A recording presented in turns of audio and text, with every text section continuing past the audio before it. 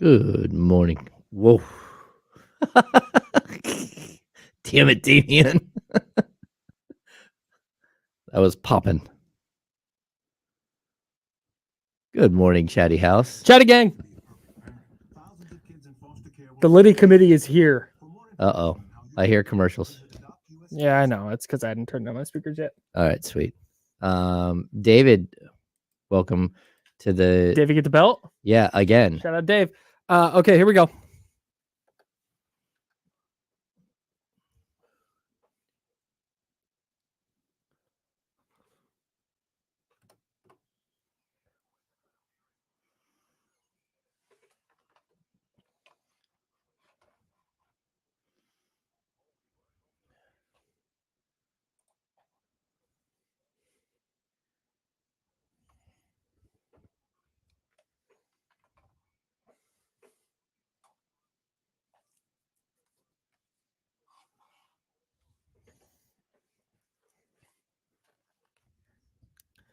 I love a Friday.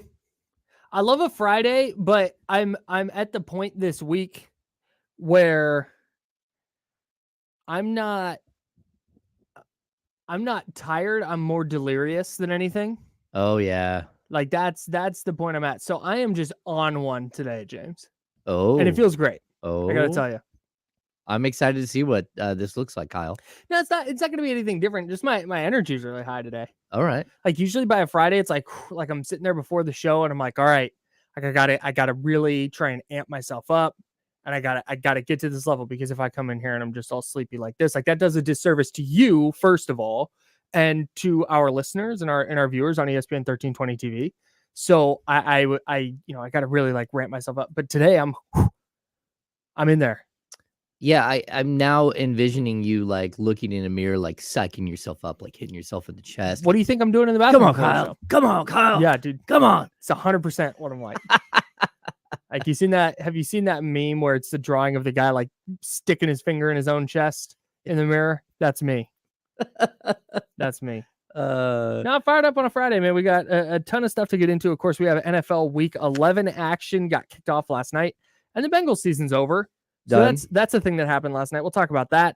Golden One Center gets a ton of love in a media poll, and Carissa Thompson is out here just winging it. We've also got a Kings-Spurs preview. Kings and Spurs face off tonight. We'll have Niners, Bucks, and Raiders Dolphins previews for you. Faraz Siddiqi, of course, Fantasy Friday at 10:30. Friday. I think this is why I'm so amped. There's so much going on today. And of course, we'll have MadProps. We're going to get the Kings-Spurs game tonight against the 49ers and Bucks game on Sunday. Interesting. So you did not go Kings Mavs. Yeah, yeah, I know that's the logical thing to go Sunday to Sunday, but you just never know what's going to happen tonight. No, that's true. And you don't want an injury or something to skew our vital standings. Yeah, no, 100%. These things are posted on the internet somewhere. On the podcast. That's which right. You can listen to at the D-Lo and KC podcast still. It's fine. We're working behind the scenes. We're doing it. Let's I don't really, Joe Burrow got hurt and the Bengals are now being investigated for not disclosing his wrist injury that he aggravated during the game, and he left the game and the Bengals got smoked by the Ravens. So that's what happened. If Joe Burrow's out, the Bengals are done. Yeah, they're totally done. Go. I want to give a shout out to Folsom's own Jake Browning, but like that's a tough situation to step into. Like really, really tough to step into. Joe Burrow is their everything, and he hasn't been able to stay healthy all the time. Sacramento's own Jake Browning. Yeah, Folsom. I think Folsom High. Yeah. Arena. I really want to get to this Carissa Thompson thing, but first, Golden One Center, number 6 in a media poll conducted by Hoops Hype on best arenas in the NBA. Okay, I took part in this poll. Yeah, I was one of the 35, NBA writers around the country that Hoops Hype reached out to, and to be honest with you, I kind of had the same top 3 that they have. So the top 3, TD whatever, TD Garden with the parquet floor. Yep. Then of course we have crypto or Staples.crypto Staples, dot whatever. BC Zoom. staplesarena.com. Then we have MSG. Mm-hmm. Which again, like I have no problems with any of them. I have not been to the Celtics, but I have been to Lakers, which again, Lakers to me, like the lighting is so spectacular. It's really cool. It's the best. And so you really feel like the entire court has this like beautiful, almost like golden glow to it. And then it kind of fades really quickly. So the front like row is lit up, and that's where the stars sit. Mm-hmm. But then after that, it's all dark, like where the normal people sit. It's so cool how it looks. It's beautiful. Yeah, it's beautiful. The lighting is beautiful. Why don't the Clippers just also do that? I don't know. Like they light up the whole thing. It's like, bro, look. Yeah, they just turn the lights on. Like it's in here. Like, you know, when D'Lo and Casey come on, they flick all the lights on. No, brutal. When I'm in here, I like it nice and dark. Yeah. I think it's interesting though. Because outside of that, like MSG, then they go Chase. Like Chase gets that because it's the newest stadium. It's new. That's it. But anyone who's been to Chase and who's been to Golden One will choose Golden One every single time. Yeah, it's just it's a better basketball viewing experience. Yeah, it's better basketball viewing plus media. The getting around the underbelly of Chase is a nightmare. Mm-hmm. And like it's really weird as you move through the underbelly of that. There are different really bad smells all the way through. Yeah. And you're like, oh, that's not good. Oh, that's not good. Then you walk by a kitchen, you're like, oh, that smells okay. Yeah. And then you walk by like a garbage heap and you're like, that doesn't smell right. Mm-hmm. Like the whole thing is a little funky underneath. So I don't know. So I was a runner for a finals game in 2022. So I show up and I do whatever anybody tells me to do. You get lost. I spent the game standing in a TV truck in case anybody needed their garbage taken out. That's what I did during game 2 of the NBA finals. Wow. You didn't even get to be inside? No. I asked the guy, I was like, can I go inside? Because the Warriors won that game and they had like a huge third quarter. They pulled away. It was super fun. And I was like, can I go inside and watch this? Because I had the pass. I could go watch like from the tunnel. Yeah. Like I could go stand right there. And so I'm like, can I go watch? And the guy's like, somebody might need something. So it's like, nobody needed anything, first of all. And I'm 50 feet away. Like I can just run back over here. Is that the NBC truck or was it? No, it was else? the international broadcast truck. Oh, wow. So I helped set up all the various international broadcasts. I was kind of responsible for that group of people. But anyways, but the first time I went into Chase Center through the belly of it, you go underneath and then there's like one turn and you're on the floor from where I entered. Yep. And I was like, this is great. But then I had to go down to the press conference room. Bro, it took me nightmare. 48 minutes. It's a nightmare to find anything. And then I think the biggest inside the bowl, both Golden One and Chase Center are sort of similar. Mm-hmm. I like the big open air windows of Golden One and the walkways where you have the beer gardens that you went to last game. The biggest difference though is that Chase Center they chose when they build the building to block out all the way around the bowl. So when you're on the upper concourse, you can't look down into the action. Yeah. And that's what's so brilliant about Golden One. Golden One is the only one. I mean, it's such a beautiful venue to actually watch the game. Mm-hmm. And the fact that I think they can fit more in Golden One now than they can in Chase Center is pretty crazy. Yeah, it's all I don't want to dive into all my issues with how that stadium's laid out. But yeah, the fact that you walk into Golden One in that entrance by the Kings sign in Doko, when you walk in that entrance, and it's just basketball court. It's right there. It's right there. You can see it from everywhere. You can. You're in line to get a nacho. You can see the court still. Turn around and see. Yeah, and you don't have to go to portals. If my buddy's sitting in 210, I go, great. I'm coming up to 210. I don't have to navigate a treasure map to try and find his seat. Even to get up to our seat, we have to ride the slowest elevator of all time. Mm-hmm. And you're just waiting there for like 15 minutes every time. Then you get to go after the game. You're trying to go down. You're like, oh, this is brutal. So Bulls were number 5. Bulls are number 5. Golden One Center's number 6. And I don't disagree with that. Like that's the house that Jordan built, right? Yeah. So like it has some history. And again, Madison Square Garden is kind of a dump. Mm-hmm. But it's like the NBA's dump, so it's like our dump. The Mecca. Yeah, it is Yeah. the Mecca. I mean, like you walk in, you're like, oh, this is nuts. It's a little different. Yeah, it's pretty incredible. I've been to New York once in my life. Well, I was on the East Coast. I went into New York City a couple different times. Okay. But we went to go tour Madison Square Garden, but they were like doing renovations to it. So I got to walk kind of around it a little bit inside, but I couldn't actually go inside. Okay. But just being around it, it was like, this just feels different. Like I've seen this in movies. Yeah, I went to concerts here or watched on video concerts here. Yeah, you watched the movie with Billy Space Crystal. Jam. Billy Crystal too. No. I don't know which one you're talking about. He was a referee.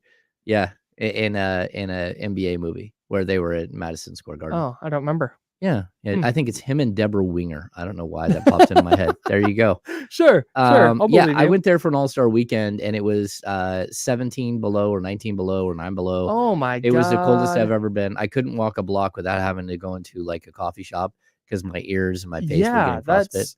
Yeah, you're not supposed to like. That's it. You're not. Humans aren't supposed to do that. No, it was humans bad. Aren't supposed to exist in those conditions. It was horrible.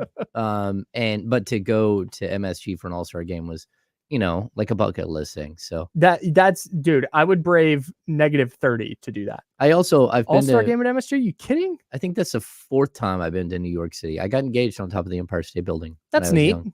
Yeah, many years ago. That's really cool. Yeah. I didn't know that. Fun James fact. There we go. On deck. Okay. Let's it's Forget Paris. That's what it is. Thank you. It has Paris in the movie name. It is Forget Paris. I believe that's the name of the title of the Billy Crystal Deborah Winger. And I think thanks, Chatty Ass. Vlade Divac is actually in that film. This honestly just sounds a lot like Space Jam. Madison Square Garden, Vlade. Yeah.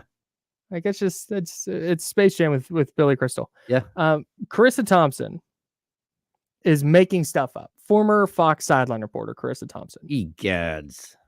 She said on the Pardon My Take podcast, and because of our situation and what I've had to do with 98 Rock, I was not able to cut the audio, but more or less she went on the Pardon My Take podcast and said that when she was a sideline reporter for Fox, if she couldn't get to the coach before he went into the locker room, or the example she gave was, she said, what adjustments are you going to make in the second half? And he said, oh, I like that perfume you're wearing. And so she went, okay, I'm just not going to get anything. So she would make something up when she came on TV. No. This has become a big thing. It should be. It is a big hullabaloo. Yes. I agree with you that it should be a thing, but the discussion for me goes beyond just Carissa Thompson. Mm-hmm. And it gets into the job of a sideline reporter who's working for a company that paid to get that access. Yep. And B, I think there's a larger thing. And Mike Freeman wrote a really good article about this in USA Today, but about what this does and the damage that this does to the general distrust of mainstream media. Okay. That is kind of prevalent in the country right now. So I want to jump into the Carissa Thompson stuff a little bit after the break, but we have a ton to dive into with Kings-Spurs, NFL Week 11, with the Raiders visiting the Dolphins. We have the 49ers, hosting the Buccaneers. We're all right. We're talking fast. We're doing all of that. But James and I have some thoughts on this Carissa Thompson thing before we get into our Kings, 49ers, and Raiders previews. We'll do all that next on The Insider, sponsored by Jiffy Lube. That's James Ham. I'm Kyle Madson. We're on the ESPN 1320 Sacramento Sports Leader. Yes. I think I actually Ramsey brought up, he said, I think Paris is in the title, and I instantly remembered Forget Paris, and then he got it. Yeah. So yeah, good stuff. Billy Crystal, Deborah Winger. It's about an NBA referee that I think his lady wants him to hang it up. Mark Andrews is out for the season. I did not see that Russell Hunt. Devastating. Yeah, losing Mark Andrews and Joe Burrow. Oh. Yeah, I mean, Mark, that really takes a big chunk out of the Ravens offense. Mm-hmm. I always feel really bad. Like all injuries suck. Like Yeah. top to bottom. I don't think anyone's going to disagree with that. But when they happen for a team that's good, and then they happen after the trade deadline where they can't even go do anything about it. And they're still talented. Like the Ravens defense is still really good, and Zay Flowers can play, but I don't know if they have enough in terms of receivers to continue. So what I'm interested to see is oh my God, their offensive coordinator, Dirk Cutter's the only name that comes to mind, but that's not right. Todd Monken. When I'm interested to see if Todd Monken now kind of reverts back to the more run heavy offense that the Ravens used to run.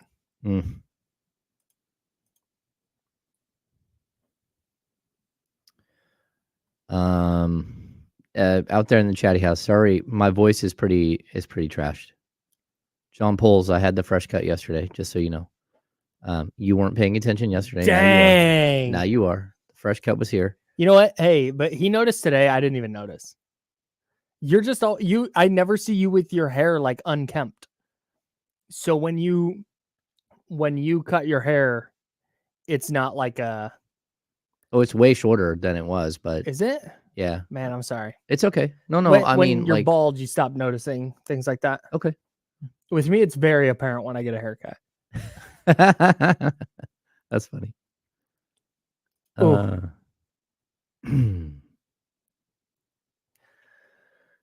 15 seconds. God, I can't wait to eat. Thank you for the donuts, by the way. Yeah, hopefully that coffee's okay too. It was good the other day. All right. It's a cold brew. I haven't gotten to get a little sip. Okay, here we go. We're out.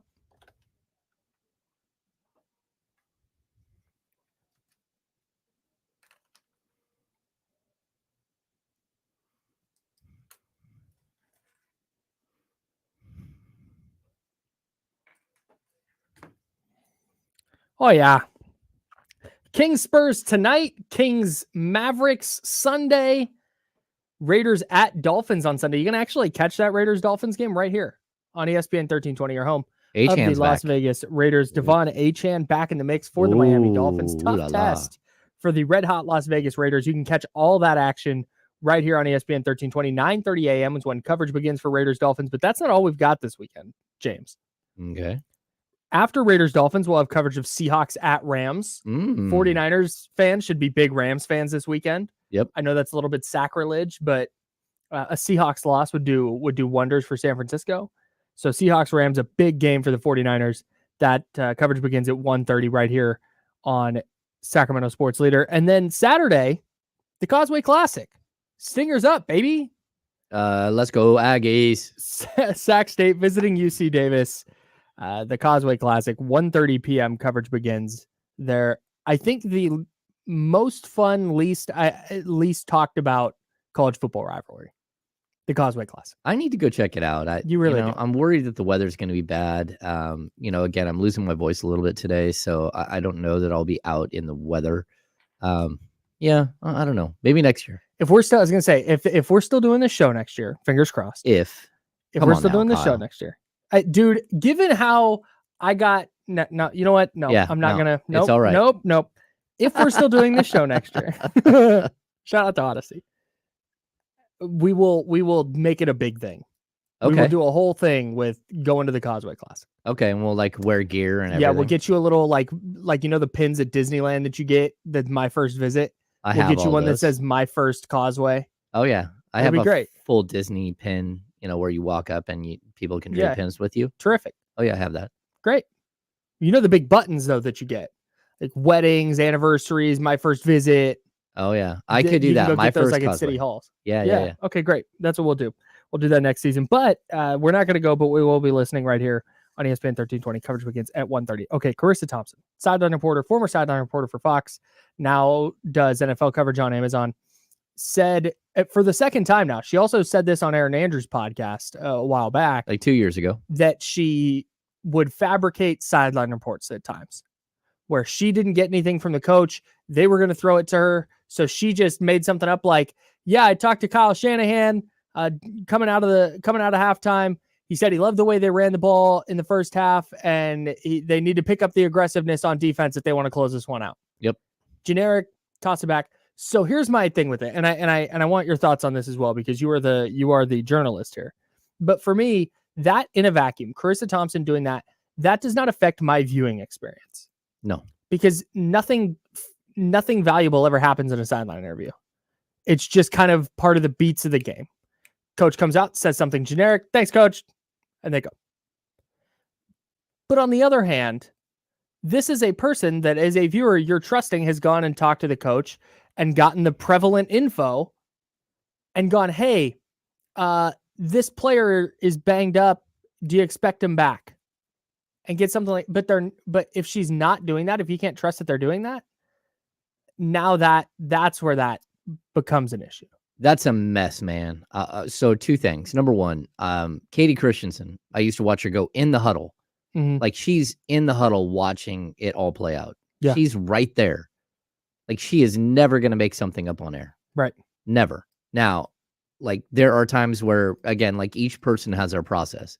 Katie does do a lot of like cards that she reads and she studies. And, and so, like, when she's going to talk about something specific in the game, she'll talk about that stuff. But when she's talking to a coach, or when she's talking about what might be happening with an injury, all of it is legit. She's always there. When I walked into a locker room in pregame and I had a list of things that I knew we were going to talk about on the show at NBC, it's not fully scripted as much as it is like we have like 3 talking points that we're going to talk about when you get up here. Right. So when I go up on set, like, hey, we're going to hit you with questions about this, this, and this. So you're prepared. I'm prepared. If I know we're going to talk about, just say with this year's team, the impact of the relationship between Malik Monk and De'Aaron Fox and how that relationship has helped the Sacramento Kings. Great. I will go into the locker room. I'll pull out the recorder and I will sit there and ask a very specific question, maybe 2 to each of them. Maybe I'll get them talking just a little bit and I'll try to get information from both of them. Then I have 2 choices. I can either take a direct quote if someone said something awesome off the charts, or I can take a general consensus of what they said and package it up into a nice, 20-second bit about the camaraderie between them and how much they love each other and that kind of stuff. So that's the job. You have sort of choices, and it's really tough when you're on air to have a long quote. Like, that's not good, because then you're going to sit there reading a quote while the cameras are on you. So that's not easy. So it's usually quick quotes or a general feel of what they said. Like, Colby Jones, you're going up against Chris Paul tonight. Just how excited are you to get to that level where you get to go play against one of your heroes, one of the greatest point guards the game has ever seen. And he'll say man, this is like what you dream of. Like, and I would go on air and say, like, man, Colby Jones is really excited. He said this is, something that he's dreamed about since he was a young kid, blah, blah, blah. Right. So you're not really editorializing. You might be packaging. You're paraphrasing. In a tighter, like, made for TV thing. But never would I make up. If I don't know about an injury, I can't go on TV and say, well, it doesn't look like it's that serious. So from what I understand, she wouldn't do that. Yeah. She wouldn't make stuff up about injuries. But if she didn't maybe get what she needed from the coach about an injury, she would make up something else instead. And that's crazy. So absolutely crazy. Like I said, it's not like I'm sitting here going, wow, I got duped by Carissa Thompson. Kyle Shanahan didn't actually say that they needed to run the ball better. Like, that's not what matters here.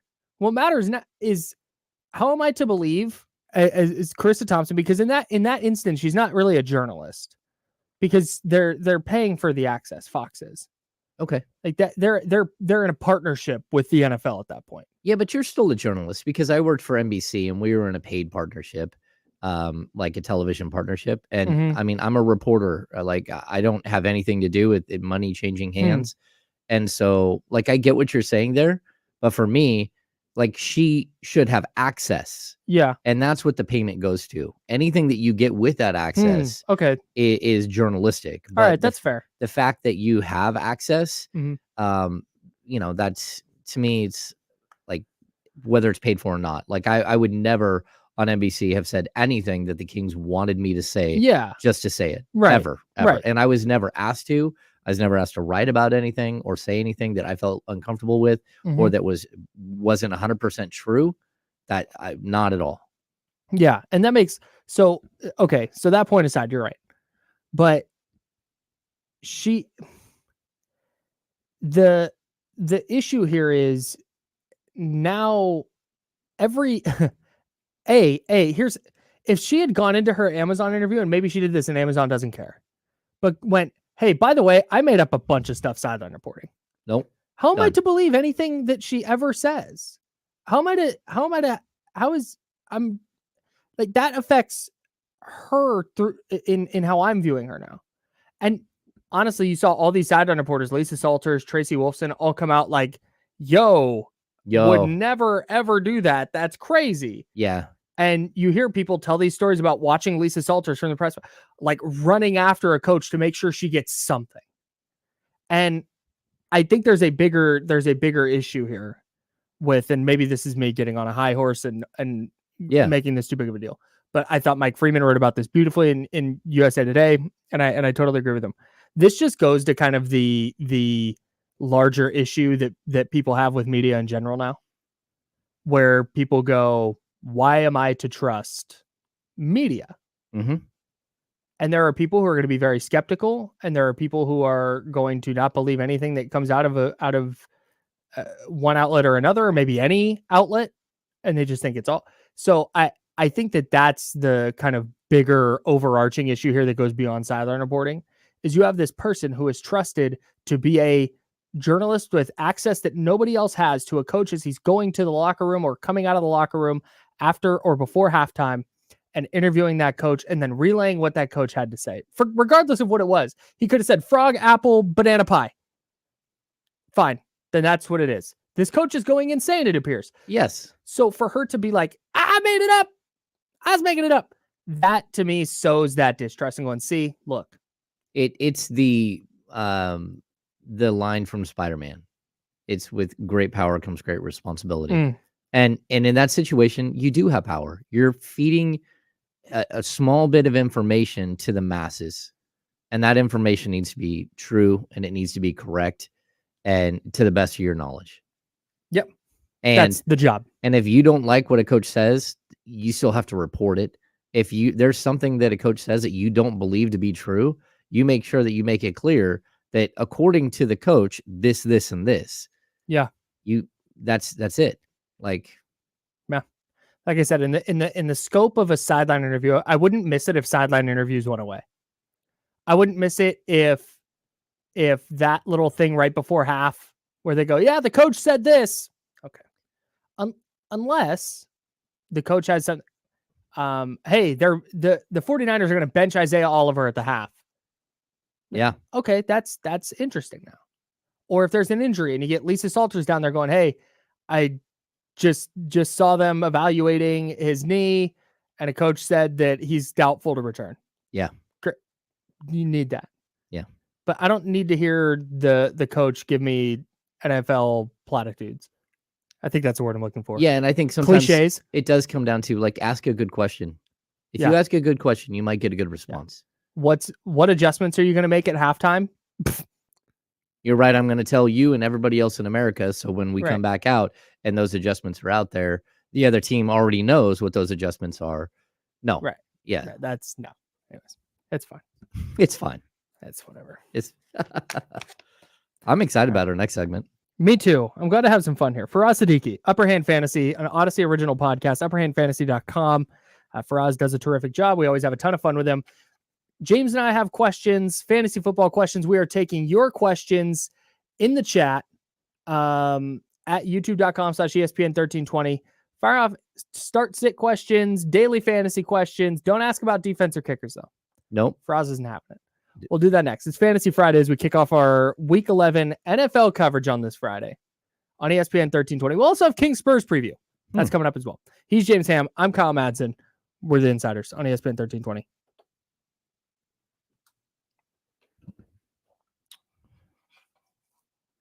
Yeah, I'm going to pull this up. That's not what Kyle's saying. Like, Like, no. I'm not saying it should be removed. I'm saying if, let's say in the Niners game this weekend, the 2 sideline reporters just forget to do interviews at halftime, I wouldn't notice. I wouldn't be like, what? Where did my? Why didn't they interview? Where did my sideline reporting go? Where'd my Kyle Shanahan saying that they need to run the ball better go? Like, that's what I'm saying.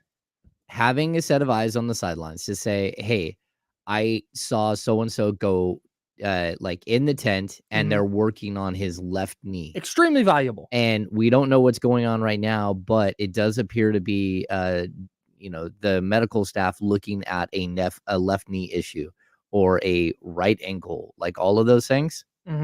I really, oh no. I'm not anti, look, it's not being anti-sideline reporter. The sideline reporter has a very valuable job. I agree. It's that little halftime interview where it's like, okay, go chase down the coach, get him to give me a 10-second soundbite that I can then relay. Like, I don't need that. That's the side that, take that off the sideline reporter's plate. It's the thing, not the person. Yeah. Well, that, and I think what people miss is sideline reporters right there. They're in the mix. Like, they can tell you crazy stuff. Like, I used to sit courtside. I've told this story before. Hey, there's Faraz.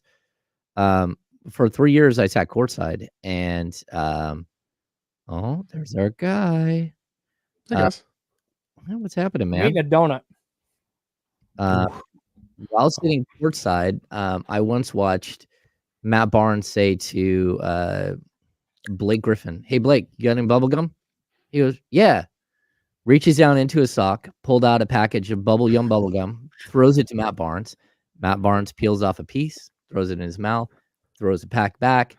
Blake Griffin catches it, tucks it back in his sock. That's so gross. Do not ever give me sock gum. Sock gum.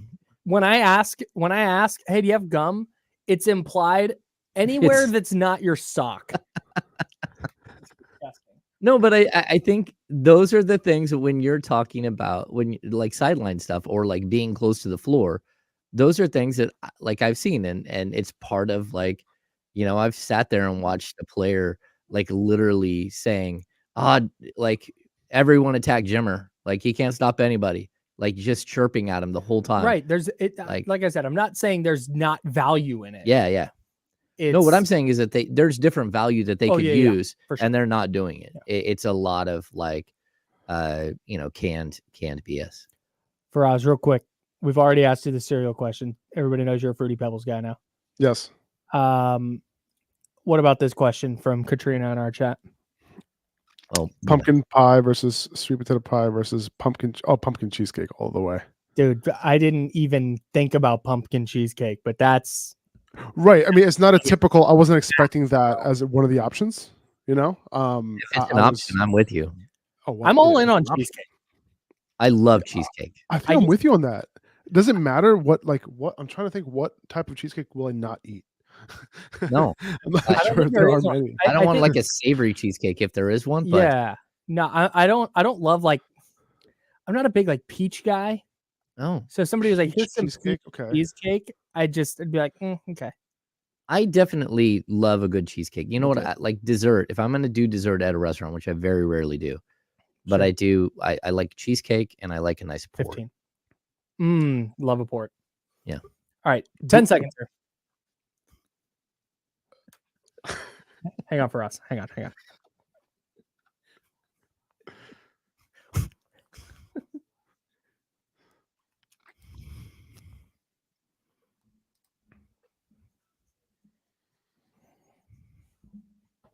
On ESPN 13.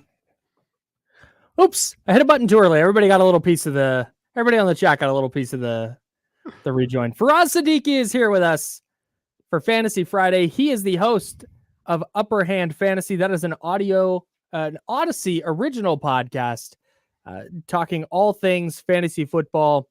And he does a really great job and he's a ton of fun. So we love having him on each and every Friday right here on the Insiders on ESPN 1320. Faraz, how we doing, man? Really good. Really good. We were talking cheesecake right before we got on here. And now it's Friday. I think I know what kind of dessert I'm having tonight. I gotta hit Cheesecake Factory tonight for sure. I'm trying to cut back. I'm trying to cut back on sweets because I'm a person. If I have one sweet, like right now, I'm having a donut. If I have one sweet, it's just immediately falls off the cliff for the day. Oh yeah. And so I'm like, you know what? I'm trying to be disciplined. I'm going to eat this donut right now, but then I'm going to like, that's it for today. Right. But it's not going to happen. You got to do it at night because at nighttime, there's a thing that happens. It's like you have to go to sleep. Like you have no choice. Yeah. So it's like eat it before bed, eat as much as you can, and then knock out. That's my strategy, at least. See, that's why I think I like to cap it off with a nice port, because that port kind of lays the groundwork for you to like chill. Yeah, that I love like a port. You're done, like little sips, and then just kind of chill and relax and have it go quietly into the night. All right, let's talk fantasy football. Let's do I can sit here and talk cheesecake all day, but we're going to talk fantasy football here with Faraz Siddiqi of Upper Hand Fantasy, an Odyssey original podcast. Get that on the free Odyssey app or wherever you get your pods. Okay, big news in the NFL this week, and we had some more last night that we'll touch on. But first, for Sunday, Dorian Thompson-Robinson is going to start at quarterback for the Browns. Deshaun Watson out for the season. I'm not going to ask about Dorian Thompson-Robinson specifically because I think that's probably not a player unless you're in a 2-quarterback league that you're super interested in adding right now. But what does this do to the value of a Jerome Ford, of a Kareem Hunt, and of an Amari Cooper? I don't love Amari Cooper, moving forward. It's one of those situations where we kind of knew what the situation was, without Dorian Thompson-Robinson. We only had a 1-game sample from him this year. That was against the Ravens. Amari Cooper obviously could not get it done in that game. I think he had like 1 catch for like 15 yards or something. I think we could give both of them the benefit of doubt for that particular matchup. This is a little bit of a better matchup against the Steelers. The Steelers they haven't been great against wide receivers for fantasy. They have been getting a little bit better, but it's one of those things where Amari Cooper was like in my top, 15 or 16 wide receivers over the past couple of weeks. Mm-hmm. Now he drops all the way down to like a borderline wide receiver 3 for me. He's like a low end wide receiver 3 for me. Like he is quite the plummet here for me personally. I need to see it first with Dorian Thompson-Robinson. I need to see it. When it comes to that connection, and we haven't seen that yet. So it's super risky for me when there are a lot of other wide receivers available this week. And you mentioned Jerome Ford, right? I can touch on that real quick. I believe that Jerome Ford is a very, very good buy low right now. I would, with all of the news, he was already a buy low for me coming into the week before the Deshaun Watson news. And now it's obviously, I think he does take a little bit of a hit here with Deshaun Watson not there. But, it's not like Watson was this like quarterback who was just absolutely killing it this year, right? He wasn't, right? He was just a mid-tier quarterback at best. So it's one of those things where they're going to depend on the ground game, number one. Number two, his utilization over the last 2 weeks has increased tremendously. And he is the clear 1A in this backfield. He's also their passing down back as well, which was formerly Kareem Hunt's role. So moving forward, Kareem Hunt, by the way, he has been their goal line back. Even in the last 2 games, he has been that guy.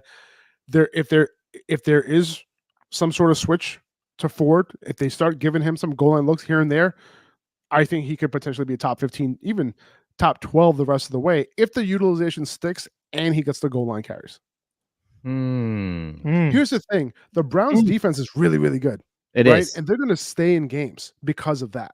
So the game script for the most part and the schedule for Jerome Ford moving forward all the way up to all the way up until championship week, it's pretty good. You brought up a term there. You said mid-tier quarterback. Why would a team that doesn't have a mid-tier quarterback like your New York Jets not have traded for Josh Dobbs? I'm just saying. That's a great question. Well, you got to wonder that the Browns, they wish they had Josh Dobbs still, right? They traded him to Arizona, right, before the season started, and then, I wish the Jets did. Honestly, like I really did, because like look at how he's performing now in Minnesota. And those fantasy options are still going to be thriving over there. Look at TJ Hawkinson last week. Faraz Siddiqi, Upper Hand Fantasy, an Odyssey original podcast, joining us as he does each and every Friday for Fantasy Friday. I'm going to ask about my team. I'm going to be a little selfish here because, dude, all of a sudden I'm sitting here, I'm 7-3, and I've gotten all my bye weeks for my best players cleared, and I'm looking a lot better than I was after the first couple of weeks. So here's my situation. Is that right before I started to come on the show? That's 100% what happened. Okay. I was trash, and then I got the Faraz bump. So I've been starting Noah Brown. Okay. He had a monster couple weeks. He's out this week, which eliminates part of my question. So my question in here is twofold. I'm going to start at tight end. I have Dalton Kincaid and George Kittle. Which one do you like this week? I'm personally going Kincaid. I think the matchup against the Jets is not bad at all. Matter of fact, it's a relatively good matchup for tight ends going up against the Jets. Kincaid has been getting it done ever since he's gotten the opportunity, right? With when Dawson Knox went down, like he's been getting it done every single week. Here's the thing with George Kittle. Number one, it's one of the worst matchups for tight ends. Number two, if you look at his target share last week, it wasn't really like there. Like it's not like he just had that one long catch pretty much for that touchdown. Yeah. So all of their guys are healthy. You have CMC, Debo, Ayuk. Debo and Ayuk have really good matchups too this week. So it's one of those things where, Kittle, he could be the odd man out. He could score a touchdown. He could score 3. The variance for George Kittle is all over the place, right? The floor is 0. The ceiling is 40 points. But, it's one of those things where you have somebody like Kincaid who you're kind of confident in to give you that solid floor, and he has the upside because of that offense. I think he's the guy I'm going with. Okay, that clears part one. Thank you. Part two. So I'm going to start Dalton Kincaid. In my flex, should I go George Kittle or Michael Wilson for the Cardinals? That's where this ceiling comes in. I'm going to go George Kittle there. I like Wilson. He almost scored that touchdown. Well, he scored a touchdown. They took it away last week. But, it really comes down to McBride and Hollywood on that offense. Rondale Moore, little sneaky wide receiver if you need one.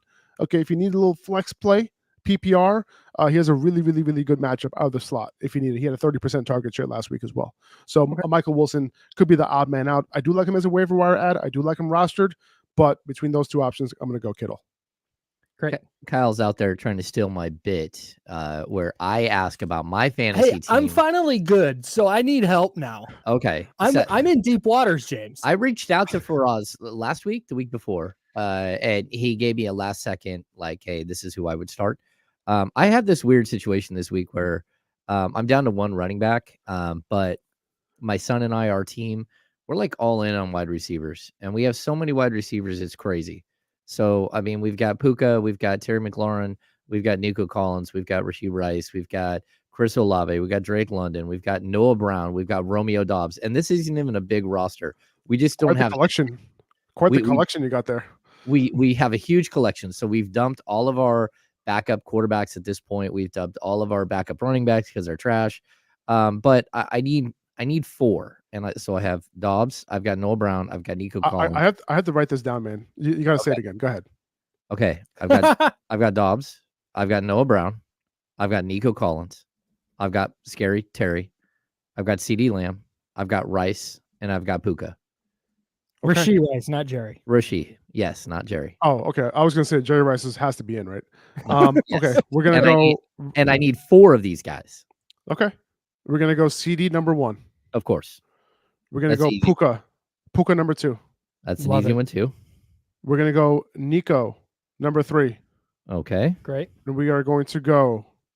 Are we gonna go Scary Terry, or are we gonna go Rashi? Are we gonna go Scary Terry, or are we gonna go Rashi?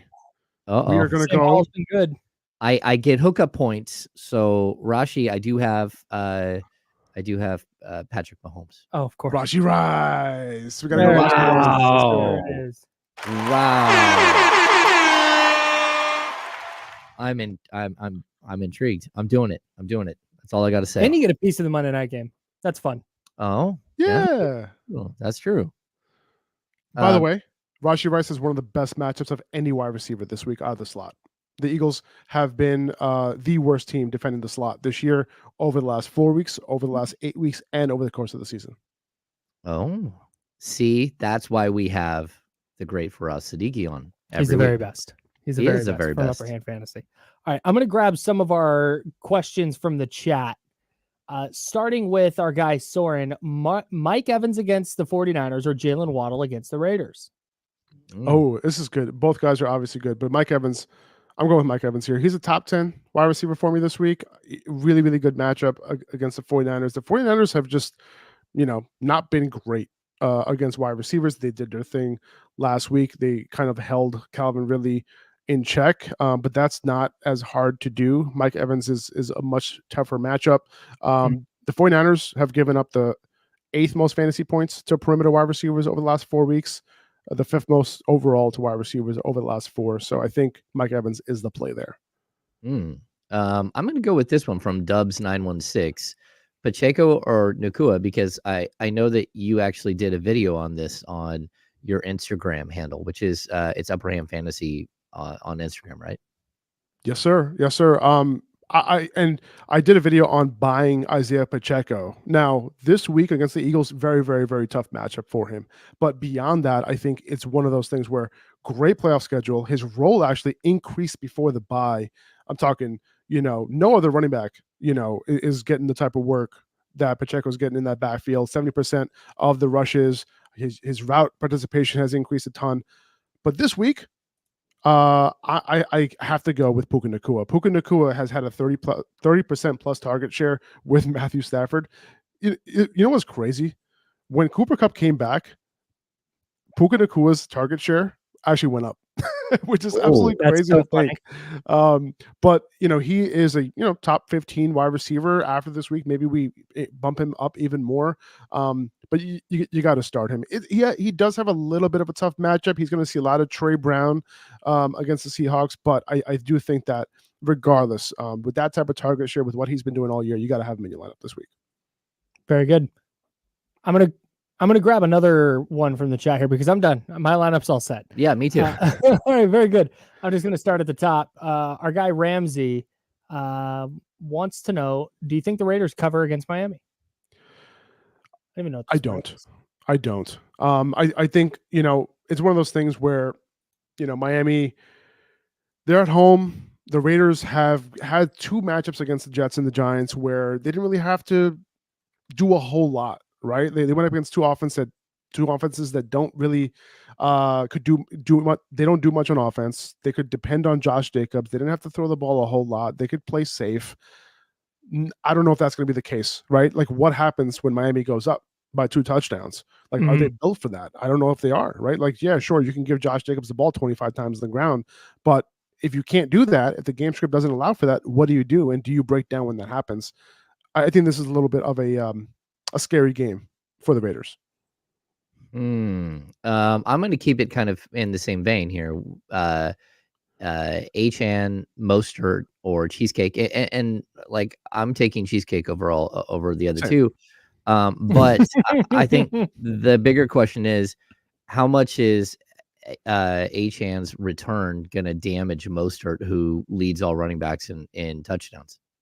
Yeah, I mean, I think it's gonna affect it for sure. I don't think Mostert turns into a pumpkin cheesecake. You see what I did there? Nice, there it dude. is. That's very good. Hang on, There it let's is. get some But applause. I do think that. Thank you. I do think that Achan is going to be a potential top 10 running back. I have him as a top 10 fantasy running back this week. Now, that could change depending on reports between now and Sunday with like how much work he's going to get in his first week back. Blah blah blah blah blah.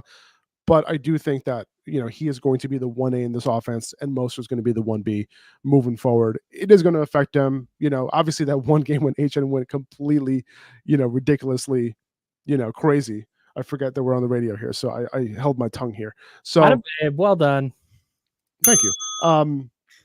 I do think that there isn't always going to be room for 300 yards rushing on this offense. So there is going to be a little bit of a hit for Mostert. However, don't undervalue him. I think most people are undervaluing Mostert's role moving forward. Talking with Faraz Siddiqi, Upper Hand Fantasy, an Odyssey original podcast, taking your fantasy football questions now at ESPN 1320, youtube.com/ESPN 1320. That is. Our guy Russell wants to know, and he brings up Mark Andrews, who was injured last night in the Ravens win over the Bengals. He is out for the season. If you are a Mark Andrews owner in fantasy, what do you do? I mean, listen, it's tough. I mean, you can't overcome. It's really hard to overcome, having a high-end tight end and, losing him right now. Trey McBride is somebody who I would be putting in offers for right now if you can. I think that his value isn't necessarily as high as the guys who've been doing it all season, like Kincaid and Laporta. Especially Laporta has been doing it since the beginning of the year. He might be somebody that you can grab, but he ends up being like a top 3 or 4 tight end when it's all said and done at the end of the year. So I think trading for someone like that makes sense. Now, if you don't have that option and you just have to pick up scraps off the waiver wire, Tyler Conklin, the last 2 weeks, has caught 100% of the 13 targets that was thrown his way. And, this is a decent matchup, not a terrible matchup against the Bills by any means for tight ends. So you can put him in your lineup, especially in PPR. He's been, getting it done for the most part. Zach Wilson has been looking his way.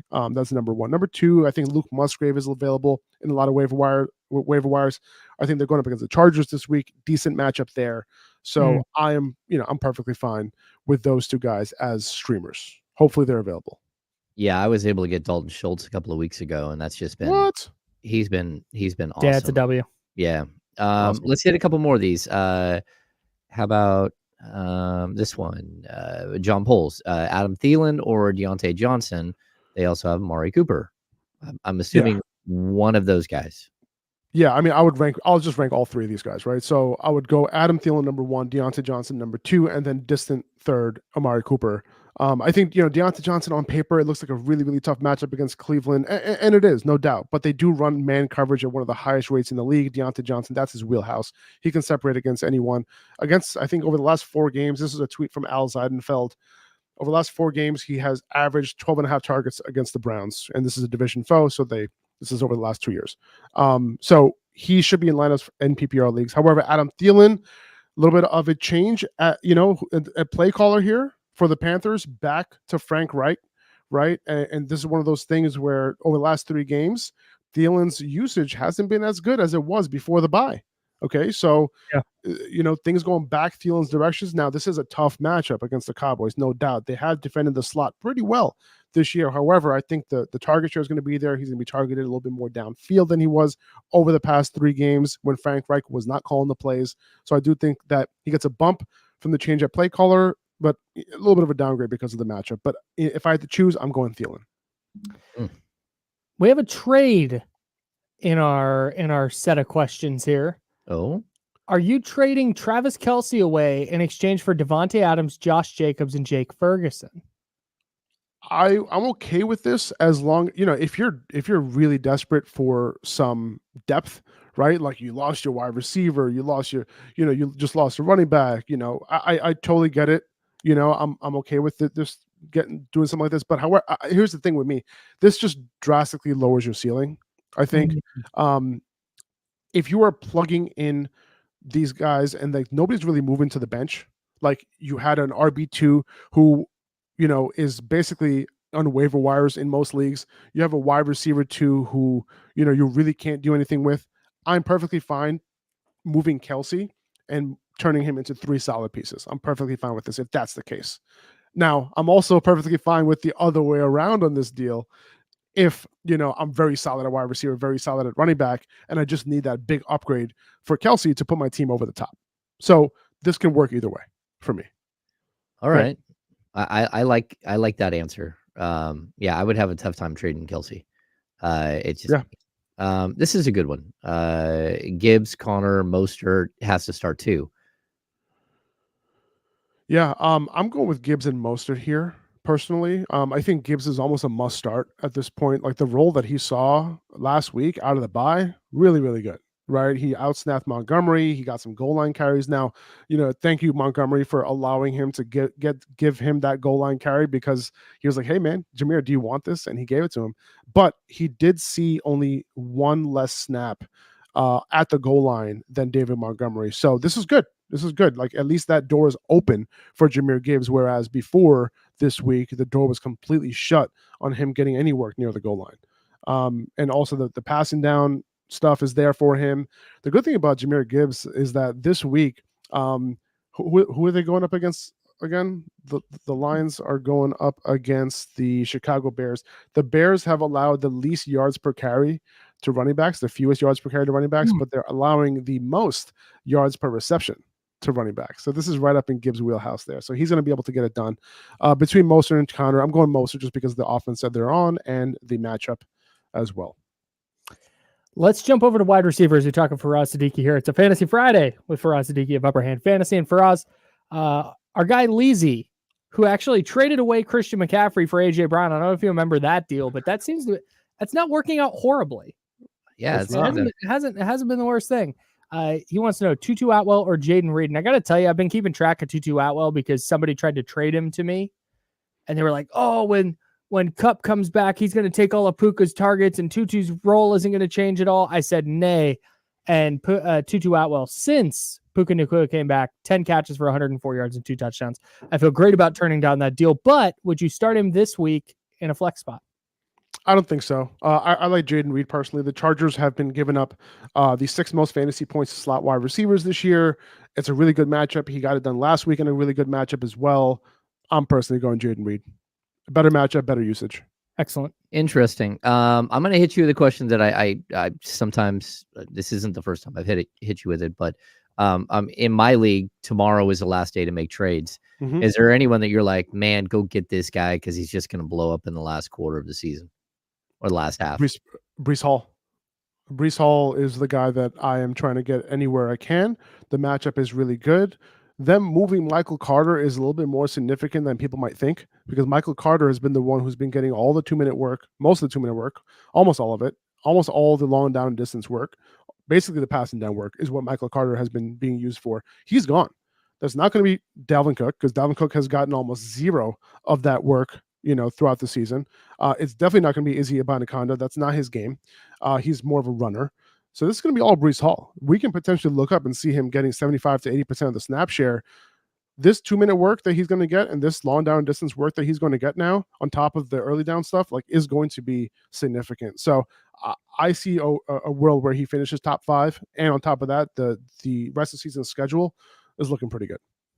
I'm gonna rapid fire like 5 of these at you real quick because I want to make sure we're getting through as many of these as we can from our listeners and our viewers at youtube.com/ESPN1320. Tyjae Spears against the Jags or Jaylen Warren against the Browns? Jaylen Warren. Very good. Quentin Johnston or Tyjae Spears? It's sad, but Tyjae Spears. I relate to King Fan 333 here with that kind of choice to make. Where's the next one? Calvin Ridley or Michael Wilson? Calvin Ridley. Great. CJ Stroud or Justin Herbert? Ooh, that's a good dang. That is a good Tough one. choice. I'm going to go CJ Stroud. Yeah, it feels like Stroud to me is a guy I just want to rock with every week. Mm-hmm. Maybe I'm Devin Singletary or Adam Thielen. Oh, it's tough. I'm going to go Thielen. Okay. And then at tight end, are you liking Luke Musgrave or your guy in New York, right? Tyler Conklin? I'm going to go Conklin. Okay. And last one for me, Jordan Addison or Terry McLaurin in a flex spot this week? Oh, man. I'm going to go Addison. Nope, I'm going to go McLaurin. Perfect. All right. Very good. Oh, wait. Hang on. One more. I forgot. Pacheco, Mostert, and Swift. You got to pick 2. I am going Swift and Mostert. Very good. Faraz Siddiqi. He's the best in the business. Upper Hand Fantasy is where you can find his work. Upperhandfantasy.com. Upper Hand Fantasy on Instagram, right? That's the handle? Yep, that's right. Upper Hand Fantasy on Instagram. And of course, on the free Odyssey app or wherever you get your podcasts, just search Upper Hand Fantasy and make sure to subscribe to all of Faraz's content. It is really, really good stuff. And it's helped me get to 7-3 all the season after a little bit of a rough start. So Faraz, thank you. And I can't wait to talk to you next week. Actually, Awesome. next week's the holiday. We'll get in touch. We'll see if we can work out a time middle of the week before the holiday to get you on to talk fantasy. Appreciate you, buddy. Good seeing you, man. You guys. See ya. Bye. All right, there goes Faraz Siddiqi, Upper Hand Fantasy, an Odyssey original podcast. I want to get Faraz on one time just to hang out with us for 2 hours. Yeah, I kind of want to just go hang out with him wherever. Let's just go. Let's grab a beer with Faraz. Yeah, I need to know his NBA takes. Damn. Yeah, let's just go hang out with him. It is what it is. He's a good dude, and I think we all just want to hang out with him and have pumpkin cheesecake. Pumpkin cheesecake, a beer, and talk about fantasy football. If anybody wants to do that this weekend, hit me up. That's sounds like a really good time. Okay, we got to dive into this Spurs-Kings preview. The Kings have a big game against Victor Wembanyama tonight. Wemby and co. We'll talk about that next. We'll have Raiders, Dolphins. We'll talk Niners and Buccaneers. We've got all of that for you in the second hour on the Insiders with James Ham. I'm Kyle Madson here on ESPN 1320. We'll be right back.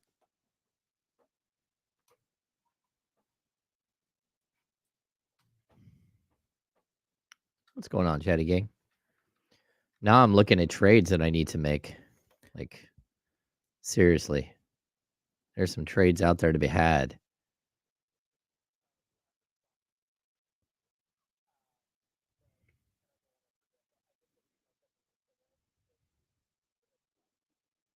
Mm-hmm. Cool. You don't get to hear that, Chatty House. Sorry about it. Oh, Kyle's telling secrets. Great question. We are on Monday, Tuesday, Wednesday. Oh, No shows Thursday, Friday. Yep.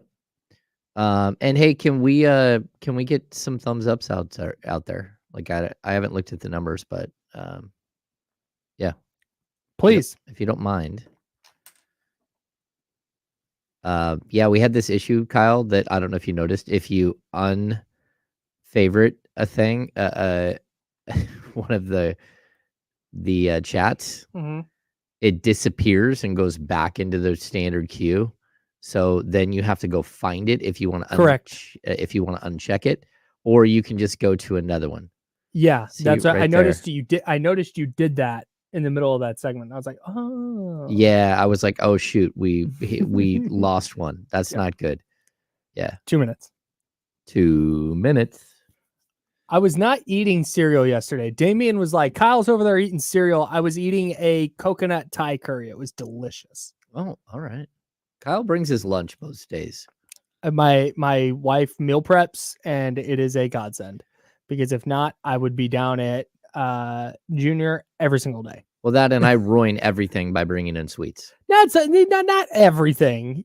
And I could just as easily be like, thank you, but I'm not going to eat this and give it to Jesse. Oh, or like the whole entire crew out here. that eats Like stuff literally every anybody I could give it to. So it's not you, it's my restraint that's the issue, We're or in lack thereof. we're in a office space where Extremely, John. everything in here is like, it's like a garbage compactor. You can bring food out at any point and like 7 people will just be Somebody's in there. like, oh, I'm in. The wake up call for 106.5 just made breakfast with leftover breakfast stuff from last week this morning. That's wild. Just fired it up. Just yeah, we making came in. It's like, bacon, oh, eggs, something and sausage. smells good. Yeah. Yeah, wild. Shout out to the wake up call. Gavin, Katie, and Kevin do a great job. George, let me tell you, it's also annoying to me that this happens. Yeah. They stink. And Moses Moody comes into play, and he is always good, and he plays 9 minutes a night. I don't understand. I don't get it at all. I don't understand. He's done it in the playoffs 2 years in a row now. Oof. He comes in, and whenever he comes in, I was talking to Trista Crick today, the legend, and we were talking about how bad the Warriors suck. And I go, honestly, who's their best player? Who's their second best player right now? It's Steph, and then who? Not who should be, who is. And she was like, Moody, Looney. It's like, yeah, that's probably it. That's probably your best answer. And Moody doesn't play. Steve Kerr's a fraud. We're coming back.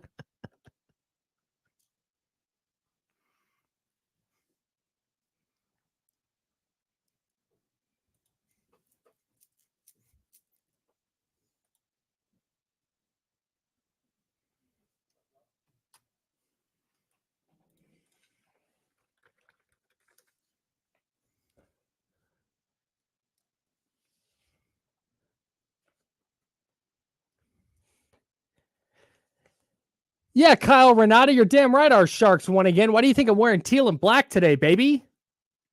Sharks 5, St. Louis Blues 1. James, your thoughts? Wow. Is there a normal hockey score ever when it comes to the Sharks? No, they either win 5-1 or lose 10-0. Yeah. 10. A 4-goal second period lifts the Sharks to a win over the Blues. Yeah, the 10 spots were big there. Like, I was like, ooh. Back to back. That's something that's new. Tough look for our guys. Yeah.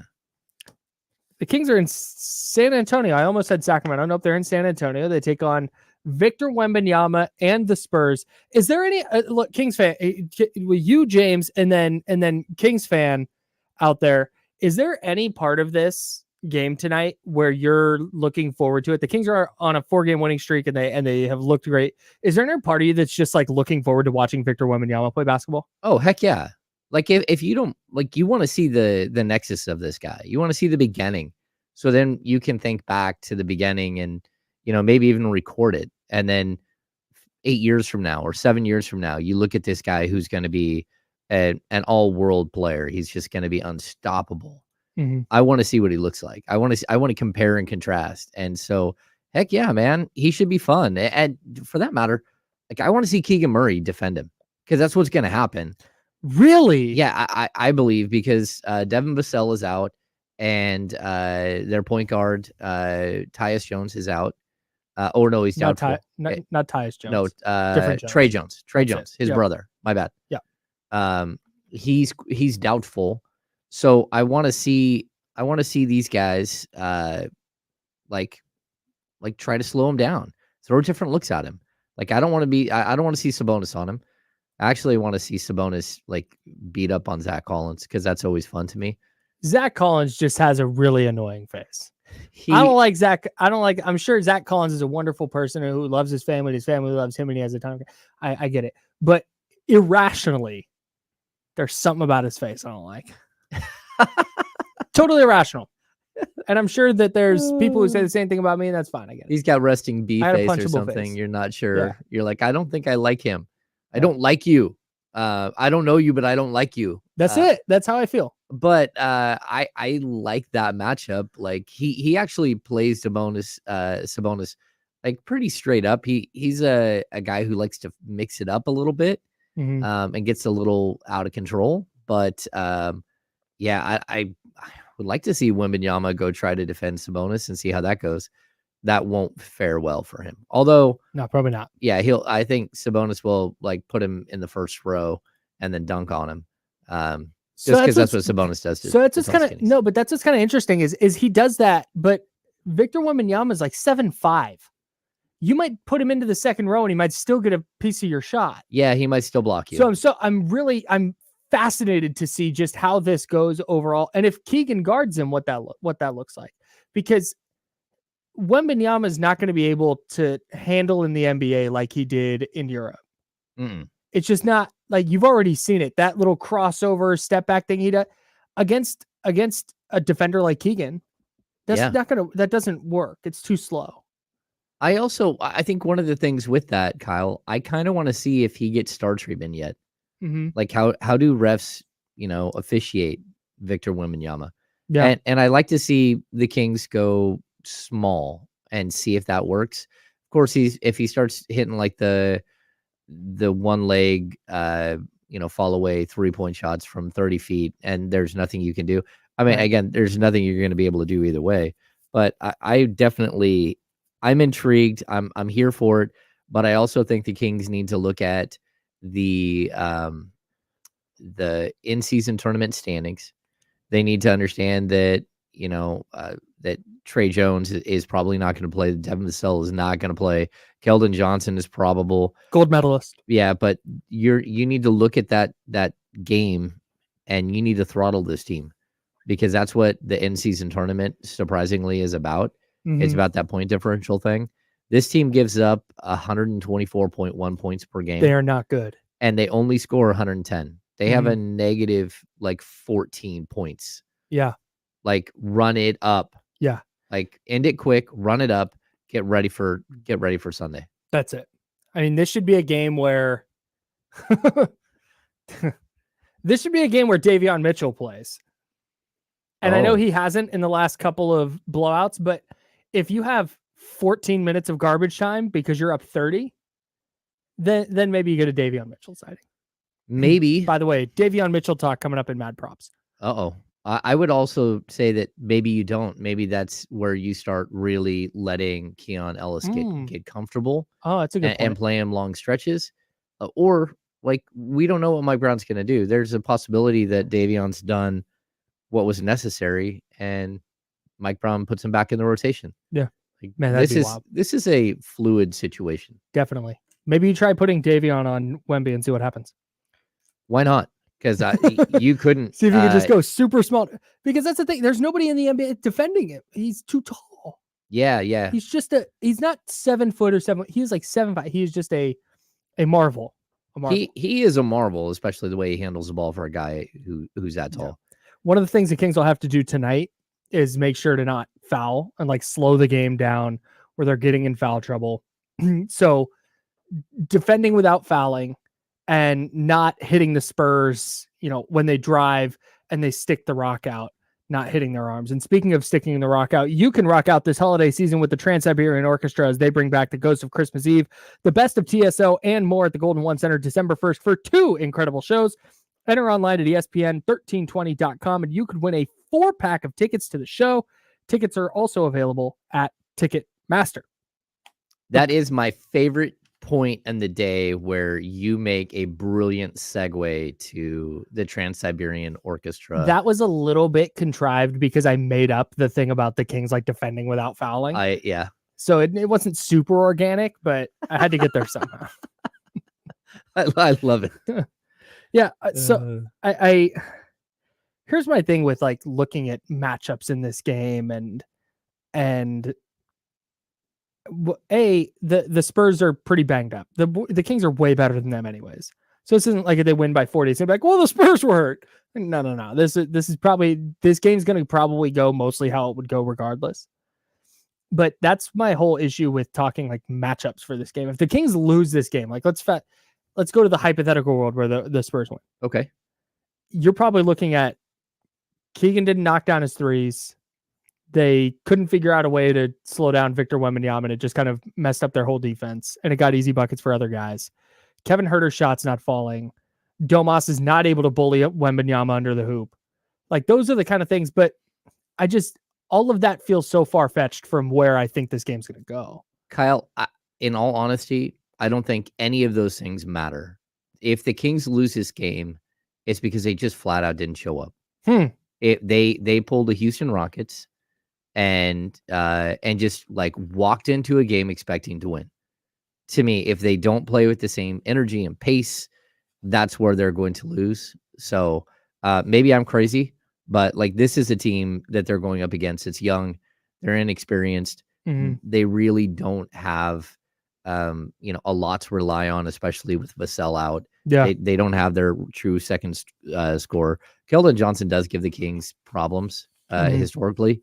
But like if the Kings lose this game, it's on them. It's 100% on them. I just don't think that you're going to have a game where, like, again, Victor Wembanyama like scores 50 and you can't stop him. And, if that happens, that's on you. Yeah.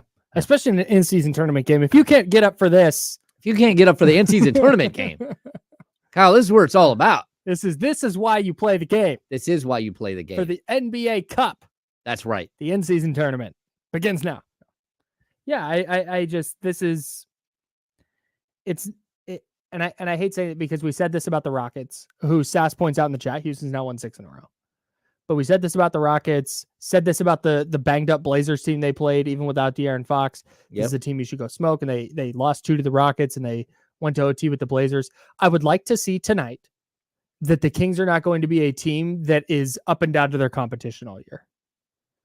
Where, okay, great, you rolled Cleveland and you rolled OKC, and then you went and you blew out the Lakers at crypto.staplesarena.com, and you did all that. Like, that's cool, but then you can't go turn around and lose to the Spurs, much less this version of the Spurs, where they're missing arguably their second best player in Devin Vassell. Yeah. Their best scorer. Yeah. Well, you can lose to the Spurs in like game 53 if they've started to figure some things out. Mm-hmm. You can't lose to the Spurs now. No. I mean, they're 3-8, something like that. They don't play defense at all. And the Kings are scorching hot. Like, it looks like, okay, they've turned it around. Here we are. If you go lose to the Spurs, it's not like they've undone everything, but it's just like, it's like, that's deflating. Yeah. I think the other interesting thing is that Mike Brown has such loyalty to Greg Popovich. He might not run the score upon him.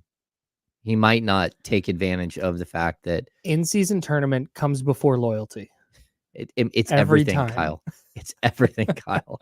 I'm getting us NBA in-season tournament shirts. That's right. I'm going to order them and have we them. We should just plan a trip to Vegas and go to this thing. Let's go. Let's go. I'll get my car tuned up at Jiffy Lube and we'll roll. There it is. It'll be great. I'm in. All right. Awesome. Mad props. We got Kings-Spurs tonight, Bucks 49ers on Sunday. I'll have a number from each of those games, and James and I will pick which one will be higher, and then we'll reconvene on Monday to figure out who had more right.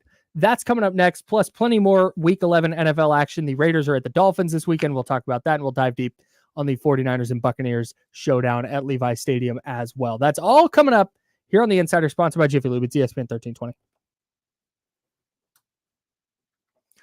Sacramento Hoops Report. I like that we have the ability to just be flexible and not get all angry because we missed something. What do you mean? Did we miss something? Or because I'm bouncing around the rundown? We skipped the entire Brock Purdy segment. Yeah. I'm okay. It's fine with me. I just think it's one of those things where we both are flexible enough where we're like, hey, let's just go where it takes us. Yeah, I'm not. The rundown's more for a guideline than a rule. Yep. It's like parlay. Exactly. Yes, I did get that reference. I was Of like, course. okay.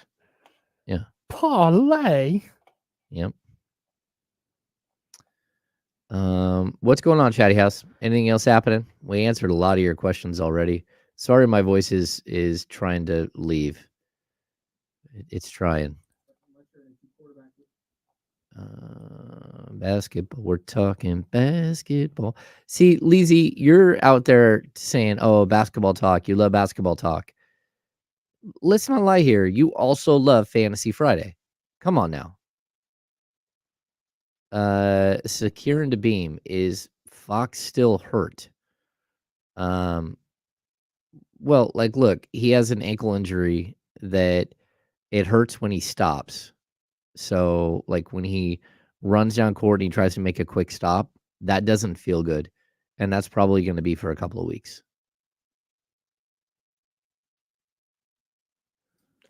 I'm back. I'm back. Yeah, it's Sacktown Tony. No, he's just not very good. I don't know. So here's the thing is he's a little bit worse than the Wiggins we saw in Minnesota and then when he first got to Golden State. But he hasn't even had one of those, because the whole issue with Wiggins was you'd forget he was on your team for a week, and then he'd have a couple of games where he scores 30 and it's like, oh, there's Andrew Wiggins. And then he'd disappear again for 2 weeks. He's just been absent. He had the whole thing with his dad last year where he missed all that time. At the end of the season, he wasn't quite right in the playoffs. And now to start this year, he's just not quite right. And is everything okay there? As far as I know. Yeah, I don't know. I haven't got into that, but yeah, I'm just going to point out right here. It's the same thing. Yeah. I mean, I think he's just a younger version. So I have, okay, hang on.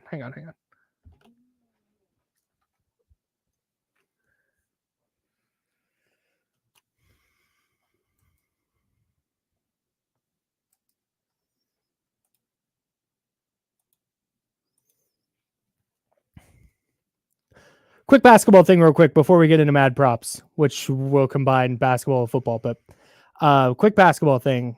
In the chat at the break, we were talking about, somebody asked, our guy Sacktown Tony asked about Andrew Wiggins. And he said, what's the deal with Andrew Wiggins this year? He's not having a good year. Is he washed? What's up?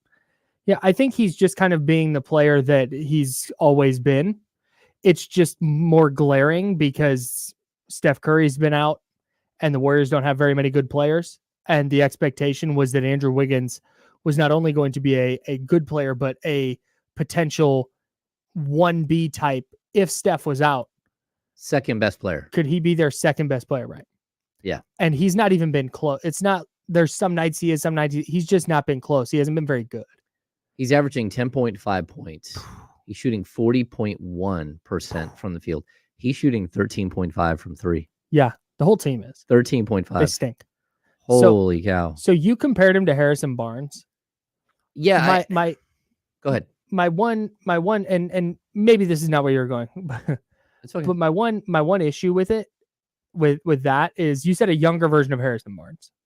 And that's the problem is Harrison Barnes, even in his worst stretches as a 28-year-old or however old Andrew Wiggins is now, was never like this, where it was we're what, a month into the season almost, and it's like, Andrew Wiggins ever going to play this year?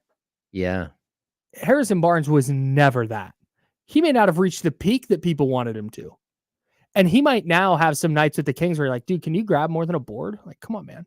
Yeah, I think there are times where he disappears and people get really angry with Harrison. Even like the last, like from game 1 to game, where are we at?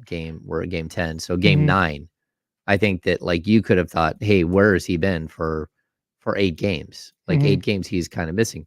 I'm going to make a weird statement here that maybe like won't come across the right way, but maybe it will. I don't know.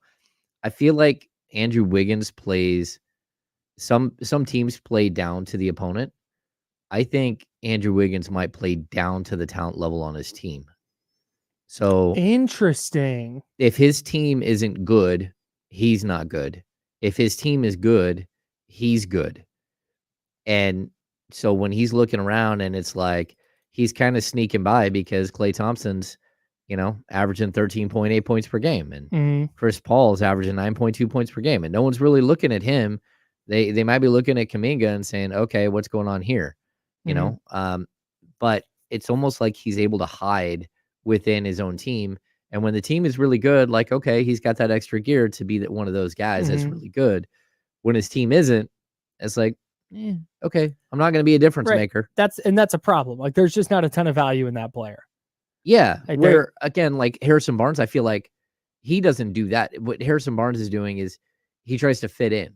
Yeah. And he tries to do the things that matter for the team at that moment. And some people can argue with me on that, but like defensively, he's been really solid. Right. He's hit his threes. He's done the things that you need him to do, except for everyone wants him to score 14, 15 points a game. Well, there's not enough shots for him to score 14, 15 points a game anymore. Nope. Like Keegan's getting those shots. De'Aaron's getting those shots. Domas is getting those shots. Kevin Huerter's getting those shots. Malik Monk's getting those shots. Right. Like he realistically at this point, he's a fifth scorer in your starting lineup.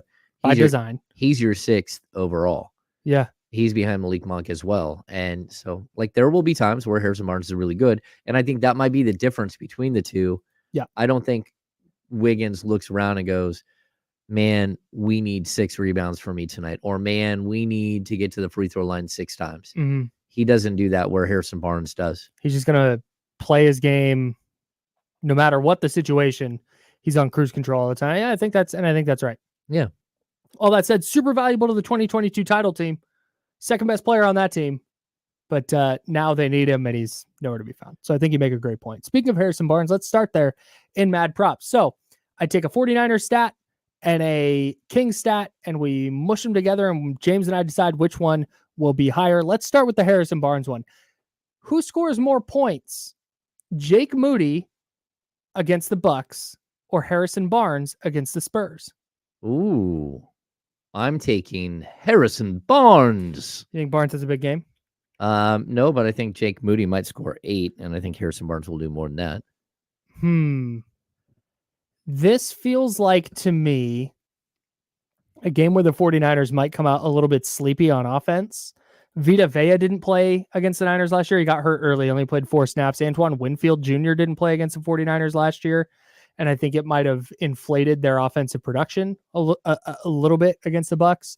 So I'm going to go with the 49ers because I think they're going to stall out in the red zone a couple times, and I think we see one of those like 12-point games from Jake Moody. Okay. That's a possibility. 49ers passing yards or total points in Kings and Spurs. Got to do a little math here. Yeah, I'm with you. I probably say the Kings. I'm going to say like 127. Let me give you the 112. 127, 112. So that's 240. That's that bang on for me. 239. 238.5 is the over under. Okay. Really well done by you. I'm going to take passing yards. I'm going 49ers passing yards. I am going to take the Kings and Spurs total. I think the Kings are going to score like 140 points. And I think the Spurs are going to be able to score a few as well. And I wouldn't be surprised if the Niners try and run the ball a lot in this game. Okay. And take some of the onus off of Brock Purdy. Brandon Ayuk catches or Kevin Huerter made threes. This is tough because last was 6. Ayuk's been around 5, 6. Mhm. You only had 4 last week, I think. Okay. 3 or 4. I'm gonna say, oof. I'm gonna go Brandon Ayuk. Yeah, I'm doing the same. If as good as Kevin Huerter has been, Yep. I think one of those like 3 for 8 type of nights is coming. 3 for 8, 3 for 9, where it's okay, he's fine, but not like a blow up. Oh my God, Kevin Huerter took over the game type. Yeah. Okay. Well, I also think this game might be slightly lopsided, and you might not need, Okay. Kevin Huerter late. He's gonna bang home like 5 threes in the first quarter. There it is. There it is, and we're gonna be like, oh, damn it. 49ers rushing attempts. Okay, 49ers rushing attempts, or Keegan Murray points, rebounds, and assists. I'm gonna go. Oh man, this is a tough one. I'm gonna go 49er rushing attempts. Yeah, I think I'm gonna lean that way as well. Keegan's coming off a bad game. He's usually around 21 to 23. Yeah, if he points, goes, rebounds, assists. Yeah, 15 points, 8 boards. Yeah, some nights he goes way bigger than that. But I think he's gonna have a little bit of difficulty with the Wemby thing. Okay. I just like overall, like maybe I'm wrong. One of your keys to the Kings game, and we'll do this in the next segment, is about Wemby, and I think you made a brilliant point in it, and I can't wait to get to that with you. But let's finish up Mad Props first. Ronnie Bell receptions or Davion Mitchell minutes? Oh man, I'm gonna go Davion. I think he's gonna get back in the fold. So this is, do Davion Mitchell or Ronnie Bell play? Because if Ronnie Bell gets a catch, it's going to be 1, maybe 2. If Davion gets in the game, it's going to be 13. Well, yeah, if he has a full, or I mean, minimum 4, 5, 6 if he's playing. I don't think he's going to come in and play 30 seconds. No, I'm with you. Okay. And then, this is a fun one. 49ers punts. So times a 49ers punt. Okay. Or Keon Ellis points, rebounds, and assists. Oh, Keon. Going Keon? Yeah. I want to go the opposite just for the sake of the bit. But I think, like I said, I think the 49ers might have a couple times they stall out in the red zone, not necessarily that they're punting. Like 3 punts, 4 punts would probably be quite a bit, depending on the number of possessions. And then I don't think they're going to punt 6 times. And even still, I think Keon Ellis would beat that points, rebounds, assists. Yeah, especially if it's a blowout and he's playing a lot. That's a bad line for me. This is a bad one for me. It might be a bad one for you. Yeah, it's a bad. It sounds like a bad one for me. I'm going to take Keon as well. Okay. All right. That's where we're going to finish up. We have 2 different this week. The Niners passing yards and the Kings-Spurs total, and then the Jake Moody points or Harrison Morris points. Okay. It's big time. All right. So we will revisit those on Monday. And again, that is for the Kings-Spurs game tonight. I dig MadProps. I don't know. It's a fun way to just kind of discuss 2 separate sports in one. It's kind of like how we do Prize Picks too. Like, Prize Picks discussions are fun. Yeah, we should do that after the game today. Yeah, we should. Man, I got so close last night. Oh, I know. With my Dubs one. Hey, Chet Holmgren, can I get one more bucket, Chet? Can you score 1? Man, last season, I lost a huge, like a big payout. Like I think it was something stupid like $750 on Michael Porter Jr. Needing a 1.5 more, and he bricked a 3 and 2 layups in the final minute. Oh, and I lost. My dad had one last night where he needed another bucket from Dario Saric, and Saric in the fourth quarter like smoked a wide open layup. Yeah. Like, brutal, man. I just think it adds fun to the day. 49ers, Buccaneers, Keys, Kings, Spurs, Keys. Can the Raiders swing an upset? We've got all of that for you next in the final segment of The Insider, sponsored by Jiffy Lube on ESPN 1320, Sacramento Sports Leader.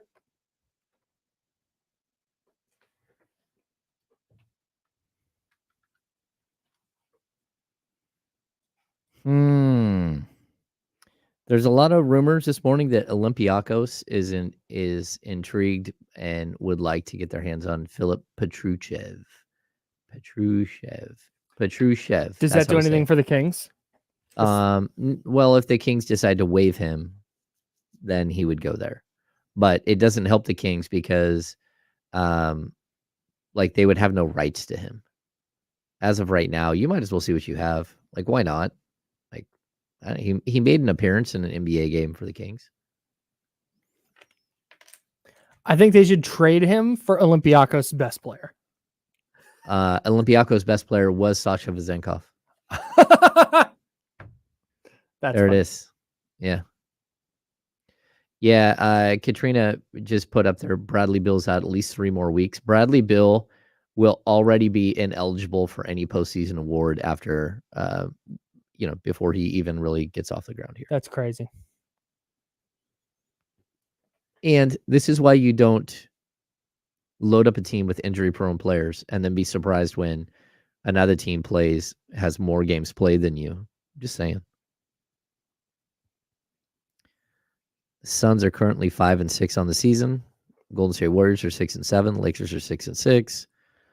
And the Los Angeles Clippers, who, of course, Russell Westbrook has decided to do the honorable thing and come off the bench. Hey, I have a big announcement, by the way, Uh-oh. that I will be making on the program. Oh. I'm glad we're a Huge. program now. Huge announcement. Yeah, dude, there's a love or hate Pat McAfee. The program thing really gets me. It really makes me laugh. I like that. The program. Oh. Are we going to do Niners keys? I think so. Yeah, I think so. We do Kings and Niners keys. I was gonna do a bit on Niners Wire, and I might actually do it this week because I'm really trying to like get my creative juices going with the blogging. I might do a bit where I start doing 3 keys to the game every week, but they're just the same keys, just packaged a little bit differently. Like win the turnover battle, hit the quarterback, and score in the red zone. Just pick 3 football, just like cliches, and just make that the 3 keys every week. Just make them the same. Yeah. Yeah. I I love think it. that'd be fun. See how long That's you so till someone notices. Yeah. All right. You got to block. It's pass blocking's paramount this week. Yeah, it's paramount every week. That's awesome. Russell, did anyone mention congrats to Lizzie Harding on her first Stockton Kings win? I do believe we did yesterday when 5 seconds. Sorry.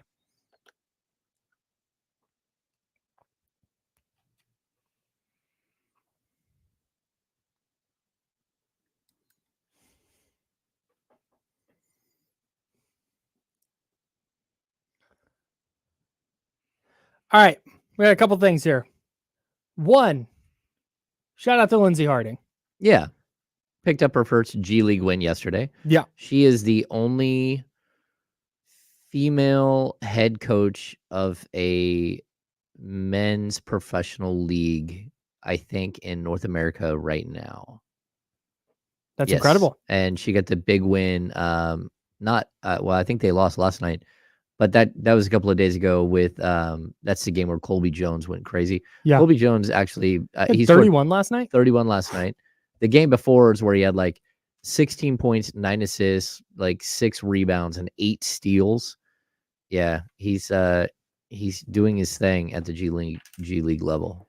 I have a big announcement to make. I want to hear it. I really hope, I know he's not because he's working, but I really hope Damian Barling is listening to this. Because I have a pretty dramatic announcement to make for myself and my sports fandom. Okay.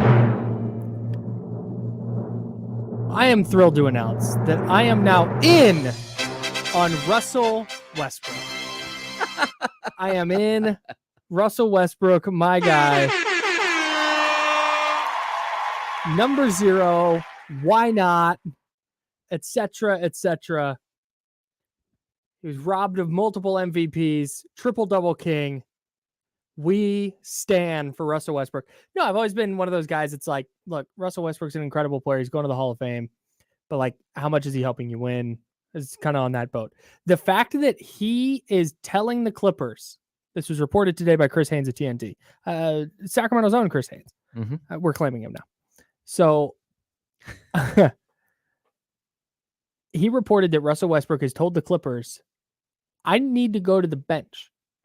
Chris Paul, James Harden, and Kawhi Leonard need to gel. The starting five needs to gel and figure it out. They're not going to do that with me on the court. Bring me off the bench. And I got to tell you, I find that very commendable. That's a super hard thing to do, to be a superstar at the pinnacle of the sport, who was once a superstar at the pinnacle of the sport, to now be in the backside of your career where you are no longer that dude and realizing, hey, I can be more helpful off the bench for this team. That's a super hard thing to do, and not a lot of guys do it. And I think guys torpedo teams by not doing that. James Harden, the guys will do that all the time. So the fact that Russell Westbrook took the initiative to do this, to try and get the Clippers over whatever wall they're running into since they've acquired James Harden, I commend and respect that. I did not think that he was the type of player who would do it, and he did it. Okay, I'm gonna flip this around. I feel this is more like that moment in a movie where somebody raises their hand. Oh, did I say Chris Paul? I meant Paul George. Sorry, guys. Yeah, go ahead. where somebody raises their hand and says, I will volunteer. And then someone else goes, oh no, I will volunteer. And like, oh, okay, that one makes more sense. You're the big guy. You need to go volunteer to go, slay the dragon, whatever. Mm-hmm. But he was raising his hand and saying, I will volunteer, hoping that James Harden would go, no, I will volunteer. It's like, okay, he said it. He's going to the bench, not me. James Harden's like, oh, damn, you guys see that? That's crazy that he did that. All right, let's go. James Harden's like, let's go practice. I didn't even hear what he said. What did he say? Oh, okay, he's going to go to the bench. Oh, okay. All right, well, good for you, man. I ain't doing that. I ain't doing that. Happy for him. Oof. Yeah, that's what it feels like. Russ is like, anybody want to come off the bench? Anybody? James? Anyone? James, anybody? Like, I thought I was volunteering for something that wasn't going to happen here. Anybody, James? Does anyone? Anyone? Mr. Harden. I respect that. I respect that a lot. I also respect that Paul George was on his podcast last season and said, I understand I'm no longer a one. I understand that a title team, I will not win a title as the best player on a team. Yes. I need to take a back seat. And again, that's so hard, because you get to that level by being so competitive and knowing in your heart that you were the best player on the court night in and night out, or believing in your heart that you were the best player. Yep. And so to be able to do that, I think that's super commendable. So shout out to Russell Westbrook, shout out to Paul George. I'm going to say Chris Paul George. I'm going to say something totally random that I don't Please, intend to it's the last segment on a Friday. It is. Paul George, like I always talk about OG Anunoby as the guy, right? But if Paul George became available, I think he is a player that could actually help the Kings become a title contending team. Paul George? Like this year. You said Paul George? Yeah. Yes. Paul George. Yes. Yeah, I agree. I think that he's a guy that, because of his skill set, they're on the hook for $45 million this year and $49 million next year as a player option. But if he became available, he's one of those guys that everything he does might fit. And, you couldn't look at it as like a long-term thing, but what it would do is it would get you the 2 years you need before Keegan Murray is a star. Mm-hmm. And so like, that's where, like, when I look at Paul George, I'm like, okay, I could see that being, and if like, one of those guys that you look at and say, of all the people in the league, he could put you over the top. I think the same thing about Kawhi Leonard if he didn't miss like 37 games this season. If you're getting 60 games of Kawhi Leonard. Yeah, and I mean, Paul George has injury history as well, and he misses time, but he's one of those guys that you're like, he could be like a missing link, dude. He can shoot it, legitimately shoot it. Mm-hmm. He is not an elite defender anymore, but still a fine defender. And a multi-positional defender. Yeah. Yes. He can create his own shot. If it is, you know what, De'Aaron Fox turned his ankle and Domas is fouled out, it's like, it's Paul George time tonight. And you'd be comfortable and you can knowing do that he might be able to score 40. Right. You can do that every now and then. In the what, 2 games a year that happens. Like that's I would agree with you. I think Paul George has got kind of a bad rap. Like Paul George early in his career was incredible. Yeah. He's a Oh, dude. dominant player. I can tell you, I remember him. He showed up in Sacramento like maybe a month before he came back. And I'm not even sure if he came back late in that season. But he was in the middle of his rehab from the broken leg, right? And he was standing on the court just getting shots up and like doing like non-contact, like he was way far away, right, from playing again. And my goodness, man, you could still see the break in his leg.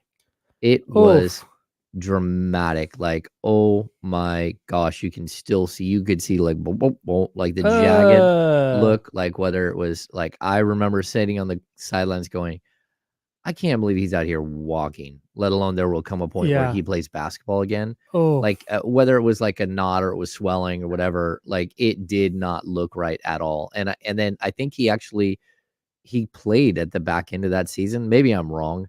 But yeah, it was gruesome. His injury was gruesome. It was really bad. And it changed a lot of things. Like his injury, it totally changed everything with regards to how they have guys sit on the floor and all that stuff. This is a great comp in the chat. Paul George would be this team's Andre Iguodala. I think that's a great comp. Yeah, he'd be a much better Andre Iguodala, though. Yeah. Paul George is for sure going to the Hall of Fame. Andre Iguodala, if he gets there, it'd be like, yeah. But Paul George is a definitive. He is better than. But in terms of Andre Iguodala took the Warriors to that in 2014 and then in 2015 and beyond into that kind of next stratosphere because of the role he played. The Warriors did not need him to be the number one scorer, like go get us 25 a night. That he was not that for them. Yeah. He took this tertiary role as a defender. He hit a couple of big threes for them. He'd get a tough basket every now and then. But it was a very like limited role compared to what he had, let's say, in Philly. And so I think Paul George is just a better version of that. But I think you have your core, and this would just be that veteran piece that fits in perfectly with what they need. The Kings' needs are different than what the Warriors' needs were at that time. But I think that's a really good comp. Okay. So in terms of impact, that year it was December 5th. They rolled through Sacramento, and it was like shocking to see his leg. He ended up playing the last 6 games of the season that year. He came back so nuts. So 5 months later, on April 5th, he came back and actually played. That's when he was in Sacramento. That's not when he got injured. He got injured, I want to say, with Team USA over the summer. Yes. Yeah. Yeah, he like fell into a basket stanchion. It was Las Vegas, like yes. Is it a scrimmage? Yeah, I think it was like a televised. I think it was a friendly scrimmage. Yeah, it was a friendly. Ian Rappaport, not to shift gears here, but Ian Rappaport from NFL Media just reported that Joe Burrow is out for the season with a torn ligament in his wrist, according to head coach Zach Taylor. He had an MRI this morning. Jake Browning is it's the backup and the likely starter going forward. Folsom Zone. Yeah, he was really good at Folsom. Yeah, he was. I think he's one of the greatest players to ever play in Sacramento. Didn't he have like every state passing record by his sophomore year? Yeah, it was just bananas. Yeah, he was really good. Went to Washington. And you know, the funny thing, he's like literally the same age as Joe Burrow. And he had 1 passing attempt before last night. So yeah. Hasn't done a ton in the league. So rooting for him. Yeah. Be a pretty cool story. Get me Josh Dobbs and Jake Browning in the playoffs. I'd love that. I'm in. All right, here we go. We're back. 49ers Bucks. Keys to a 49ers victory, James. What's yours? James's keys. Go get Baker. Pressure that dude. Don't let him breathe. The Niners defensive line to me was so good in the last game. And they need to be equally or better than this week. Just put pressure, just try to run him off the field and, get to the quarterback. Baker is not as good as a number 1 pick should be, but he's also not terrible. He's got a big arm. I think there's this notion from some people that Baker stinks. I don't think he stinks. He's just not number 1 pick good. Yeah. And if you let him sit in the pocket, he can be surgical. He's super accurate. He's got a strong enough arm. They have to get him off his spot, make sure to muddy the pocket. He's not a big guy. So I'm with you. You gotta make sure that he's not comfortable. Yep. My second key is double Mike Evans. Whatever you have to do, take Mike Evans out of the game. And I don't know if you can do it because he's such a huge wide receiver and he's so good and, like so consistent throughout his career. 1,000 yards, 8, 10, 12 touchdowns every single year. He's just really a marvel still. But if you can take him away, I don't think they have the horses to beat you. Yeah. And then my last key is make them run the ball. They're the worst running team in the league. Take away the pass. Yeah. Pressure. The quarterback, and make them go ahead and beat us with the run because you're not going to. So the 49ers only blitzed 3 times against Jacksonville. I think we see a similar thing this week. Yeah. Where they are going to play man and they might bracket Mike Evans. But it's Deommodore Lenoir against Chris Godwin in the slot, and they're going to try and get home with 4. And like you said, make the Bucs go, okay, they're gonna drop 7. We're gonna try and run against this 4-man front. Yeah, and I'm with you. You'll take that every time. Rachaad White's having a fine year, but I think he is way less effective doing that than as a check down option or in the screen game. Yeah, I think they're the worst running team in the league, and they're averaging 3.1 yards per carry. Yeah, they've just not. It's not great. No. Yep. For me, Vita Vea is a tremendous defensive lineman. He's one of the best athletes at the interior defensive line spot in the NFL. He only played 4 snaps last year before leaving the game with a calf injury, actually, not a hamstring, a calf. He's playing this week, and if he's healthy, they cannot let him take over the game. He is the kind of player that can muck up your run game and have you doing things on the offensive line that you wouldn't normally do and letting other guys get free to just make sure that it's not Vita Vea blowing up your run game. But he can also rush the passer and line up anywhere on the defensive line. So they have to keep an eye on him and make sure that wherever he's lined up, he's not putting the 49ers in 2nd or 3rd and long, because we've seen that's not traditionally a great spot for Brock Purdy to be in. So that's one. Number 2 is he got to figure out how to defend a screen pass. Rachaad White could have a huge game if the 49ers defend the screen like they did last week against Jacksonville. Okay. I know they only gave up 3 points, but the opportunities were there. The same thing in the Cleveland game, by the way. Cleveland had a long touchdown on screen pass to David Njoku that got called back for holding. So they've had a really hard time defending screen passes this year. I think that the Buccaneers are going to try and mitigate the pass rush with some screens. And when they do that, Niners linebackers got to be on their P's and Q's. Okay. And make them plays. The last one is create explosives in the passing game. That's Brandon Ayuk. It's George Kittle. This offense just functions at such a higher level when they are making plays down the field and forcing linebackers to get depth. And now all of a sudden play action's working better. The run game's working better. Everything is just easier when the Niners are pushing the ball down the field in the passing game. They don't have to do it every time. Purdy doesn't need to chuck it 20 plus yards down the field every throw. But the Bucs corners are not very good. Antoine Winfield is a good player. So you gotta keep it away from him. He's maybe the best safety in the league right now. Top 3 safety in the league right now. Really good player. But you got to create explosives in the passing game, because when they do that, it just unlocks everything. Yeah, they're unbeatable when they're hitting the 25, 30-yard pass. Yeah, they hit that 3 or 4 times, and that's just kind of a backbreaker, because now your defense is just stretched vertically, horizontally, and it becomes much harder to defend the 49ers. So that's my 3 keys without doing, okay, win the turnover battle. That's 1. Yep. Got to score in the red zone. Touchdowns in the red zone. Very key. You got to do that.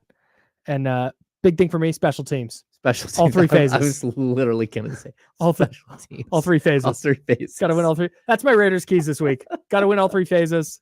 Win the turnover battle. What? I'm trying to create a path to a win for the Raiders. And I genuinely think it is slow down the Dolphins. Just slow down the game. Yeah. Give me a lot of Josh Jacobs. Take every second off the play clock you can. Try and grind out 15 play drive. Get big and don't turn the ball over. Don't turn the ball over. No, but seriously. Win the special teams battle. Pressure Tua. Pressure Tua. Yeah, I don't want to see them blitz a lot. They're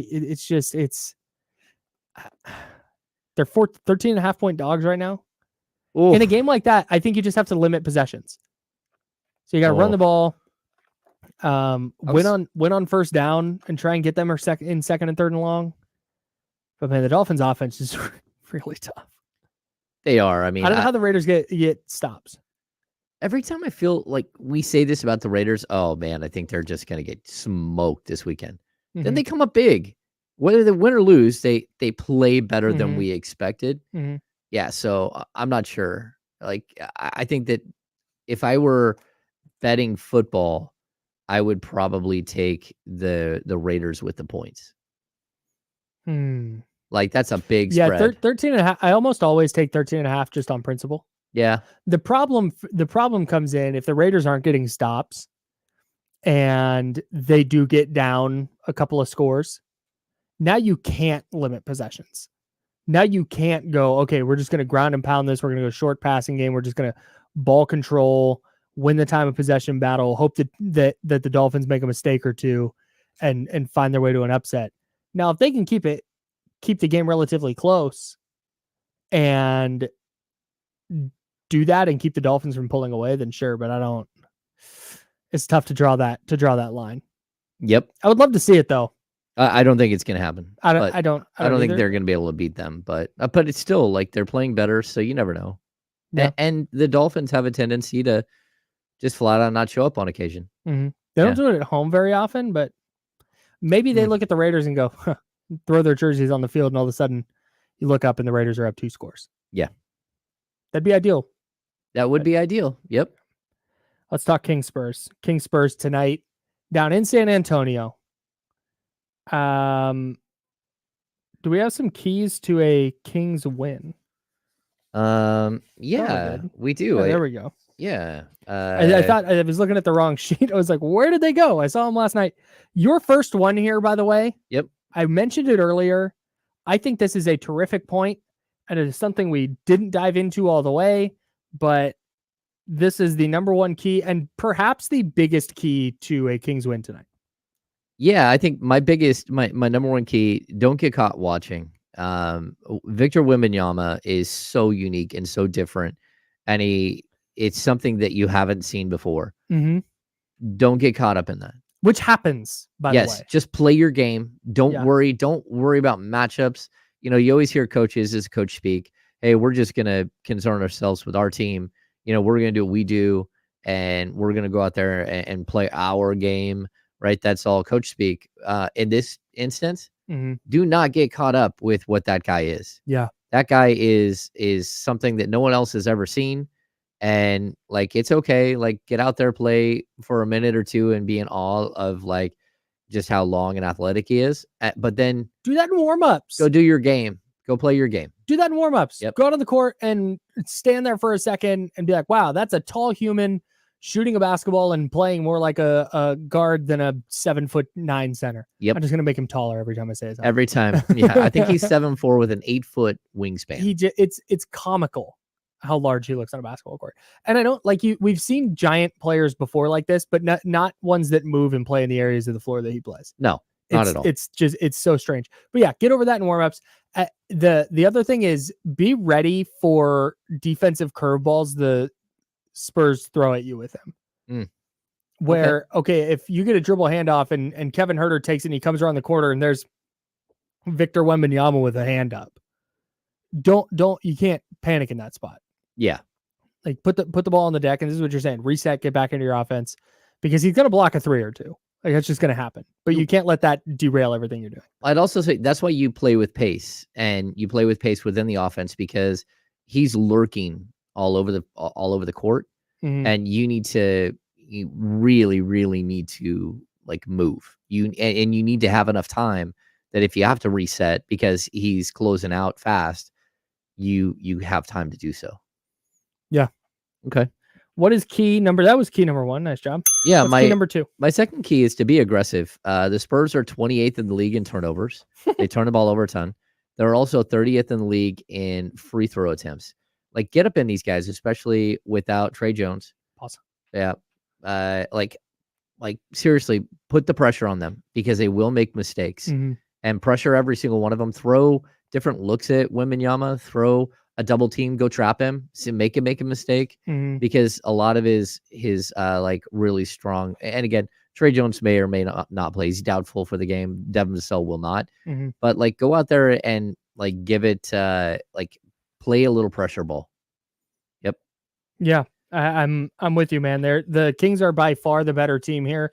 You don't have to play passive, because if you are being aggressive and you make a mistake or two early, and oh man, it's an 8-2 Spurs run to open the game, like you're fine. Well, that and You I keep would say that pressure up. too, when you're going up against a team that's 30th in free throw attempts, that means that they're soft. Mhm. Like they don't know how to go get free throws. Yeah. And so again, like this could be a game where Chris Duarte goes in there and actually plays his physical game without fouling, Mhm. because it's just this team doesn't know how to draw fouls. Yep. So the last one, attack on offense. This is the worst defensive team in the league, giving up 124.1 points per game. Run it up. We got the end season tournament. You got to run it up. Don't feel bad about it. Just go out there and try to beat them by 30. And on top of that, this goes hand in hand with the amount of points they've allowed. Mhm. They are 30th in the league in field goal percentage allowed at 49.9%.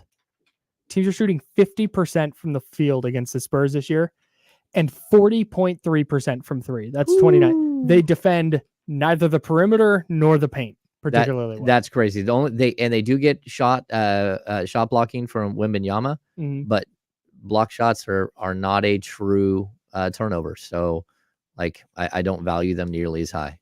Yeah, Victor Wembanyama blocking 2.5 shots a game. That's bananas. All right. Hey, that's going to do it for us. Busy weekend coming up. I'm excited to get back in here Monday. Yeah, We're me here too. Monday, Tuesday, Wednesday next week. We'll be in here. D'Lo and Casey will be in here. We got you 10 to 4, as always, here on ESPN 1320.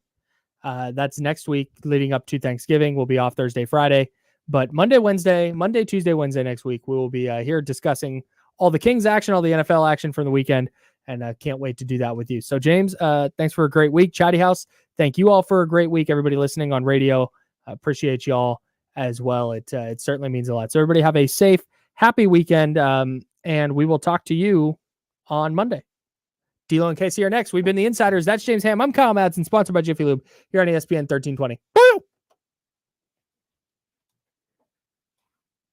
Thanks, friends. Hit the thumbs up button. I've got to clean really quick so I don't get Damian sick. You and your germs over there. Yeah. I didn't say the first. Oh my gosh, I messed up bad today, guys, in my preparation for post-show jobs. What did you not say? Just brutal by me. All right, I'm gonna get out of here so I can get out of Jesse's way a little bit quicker than normal. Appreciate everybody for watching. Even the dude who said I'm the worst. I appreciate you as well, bro. There's somebody. All right, talk to you guys next week. Appreciate you. Hi, friends. Hey, cut the mics off for a second. All right, dude, I'm getting out of here. God. No, you can cut them. You can turn them off. Oh, I don't know how. Press the off button. Oh, the off on. So, your days are numbered. Oh no. Oh no, I'm off the thing. I'm off the thing, right? So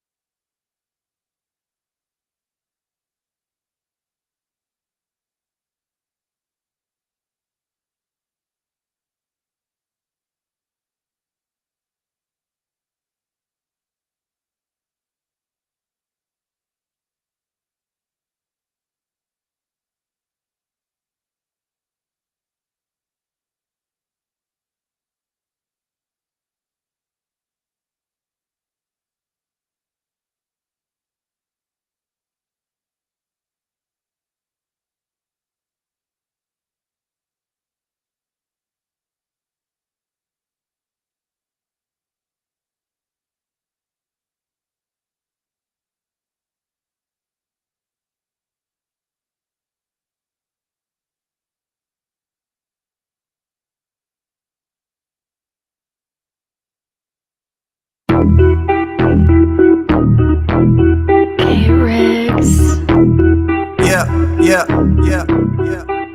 We got them screaming D-Lo, KC, D-Lo, KC, D-Lo, KC, D-Lo. We got them screaming D-Lo, KC, D-Lo, KC, D-Lo, D-Lo.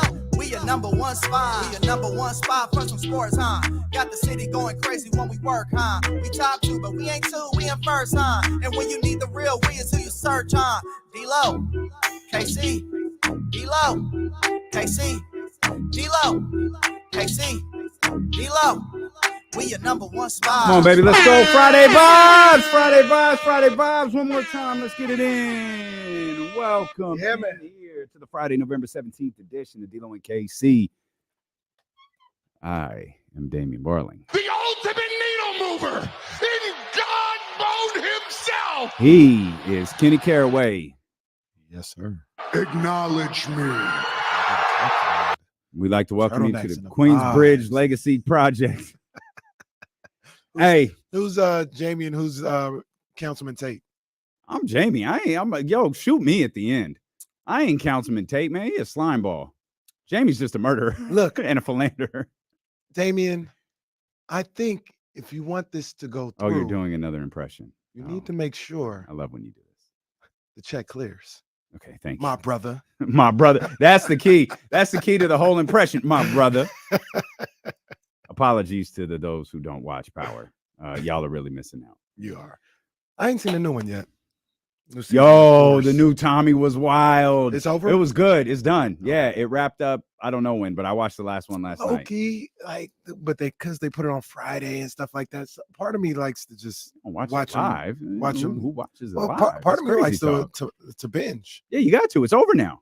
Well, now I have to, but typically with Power, it was every Sunday No, night. that's what you it watch is. Yeah, it's the same thing. Oh, yeah. That's, Oh, I got that's you. how Yeah, I would yeah, consume it. Yeah, With this yeah. Force, it seems like I want to binge it. No, that's When all right. when Rock and them come back, I think I'm locked in every weekend. Specify, you might confuse Jesse and he'll get really excited.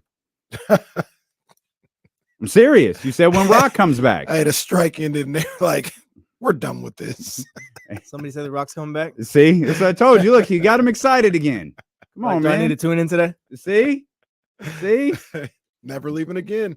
Hey, Brian Cruz is asking the $1 million question. Anyone listen to that new Andre 3000? I did not listen to the Fire. tracks. I can It's believe it. fire. I don't know whether you make love to it or you do Pilates, but I don't know. It's not necessarily one you put in the spaceship and ride to Elk Grove in. But yo, he did that. Look, I'm the wrong person to ask about anything Andre 3000 says or does because he can do no wrong in my eyes. I'm sure I'm gonna give it 5 mics when I hear it.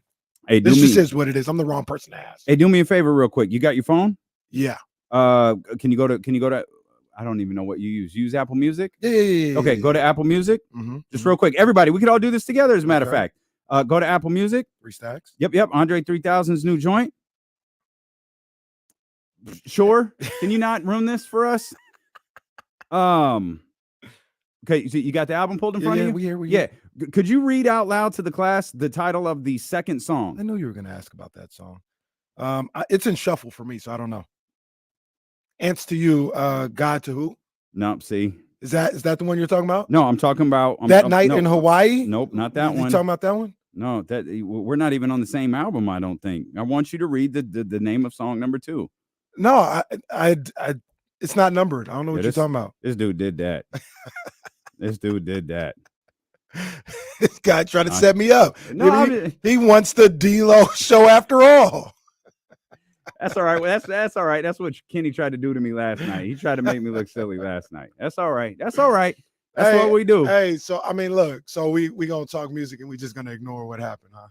We after all the craziness people was talking about a month ago, we just gonna ignore what happened last night, huh? We did. They were talking. Where TC at? Everybody had a lot to say a month ago. We just gonna ignore it when he gives us a half classic, huh? Well, hold on. A half. First of all, there ain't no such thing as a half classic. It's an Second EP, of all, so it's a let's half be clear. classic. The man got bullied into making a new album because I told you this from jump. You play with me sometimes like you don't know my damn name. I told you this from jump. That dude knew the album was whack. No. He knew that the album wasn't hot, That's why he got defensive. That's why he went after Joe Budden. That's why he's getting in I'm people's gonna hands. tell you exactly. Drake dropped an EP because he knew it wasn't it, and he had to come with some. I'm gonna tell you exactly what happened. Drake made the album. He did it how he wanted to make the album. He put the type of music on there. Like it. He put the type of music on there that he wanted to make. And for various reasons, whether he wanted to, have another #1 hit with First Person Shooter or Rich Baby Daddy, if he wanted to do something for the girls, whatever he wanted, he said, this is what I want to do, right? This is how I'm going to make the album.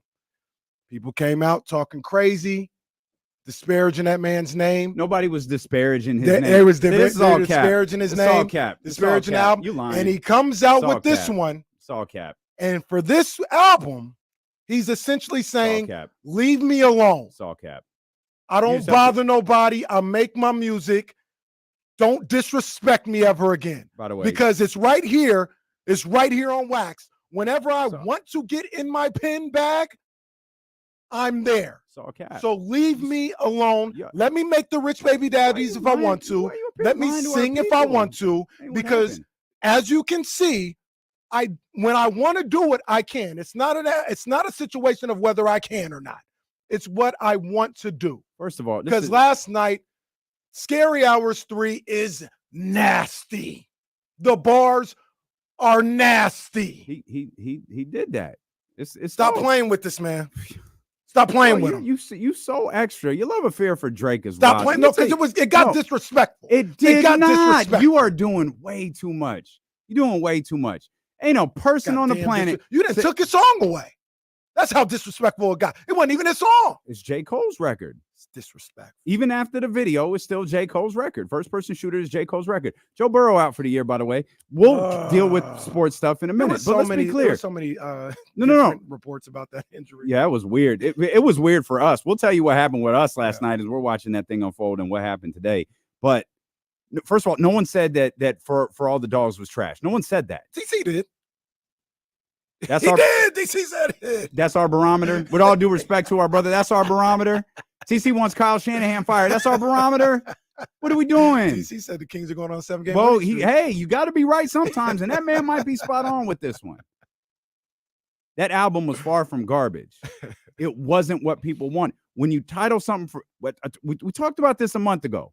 For all my dogs, that has a connotation to it. Okay. There ain't no Rich Baby Daddies on this one. There's 16 first-person shooters. That's what it sounds like. Whether that was the intention or not, that's what it sounds like. I'm going to postpone this tour. I'm gonna postpone this date. I'm going to not do this. I'm going to postpone the album. I'm going to make a big deal of it. This is going to be the hottest thing you ever heard. And then it comes out, and it's like, it's cool. That's the whole stupid stuff with Joe Budden, with him going at Joe Budden on those tracks again. Joe Budden did not say the album was trash. He absolutely did not say the album was trash. Scary Hours 3 is also titled Leave Me Alone. Don't disrespect me. That's what he said last night for about 40 minutes.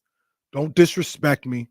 Don't disrespect my bars. Yeah, he couldn't do it until he got called out for it. No, he couldn't do it. He couldn't do it. Okay, he didn't do it until he got called out for it. And you can point out Rich Baby Daddy all you want to. You can go back and make Rich Baby Daddy again. You want to do Don't disrespect me.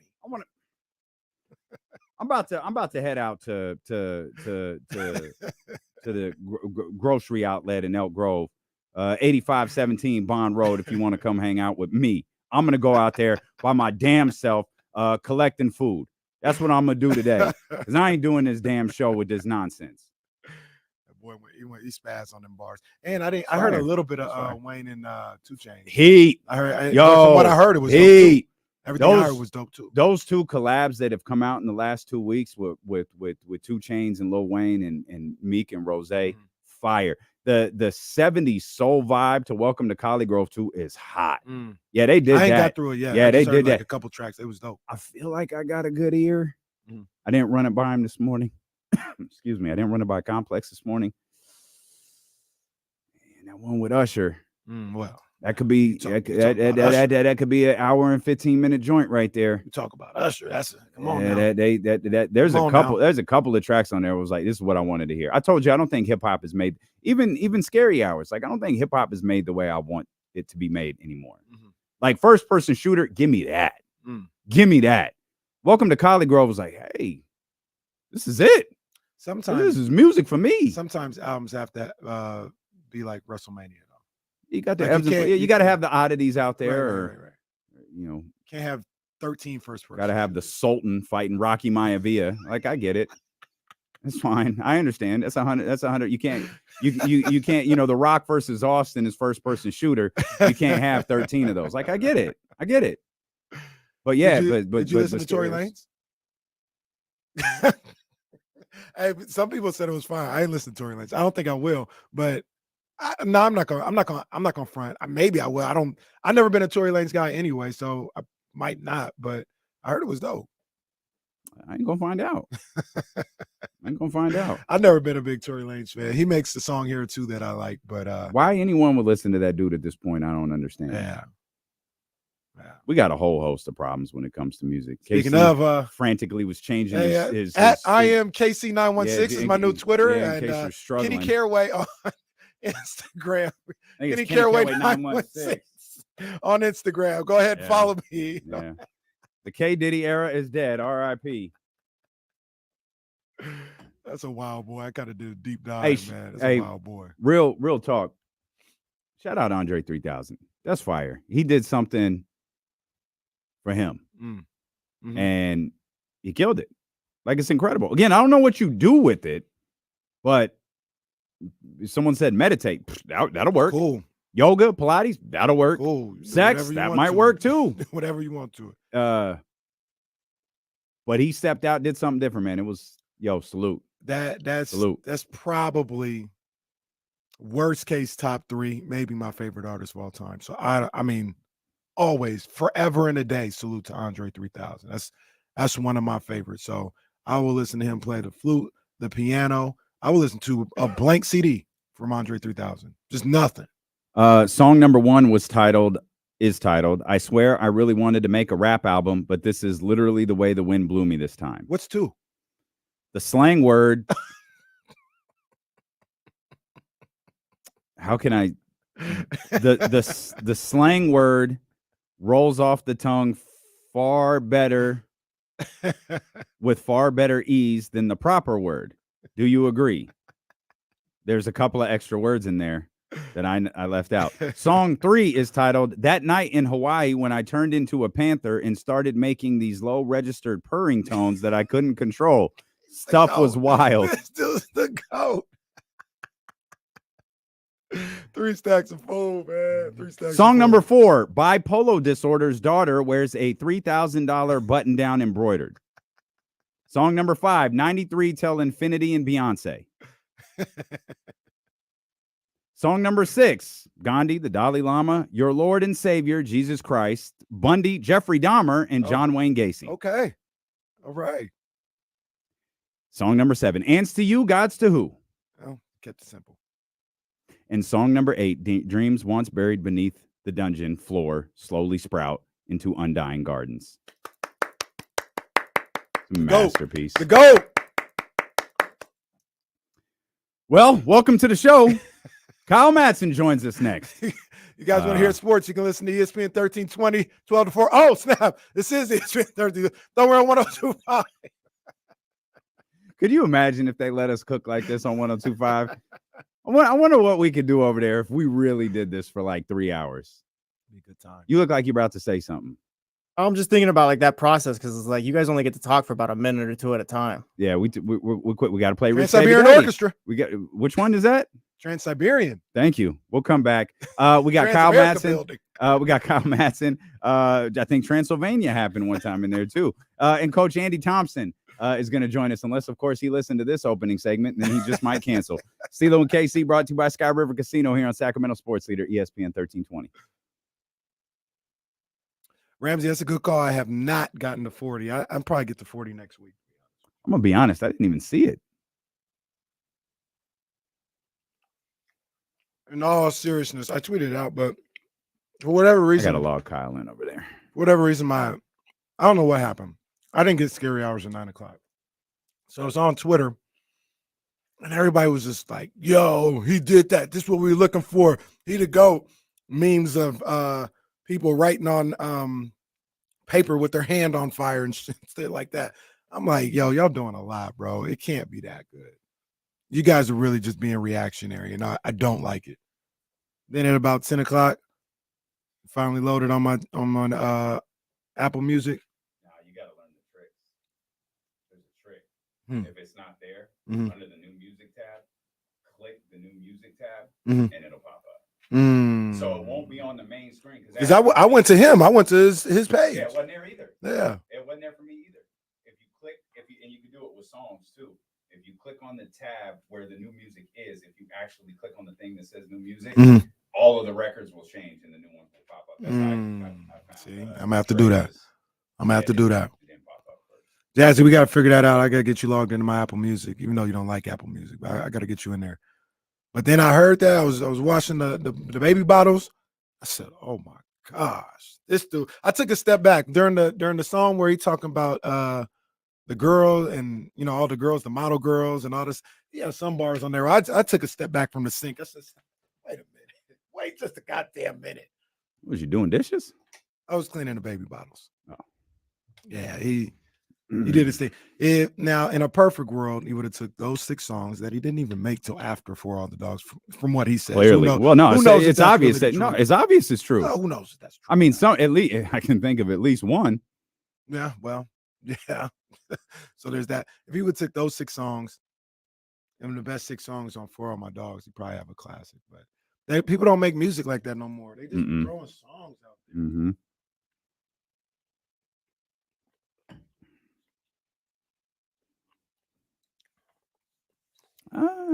See? Drake said, "Leave me alone, bro. I do what I want." He ain't a leader. He said, "I do what I want." He's a great follower. He ain't a leader. Yep. Like I said, push him to take care of his kids. He's a leader Push 'cause him he to makes his own put out a good album. Be proactive, Drake. That's what we want. All right, I ain't gonna say nothing because we on the live stream. No James at 3. We lost James. He's not feeling well. So, hey man, got some time. That was there. a terrible performance. That was embarrassing, to be honest. Why was there a fight last night? Because there's F1 this weekend. That was so bad, man. Trying to take advantage of that crowd. Oh. You see people walking out. I would have walked out. That's great. People paid their money to be there. Somebody was talking about it was $75 for parking this weekend because of F1. And they said, forget it. This is trash. I'm gone. I really like Shakur, and I was talking to him up yesterday, like with Haney and all that. That was horrible Shakur yesterday. should be You can't do that against that guy. Like knock him out or something. And especially in that setting, you got everybody. Nah, bro, you got to put on a show. Shakur too defensive, man. He too defensive. I learned nothing from that fight. I learned Tank probably beat his ass because somebody said on Twitter, and they're right. If he doesn't feel your power, Shakur will do all that other stuff. But if he feels a little power, he thinks you're dangerous, he'll get in full defensive mode. You don't want that smoke. You don't want to feel it. Hey, hang on. While I'm thinking about it, can you add like maybe 1 or 2 minutes to the end of the show? So that last commercial break is like 53. Oh, okay, yeah. Something like that. We need every minute we can have to get to Elk Grove. Well, based on the way this rundown looks, we might as well. I joked about it, but was actually dead serious. Casey and I are going to be out. Oh man, come on now. Uh-oh. Come on, man. Uh-oh. James, damn it, James. Damn shame what happened to that Damian Barley. Remember when he said he's just gonna die on the show? Well, the ratings. Jesse was right. Just think of the ratings. He's just gonna die on the show. Yeah. Oh man. Try this again. It's right here too. I could still it's right there. I could still feel it. I'm gonna try to get this sentence out. I don't think I'm gonna be able to do it. You want me to cut your mic? No, I got it. I'm good now. Grocery outlet. Casey and I are going to be out there immediately following this show, 8517 Bond Road in Elk Grove. It's part of the 7th annual Thanksgiving Food Drive. KSFM Thanksgiving Food Drive. Thank you. Sponsored by Sky River Casino. So if you have the time to come through, please do. If you have the means to donate, please do. Again, the grocery outlet at 8517 Bond Road in Elk Grove. That's right. Had a weird moment as we welcome in Kyle Madson of the Insiders, brought to you by Jiffy Lube here onto the show with us. We were in the middle of the KSFM show, kind of like you with the base brawl that happened during one of the playoff games. Oh yeah. I caught out of the corner of my eye Joe Burrow hunch over, but Kenny's talking, so I'm trying not to like take my attention away from him. And then he looks down at some notes. We're talking about the food drive. And so I take that opportunity to look back at the screen and see the play and see what happens. We go to commercial. I'm like, yo, you got to see this. He throws, we all have seen the play now. He throws the ball and immediately clutches his hand. And, it was a couple minutes later, we see him on the sideline and I missed it. KC saw this.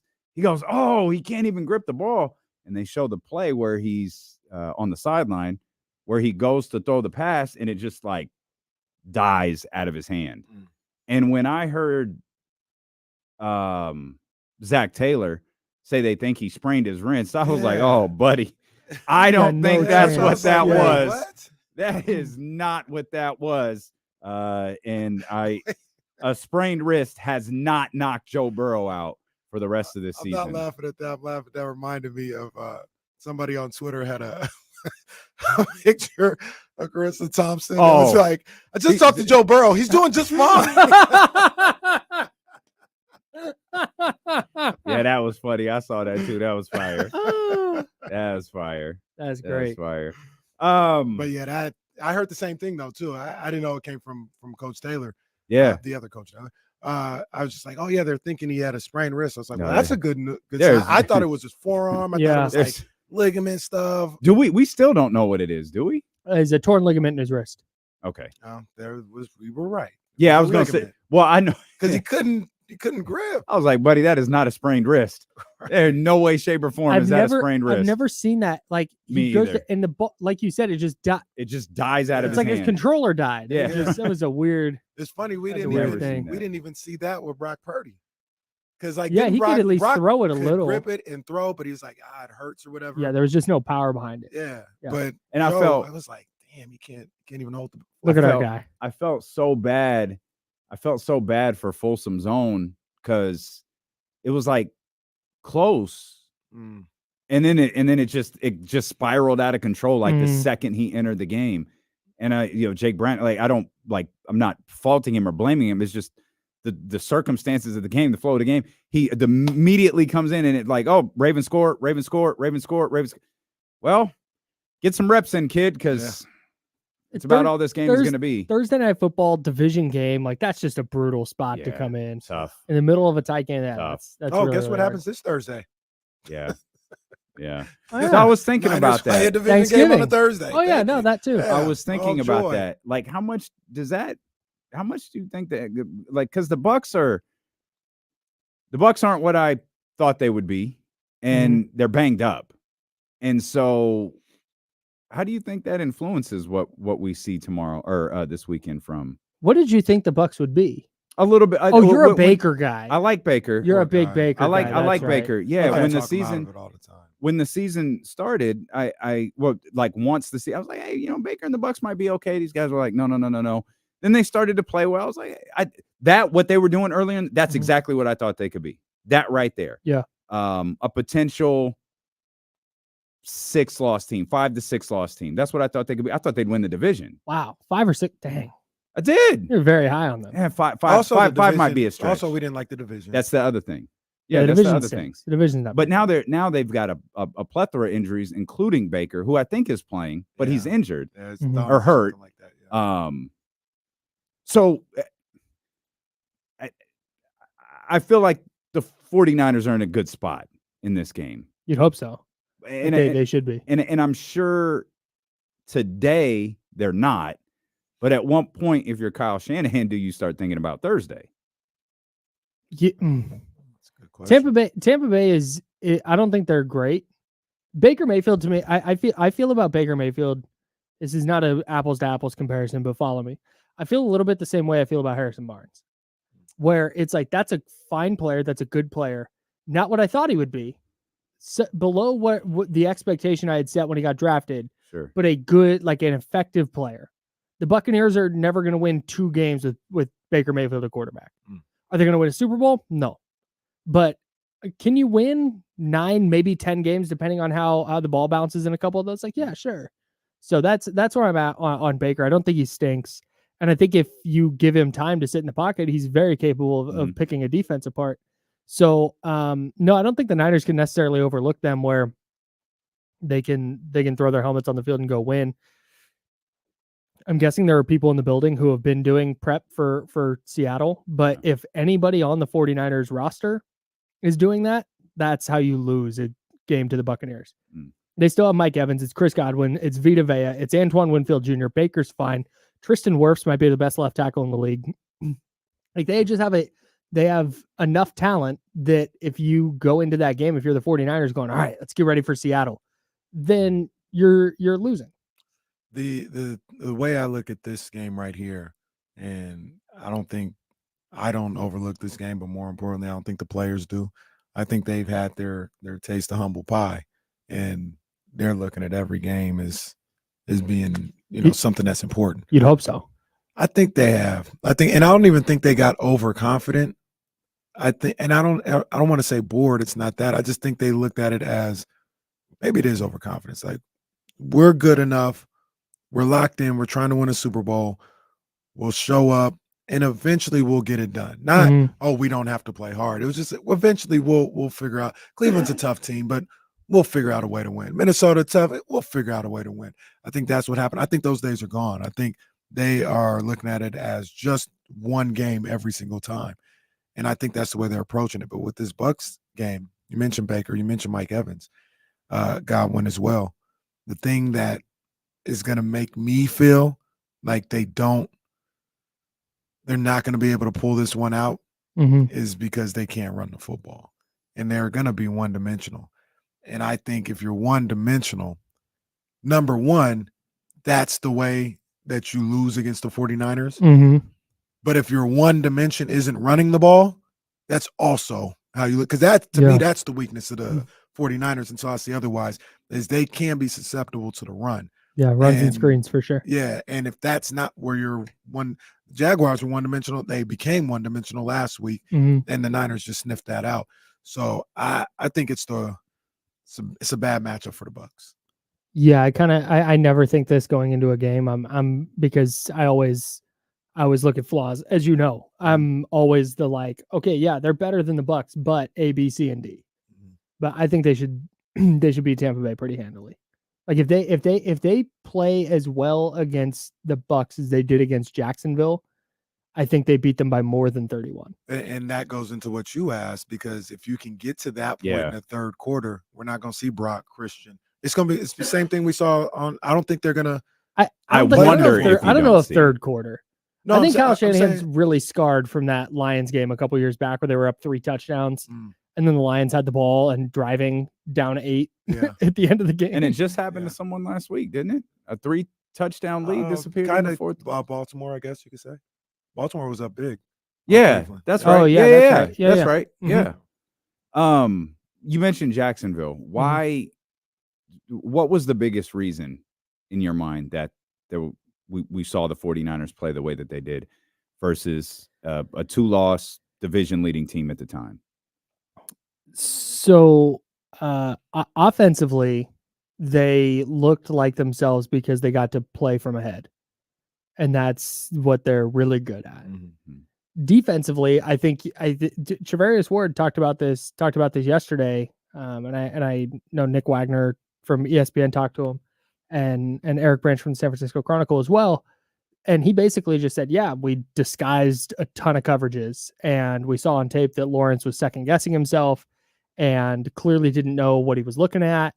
And when you're able to do that, that's why the Niners defensive struggles were so strange, because you don't need to be that good in the secondary. Like, that's the point of having their defensive line, is you need to be just okay in the secondary, and their defensive line is going to get home. They were below even the low bar they've set. So their secondary was really good. I think moving Diamador Lenore to the slot was the move. I think Isaiah Oliver is more of like a linebacker at this point, where he's going to tackle and in space and against the run, you feel really good about him. But when he gets in coverage, whether it's on like a little slot fade or really just in coverage in general, not even just that specific route, but you don't feel as good about it. And I think Lenore was really good there. Ambry Thomas is awesome on the outside. And when their secondary is playing well, Like you see what the pass rush does. And that's what you probably heard him, but that's probably what Steve Wilkes was talking about yesterday. I think they asked him about the resurgence of the defensive line or something like that. Were they playing? Did they get back to playing well or whatever the case may be? And I think he kind of put the kibosh on that and was like, they were doing what they were supposed to do. They were getting pressure. It was the backside that and the coverage in the secondary that wasn't covering long enough to make the defensive line be able to get to the sacks and things of that nature. And to your point, they did that against Jacksonville. They did a better job of covering in the secondary, which allowed Lawrence to have to hold the ball a little longer. And now here come the sacks. Yep. That's the move they had to make the entire time, was figure out your secondary. Adding Chase Young helps, but if their secondary had played that well, even without Chase Young, I think they would have been fine. So why did they work out a quarterback this week? Because Brock Purdy stinks. No, like 5 minutes, get him. No, I think it's Kyle TC Madson. The bit's over. Like it's like Ken Dorsey, unemployed. Get him in here as the head coach. Nah, it's either to keep their. So here's what it was reported that he was going to work out, but then it wasn't. Chris Streveler, free agent. Great Jets, Chris Streveler. Cardinals. Chris. That's a find. It's him. Yeah, totally. Love that guy. So yeah, I mean, everybody's just waiting to find the next Chris Streveler. Streveler so from it's either Eastern Washington, right? Yeah. It's either to keep. Is that really where it went? No, that would have been. No one would have challenged it. That's the thing. No one would have challenged it. Well, that's the thing is, if he had, it's like I feel like I would have heard of him if he had gone to. Well, I've heard of him before, but I'm looking up now where Chris Streveler went to college. He went to South Dakota, obviously. I'd get him. Go Yotes. Go Yotes. You get Eastern Washington and South Dakota. Yeah, I saw that. I mean, basically the same ESPN place. Plus, Yeah. No, so either to keep a free agent list updated or to have receivers in to throw to. Like that's what they did with Ian Book. Or remember the Ian Book thing? They worked out Ian Book, and like people who make content about the 49ers are like, oh, they trade Sam Bradford and bring it. First of all, Ian Book stinks. So I don't know what the deal is here, but then because it was reported he's going to work out, but then the actual like workout, like the transaction wire, because workouts show up on there, tryouts and things like that. It shows up and it was like 6 wide receivers tried out for the Niners and they just needed a quarterback to throw to those receivers because they're not going to have one of their guys do it. Yeah. So, and it just allows you if Brock Purdy gets hurt and then Sam Darnold gets banged up and you're starting Brandon Allen, it just gives you an updated list of who's available so you know who you can fall back on if you hit that spot again. Who was that? I don't think it was that's probably the time when they kept bringing what's his name in for a workout, who I was like, I really want them to give a look. I guess he just can't play, but the wide receiver from West Virginia that was like top 5 pick. Kevin White. He played for them. Yeah, he got on the roster a couple times. Yeah. Then he got cut, but then he kept He think stinks. that's what happened when he kept coming back. Oh, for- yeah. Like for on the workouts. practice I squad. was like, yo, give him a shot. I guess he can't. Jason Verrett's worked out for them a couple times. This year? That's kind of interesting. Yeah. Oh, wow. They might. I think they just really like Jason Verrett Yeah. and want to have an excuse to pay him money. Good. He See seems if like he's a healthy likable enough to guy in come that play. locker room, so you Yeah, like for him a sure. lot. For sure. We're way over Jesse, by the way. Yeah. Hey, this is Eight, 49 no, minutes. no, we're no. I was he's talking saying about how long we set talked the about. over under at 8.5 minutes. Oh. My goal was I was going to sit down and be like, do you believe me that Andrew Wiggins stinks yet? That was going to be my goal, and then get rolling. But Why do you dislike Gonna Andrew sabotage Wiggins the so much? situation, I don't and dis- it's because working. I don't dislike Andrew Wiggins. I like Andrew Wiggins a lot, actually, and I really want him to thrive. But he's supposed to be their second best player, and he's just not. I was texting with Trista Crick today, shout out Trista. And her podcast is really good, by the way. It is. He Very checked. good. Yeah, I it's really very, enjoy very it. But I was listening to that, and she talked about the Warriors and how nobody can shoot and nobody can get a basket, and when Steph's out, they're just awful. Which I mean, they are. And so I texted her and I was like, "Thank you for saying what needed to be said here." And so we were kind of talking about that, and I go, "Who's their second best player right now? Like when Steph's on the court, who's the Warriors' second best player?" And I keep asking this because she goes, Moses Moody. It's like Kevon Looney. Like, hey, that's your options. Good stuff. So you wish it was Andrew Wiggins, but Wiggins has just not been that dude this year. It's not that I dislike him. It's that my expectations for him are super high. He was the second best player on a title team. And now he's getting 10 But points this a was night. always the thing with Andrew Wiggins, right? And I guess people thought it would all be better Right. The Warriors did. They paid him. Right. They were like, hey, he's figured out how to rebound. He's scoring effectively now on in the first year with the starters and with the second unit. But isn't that like when marrying someone and hoping they change? Like they do a bunch of stuff that drives you crazy, and you go, "Oh, when we get married, it'll be different." And then you get married, they're exactly the same, and now you're mad about it. A little bit, but I'll stall Andrew Wiggins out a little. Never happened to me. Just to be clear, I'll stall Andrew Wiggins out just a little bit. He was doing that for Kyle. You can help me out with about 2.5 seasons. Like when he first got there, he did really well. But didn't he do that in Minnesota too? Minnesota, he was. But, I thought people talked about him a little crazy. Like he was a 20-point per game scorer. Here's the thing. I'm sorry. Go ahead. No. I was just gonna say he did this for 2.5 years, for 2.5 seasons. When they traded for him, they didn't win a championship, I don't think. And so he played the rest of that year, and then the next year he played the whole year. They won a championship, and then he was starting off doing the same things last year. And then whatever happened in his life, he's not been the same since then. Mm-hmm. Yeah. He's not been the same since then. And I think that's why I said I'll saw him out a little bit and not equate the reputation he had before to just coming back again, because he was gone for a long time for something really serious. No doubt. And he hasn't been the same since then. Right. I have no doubt that affected him, but if that's the case, then I mean, what are you going to do? You know, but here's the thing is here's what I think his worst season was in Minnesota. Just looking real quick. It was 2018-19. He shot 41% from the field. He was 33.9% from three. He was 18 points a game, 4.8 rebounds, 2.5 assists. That was like his worst season in Minnesota. With the Warriors this year, he's 10.5 points, 4 boards, 1 assist. He's shooting 40% from the field and 13.5% from three. Like and that's the problem is it's not, oh, he's just old Andrew Wiggins where he has a huge game, back-to-back huge game. Oh, look at him. Last 2 nights, he's had 27 and 8 boards, and here he comes. And then he disappears for a week. He's just not showed up this year. Wow. In a year where, man, they need him to be good. Steph's out. Draymond's out. They need Andrew Wiggins to be a player on both ends of the floor. And he's not. Well, we're tiptoeing. And I'm going to tip my imaginary hat to Kyle. He was on this early. I said, don't do that. Don't disrespect this man like that. Kyle's like he's washed. We got to talk about 11. I'm done talking about Clay. I mean, bro. we talking about Andrew Wiggins, and we talking about who should be the second best player. I mean, 11 has been awful, and he wants to he's in a contract year. He's been awful since the playoffs last year.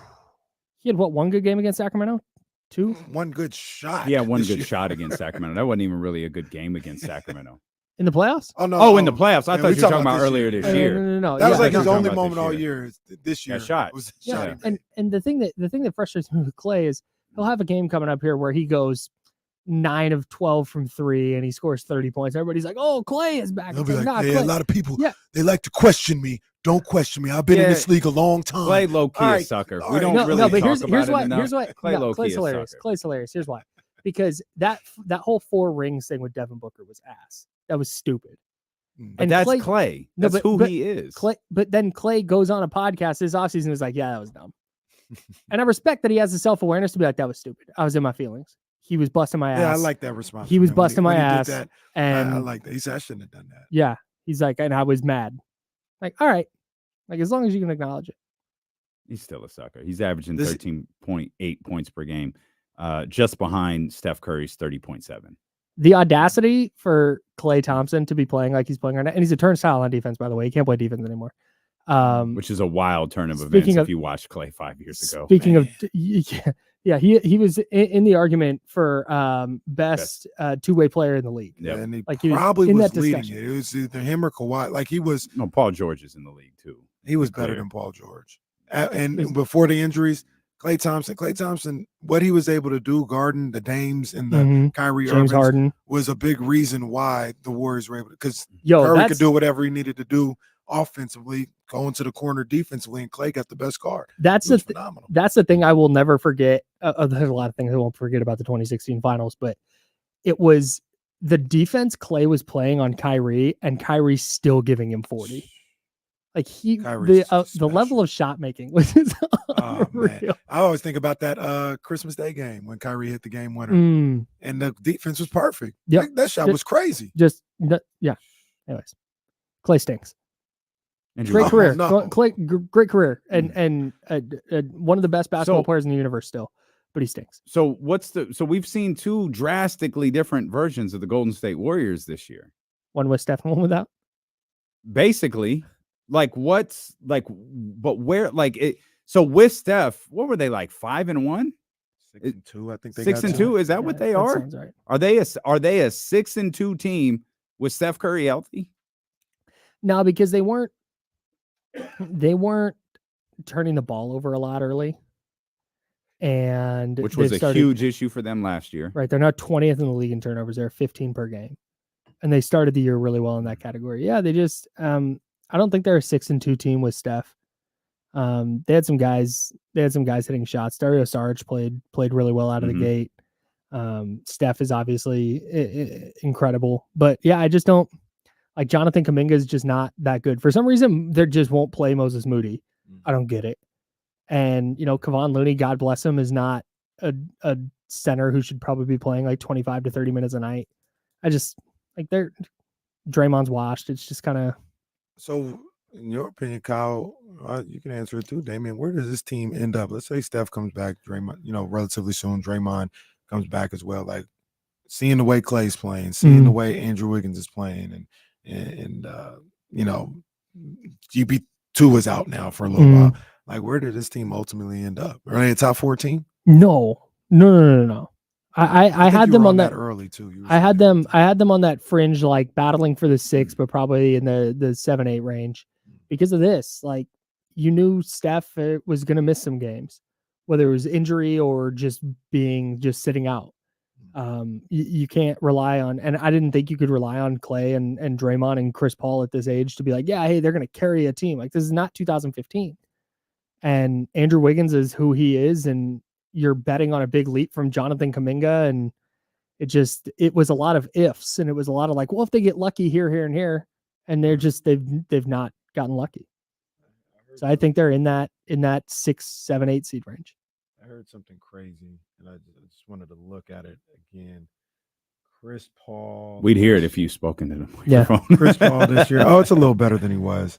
I thought somebody said he was shooting like in the teens from beyond the arc. He was. He's actually 26% now. He was doing that this year? Yeah. He's been lighting the nets on fire the last 2 games. He's 6 of 9 from 3. Nice in his last 2 games. But before that, this isn't going to load. He didn't hit a 3 until the 4th game of the year. And then he didn't hit another one until the 7th game of the year. Hey, but salute to the Warriors. They had a problem on the road last year. They're 5-2. 1-5 at home. That's spectacular. That is absolutely spectacular. That's They crazy. just can't find the balance. Can't figure it out. Hey, the good news is the rookies look like they can play a little bit. They finally found some rookies to contribute on a team that stinks. The one who Good for them. Pods, and then the one who made his debut last night in garbage time. What's his name? No, Pods and Trace Jackson Davis. Oh, Trace Jackson. I thought the other guy made his debut. He got his first NBA bucket last night. I did not watch that game last night. He was gone by then. I was way out of there. Who are we talking about? I was driving to In-N-Out. Oh, Guy Santos. Guy Santos. Yeah. Brazilian legend. Guy Santos. He's a -1 in 4 minutes. He stinks too. Oklahoma City, 8-4 on the season. It feels like the Kings have played less games than just about everybody except the Rockets. The Rockets are 6-3 on the season. I don't remember the last time they played. They're on spring break. Oh, where are they at? Their last game was against the Lakers, it feels like. Oh, no, they beat the Nuggets. That was like on Monday, though. They did beat the Nuggets. That's right. Dude, the more the Rockets play, the more I'm like, yeah, the Kings' losses to them weren't so bad. Do they even play tonight? That's crazy. Jesse's telling me to go to break. He says he's Are you going to yell at him and tell him that you know the clocks? That's what you did to me. No. Did I do that? You didn't yell at me. You just went, hey, you're good. I know the clocks. No, that's because you got in my ear. Yeah. That was an adjustment. Jesse never gets in my ear. He's just like, hey, idiot, look at the clock, stupid. We'll come back. Coach Andy Thompson joins us when D'Lo and Casey return here on Sacramento Sports Leader, ESPN 1320. So part of me was keeping an eye on it. Like if Coach popped up, we would just go. But no, it's a good call. He didn't. So The funniest thing happened earlier. I'm sitting in there because I edit my audio and do the podcast on the computer just right there next to Jesse. So Jesse and I are always just, talking, doing whatever. Clippers Rockets. And and he's sitting there and talking to me. And all of a sudden he's looking at me and then all of a sudden he goes and like turns the mic on because you guys brought up The Rock. And he goes, The Rock's coming back. My man got so excited. See, Kenny confused everybody. This is facts. Who said this?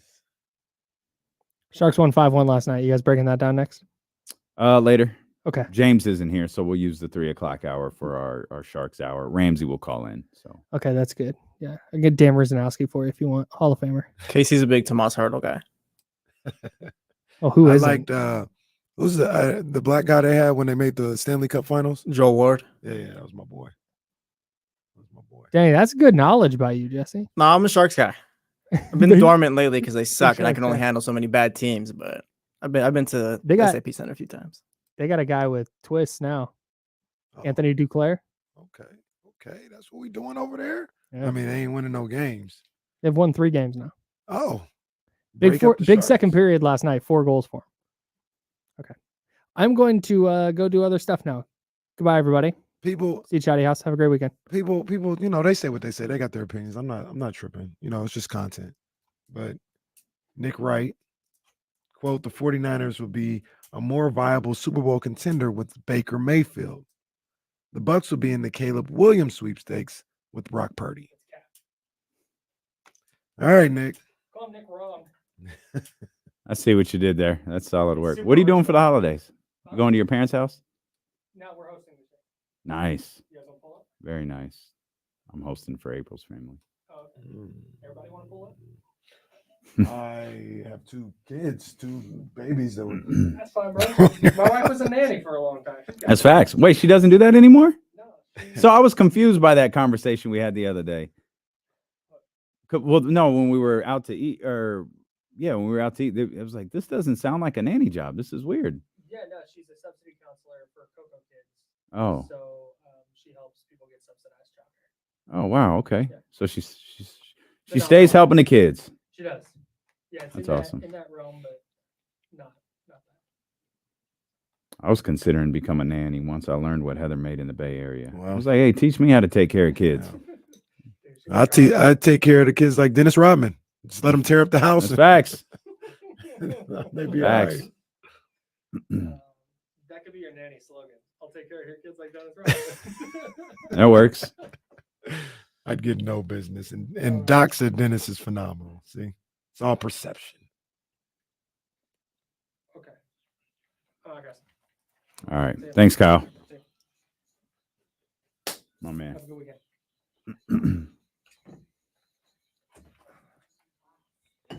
I'm going to be mentioning this all throughout the day. We are going to be out at the grocery outlet, 8517 Bond Road in Elk Grove, immediately following this show for the 7th annual KSFM Thanksgiving Food Drive, sponsored by Sky River Casino. If you got the time to drop by, dropped off some canned goods, dropped off some things that will help make a family's Thanksgiving, a family who might be a little bit less fortunate than us, make it a little bit better. That would be fantastic. You can go to elkgrovefoodbank.org if you want to donate that way, or just come see us out at the grocery outlet, 8517 Bond Road in Elk Grove. Let's welcome in the head coach of Sac State football. Our man looking sharp today. Yeah, man. Coach Andy Thompson. What's Trying happening, to be Coach? like you guys. You got it. You got it, Coach. You doing what you do. Yeah, swag on 10, Coach. Swag on 10. Love it. How hyped are you and your guys for this Causeway Classic this weekend? Yeah, excited. Yeah, if you can't get excited about a rivalry game, I don't know if you're a football player. So guys are excited to play. It's been a good week of practice, and it's getting about time. It's going to be an early kick tomorrow, 12 o'clock. So got to get people up and going. But guys are going to be ready to go. So, Coach, help us. I know Coach speak. You guys focus on the game ahead and all this other stuff, but just work with us just a little bit here. You got it. What's at stake here? Before the Montana game, I kind of looked at the situation. I was like, man, don't know if they can get in the playoffs if they lose to Montana. I did some research, and people were like, no, they're in, even with the loss to Montana. But it feels like they were assuming you guys went out. Is this a situation where you maybe need to win to get in, or is it win to get possibly get a home game and a bye? Like, what's kind of at stake tonight, or excuse me, tomorrow, aside from just being a rivalry game? Yeah, we've mentioned it's a playoff game for us. We talked about it right after the game last week. That we need to win this to control what we think is our own destiny of getting in the playoffs. With 8 wins, there hasn't been too many teams that since it's been expanded to 24 teams that haven't made it, especially with an FBS win. So I think our resume would be really strong if we got this one done. So that's the approach we've had, and guys know that. And you got to play your best football at the end of the season. I thought we played better last week in some phases. We got to continue to do that. It's going to take a great effort. Davis is a good ball club. They've come back and won 2 in a row, and so again, this is what the game. This is why you coach. This is why you play. Is you want to have these games at the end of the season that matter. And the fact that we're in the spot that we are, we got to take care of business. And Coach, we like to have fun, man. You know how much we support you guys, but every once in a while we got to ask tough questions. And I know you made a tough decision in taking our man KB out there and going with a true freshman. I know you've kind of been balancing the 2 quarterbacks thing. What went into that, and what did you see from the true freshman that told you, hey, this guy could lead us here? Yeah, first off, I appreciate you guys, and they are really tough decisions. And I told the team that, and I told the quarterbacks that we don't make any decisions without really thinking about how it's going to affect the team and what we're going to need to do. And I don't think necessarily it's something that Caden did. It's necessarily of what we thought we needed to do to improve our offense. And last week, I thought we did a good job of being balanced, 300 yards passing, 200 yards rushing, and scoring 41 points. So those are big decisions. Those are not taken lightly. I feel like we have 2 starting quarterbacks. We planned to play him more last week, and the game got into the situation it did. But I feel he'll play this week, and he'll play well. Again, that's why I'm the head coach. I got to make those decisions, but they're definitely not made lightly. And I liked how our team has responded from losses. You never want to lose a game, but the fact that we haven't lost 2 in a row all year, and we've come back and bounced back, and we're sitting with 7 wins and have a chance to make the playoffs. I do think this group has been resilient, and they've continued to play hard. And the good thing about that is, we've talked to some people and, talked about the situation and kind of around the team, and they said KB has been a great teammate about it. He hasn't made a big fuss about it. He's ready to play whenever the opportunity arises. But if it doesn't, he's supporting Carson, and it hasn't disrupted the team from everything that we heard. And that's a great sign, because that tells me that locker room is just about winning. It's not about egos. It's not about personalities and individuals. It's about the team winning, and that's something that you want to have on a winning team going into hopefully a postseason berth. Definitely, and he's handled it very well. And I know he wants to play. I know every guy on our team wants to play, and that's the hardest part as far as being a coach. When you got 107, 110 guys that work their tail off, and you can only put 11 guys out there each week. And I've been there. I've been the guy that, as a player, that started and had another guy come in and get replaced and then come back. So I know how hard that is. The main thing you said is we are trying to do what we think is best for the team. And, we'll continue to do that each week. And I know KB will be ready to roll if his name gets called. Yeah, it speaks to the guys you have on your roster and the culture that you've helped build there, Coach, because we see it in the pros. We're seeing it right now with Davion Mitchell on the Sacramento Kings. We saw it with Keon Ellis, 2-way player. De'Aaron Fox goes out. Things aren't really working out with Davion. You put Keon in, and he earned a starting position with De'Aaron Fox out.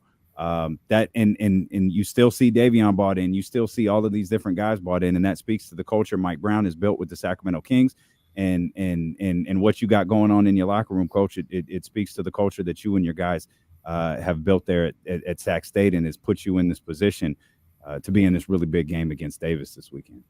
Appreciate that. Appreciate our players. Appreciate our administration for the support that we have, and you guys, and allowing me to come on. And it's going to be exciting day tomorrow. So looking forward to And now that. don't lose, coach. See, now all the seriousness is over. You can't lose this game, coach. Now, look, to that point, though, this is your first Causeway as the head guy. Has this week been different at all with, the rivalry and being a rivalry game? Has this been, a different experience going through this type of week? Just like you guys, I got 3 boys, and they're telling me the same thing. Dad, you can't lose this game. We like it here. That's part of it, man. I understand that. I'm not one of those guys that hasn't been around where you're in big games. You gotta win, and we've had some of those, and we have not, and so the standard's high here, and we understand that, and we're excited for the next opportunity. And you can't spend a lot of time looking back. You want to try to correct the things that you haven't done, and try to help your guys be as ready as they are to compete, and then give them confidence that they're going to go out there and play their best football. And that's our job as coaches and as players. Their job is to prepare, practice, and then go out and perform. And I do feel like we've done that. And that's why you go out and play. We'll see how it goes on Saturday. I'd love to win too. I'm right there with you guys. Yeah, well, see, that's the beauty of being a sports fan. You get really invested in stuff that you can't exactly control. Like we got James Ham. He's one of the best Kings reporters in the game. He hosts the show right before ours. But, Coach, he's a Davis guy. Come on, man. Right? He went to Davis. Now, we didn't go to Sac State, but as Kenny said, we've declared ourselves Sac State alum. Facts. I love that. I'm not listening to James Ham for the next year talking about his UC Davis Aggies. No. Yeah, I'm with you on that. It's always good to have the bragging rights and be able to see people around when you win. And that's part of the fun of athletics. That's a part of, why people are going to come out. And this is fun. This is a great opportunity. Can't lose sight of that. Yeah, the coach in me is saying we're prepared and we're ready to go on those things, but you got to go prove it. And that's the thing. You got to go out every Saturday. And most of the time, people just remember what happened the last game. So that you got to keep trying to perform at your very best. I hope the lifelong relationships that these guys have had at Sac State, and especially our seniors and what they've done, I think they'll be remembered a lot more than just one game. But I do know that you can plant some legacy in these rivalry games when you play well and you do a good job. But I know I'm indebted to these players and to the staff for giving me the opportunity to be even able to coach in one of these games. He's going to get it done on Saturday. You talk about we often talk with coaches about like moving on from losses and how difficult that can be in one game at a time and all of that. Is it difficult to move on from a game like last week? Like we watched that in person. The offense was cooking last week. You guys played really well. Is it just as difficult to move on from those? Like, hey, fellas, that was last week. This is a new game here. Yeah, it is. I think every week is you got to put it to bed and you got to be the same person as a coach and you got to be really consistent. Because if you're up and down and all around, then your team sometimes can do that. And I know on defense we had a tough start, and we're trying to improve that so that we can come out and do our end of the bargain. And then I know on offense we wish we would have scored more in the second half. So there's always things to work on. I do think if you keep your preparation consistent and how you are with the players and in the fact that you're trying to support and help them, I think you have a better chance to be more consistent. But it is football. That ball is it's weirdly shaped, and sometimes that thing bounces different ways, and you got to be able to handle the highs and lows that come with a season, and you got to be able to continue to improve, and then hopefully you're playing your best ball at the end of November. As you guys know, I talked about it before. I still do have a little eligibility left. I think as a graduate student here, slot receiver. You be the guy. Slot receiver. Okay. I got you. You definitely have the swag. You roll in and you be able to be right there with the guys. Hey, don't get in trouble with the officials like Coach Patrick did this past week. All right, just they're already watching these Sac State coaches pretty closely, Coach. So be careful out there. I will. I appreciate that. All right. We know you're on a tight schedule, Coach. Thanks for carving out some time for us, man. Good luck this weekend. We'll be watching. We'll be rooting, man, and we'll talk to you guys soon. All right, man. Appreciate you guys, and you guys always supporting us. And thanks for coming out. And again, we're gonna try to represent Sacramento on Saturday. We have no doubt you will, Coach. Thanks, man. Good luck. All right, take care. Peace. Fingers up, baby. That's our man, Coach Andy Thompson. Swagged out today, man. Looking good in that man. Adidas gear. That was a clean little suit he had on. Looking good in that Adidas gear in Sac State. Man. You could tell the people where we're at, and then there's a little something else we want to talk about. Stilo and KC here on KIFM West Sacramento 98.5 FM KRX QHD2 Sacramento ESPN 1320. Always live on the free Odyssey app, live on 1320 TV as well, Twitch, YouTube, and the app formerly known as Twitter. I just wanted to say, since we had Sac State's head football coach here yesterday, they kind of made things official. You know, we have kind of been going around a little bit, but President Wood came out and he said, hey, we got this. It's a done deal. It's a done deal. They're going to get the on-campus arena taken care of. They're going to take part of the Whale and the big basketball court in there, add some seating in there. And they said, this is crazy. I trust them. I trust everything they're saying. They're saying they're getting that done by. Yeah, that's what President. Said, that's what President Luke Wood said to us. All right, yeah, this is it. This is the last season in the nest. In the nest. So, all right, man. He said that to me. I was like, oh, you sure? It's getting done. Yeah. All right. In the way President Luke Wood talks, I believed him. Yeah, I didn't have to ask again. Yeah, I didn't have to ask again. They got an open invitation to come on this show anytime they want to. Man, I'm so happy with the relationship we have with Sac State. Man, such great people over there. For sure. Such great people over there. Shout out to our people over there. Real quick, we had talked about Joe Burrow and everything before. He's out for the season. Tough situation for Cincinnati, who started to play some really good ball in the last few weeks. Yeah. Have you heard the whole thing or saw the whole thing about how they might get in trouble because it looked like he was injured before the game? Yeah. So as I was explaining earlier, Kenny and I were watching that all unfold here in the KSFM studio. And the first thing I asked was, did he go down on the play before? And so we're trying to catch up on what exactly went on. I get home and it's about halftime. Halftime's going on, and now they got like this Zapruder film of Burrow with like something on his wrist. Yeah. And so now the question became, did he enter the game injured?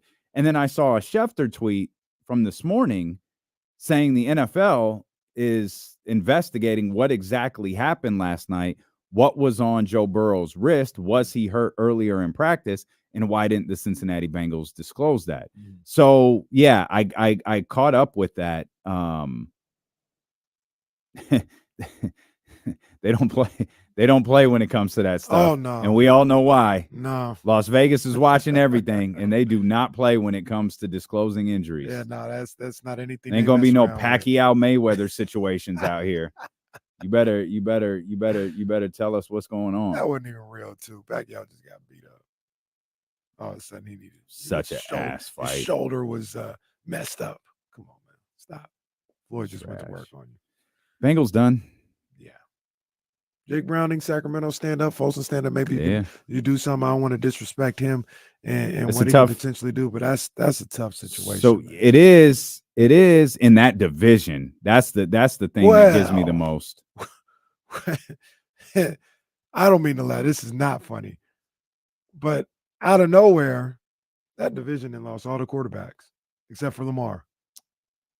They lost. Well, they didn't lose one. One just isn't very good. I was gonna. You got Kenny Pickett. Hey, you say whatever you want to. That's a 6-3 football team right there. Well, yeah, but that's a 6-3, and we're talking about is the division. They the Browns. You see, they lost Deshaun Watson, but you see who they bringing in. Now, I don't know if he's gonna start, but they brought him in for a workout. Joe Cool. Who? Your boy Joe Flacco is visiting with the Browns. That's the only quarterback they worked out too. Flacco with the Browns, and now our guy Sacramento stand up Jake Browning with Cincinnati. That's a crazy little quarterback. Yeah, it's been a tough week. Yeah, it's been a tough week. Well, there's a chance they went from 4 playoff teams to they might just have one now. Yeah, disrespectful to the Steelers, but yeah, you're 100% right. The Bengals who are already 5-5 as it is. That's the problem. Like they didn't have any cushion here with this Burrow injury. They've you lose that game to the Cardinals, which is they beat the Cardinals. They lost to the Titans. They've already lost to the Browns. They've already lost to the Ravens twice. They got the Steelers next week. Still got the Steelers twice on their schedule. It's not the craziest remaining schedule. You said this is a tough situation for Folsom's finest. Fair enough. However, you know how I feel. Anytime you have a situation where a player is gone, I feel you're in a better situation than, hey, this guy might be back week 13 or 14 or 15 or something like that. So just go do the best you can. Keep us afloat till then. No. It's your team now. You're the guy. We got ourselves in a deficit here with this 5-5 record that we have. We've got some tough divisional matchups still ahead with Pittsburgh and Cleveland, 2 with Pittsburgh, 1 left with Cleveland. But we've got Jacksonville out there. We've got winnable games in front of us, and we believe that you're a winning quarterback. You got it. I think there's a certain mindset that goes into that could actually be beneficial for Jake Brown. Yeah, and I mean, it's one of those situations. Obviously, I've seen it. Still got to perform with Brock Purdy. I mean, go out there and execute the game plan and give your team the best opportunity to win every week. It's absolutely can happen. And a lot of this is going to fall on Zach Taylor too. It's like you don't give, and you could correct me if I'm wrong. You know better than I do. I feel like we talked about this in last year, but you don't give Brock in this case. You don't give him the whole playbook for next week versus Pittsburgh. Hey, this is what we're going to do this week.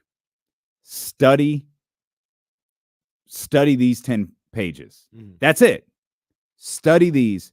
Know every in and out about these 10 pages. That's what we're going to focus on. The following week, you don't present any of this to him.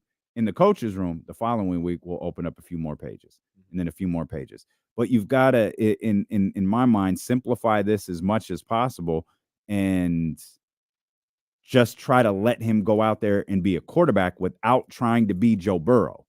Just go be a quarterback. If you could be a quarterback, get some of our guys involved. Everyone said we had a roster. We believe we have a roster. We've got a schedule that might lend us to getting the job done. T. Higgins but hurt too. That's tough. Yeah, that's huge. Get him healthy as well. They're basically the New York Jets right now. Jake Browning just don't lose us the game. Their defense is good enough to where, like yesterday, they gave up 34 points or whatever. It's kind of tough when you lose your quarterback mid-game and all that. It's like momentum. And Thursday, I don't judge nobody on a Thursday. But their defense is good enough. I think they'll be able to keep them in games and all that. You've got the players on offense. It's just a matter of just don't lose us this game. That's another positive, though. Was a negative last night, but it's a positive Friday morning. Is you've got time. You've got time. So if that locker room, if that front office, if that team really believes, we're a capable team, do everything you like. Zach Taylor's a big part of this. Wow. Make this as simple as possible for Jake Browning, and you might be able to win a few games moving forward. Enough to, it's the NFL. You get to the playoffs, you got a shot.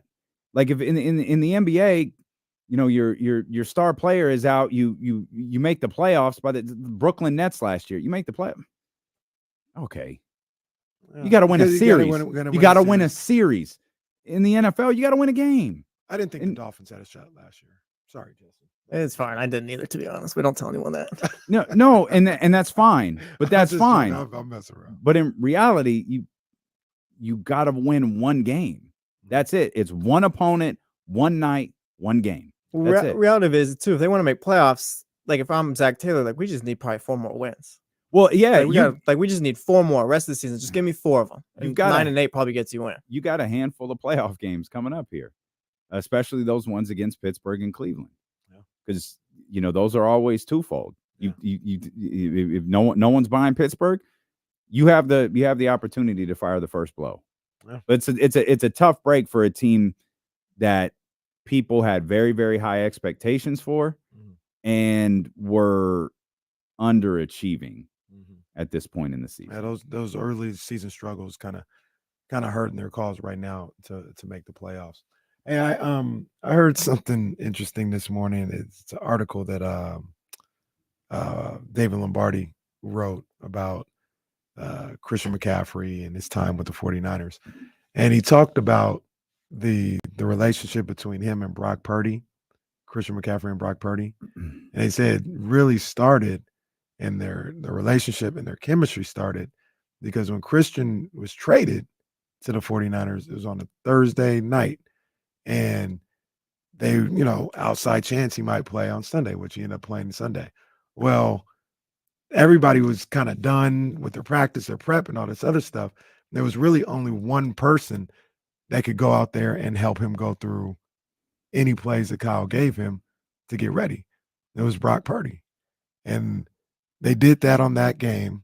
And he said they did that for a few more weeks leading up just to get up to date with Brock and everything. McCaffrey. Yeah, to get up to date with everything that was going on. And Brock was also talking about doing that helped him learn the playbook as well. Lo and behold, 2-3 weeks later, it's the starting quarterback and the starting running back, and they've kind of fostered that relationship ever since. I just thought that's awesome. That was crazy happenstance that's how their relationship started, and they fostered it, and now they're, the starting quarterback and starting running back. Yeah, that's McCaffrey incredible. Was always going to be that, but Yeah, for sure. So you think the Bengals are out? I think they're out. You think the Bills are out? They might have got new life because the Bengals are out. Yeah. Yeah. And you know who else it opens the door for?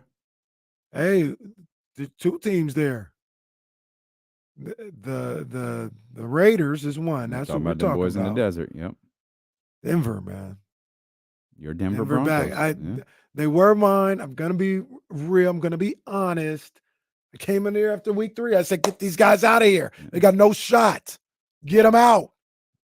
I believe we officially ended their season that day. Yeah. Yeah, it's on the notes app. It's on the notes. Yep. It's in the notes app. They get them out of there. Look who's there. They got an opportunity. Jets still have an opportunity now. And Aaron's coming back. Well, December. And then who's really in that situation now? It's the Texans. The Texans. Yeah, Texans are there. Texans are there right now. Yeah. Are you guys buying any of that CJ Stroud MVP talk right now? Absolutely. Absolutely. What 14 touchdowns, 1 interception. Barely a wild card team. What? 14 touchdowns, 1 interception. Why couldn't he be the most valuable player in the league? Because there's probably somebody else better out that's having a better season. Tua's probably having a better season. You're gonna win the AFC East. Yeah, you got to lead your division. You can't be MVP wild card. Yeah, that's what I'm saying. What do we mean by talking? Us talking about it right now? Yeah, absolutely. It actually happening? Absolutely not. No, first of all, that's disrespectful, and I don't like the way that you said that. Lamar, is he having a better season than Lamar? Probably. Well, hold on, wait a minute. Lamar's not having a great season. He's had great games. Sharp. No, calm down. No, don't do that. Yeah, don't do that. Come on. Don't do that. Whoa. Don't do that. Don't do that. Lamar, go to commercial. This is stupid. No, say something bad about Lamar. Like you're going to. Come on. Yeah, you know what y'all are. This on the other side, bro. Yeah, we're not leaving this. We'll be back. Y'all are. We'll be back.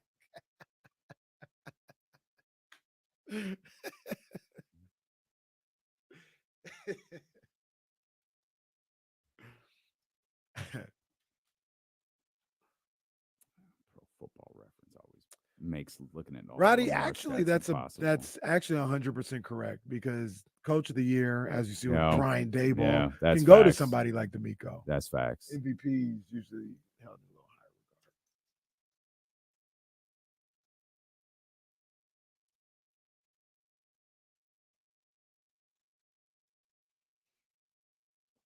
I wish they didn't make this so freaking difficult. I get why they do this. Where is Lamar's? They make finding Lamar's rushing totals like mission fucking impossible.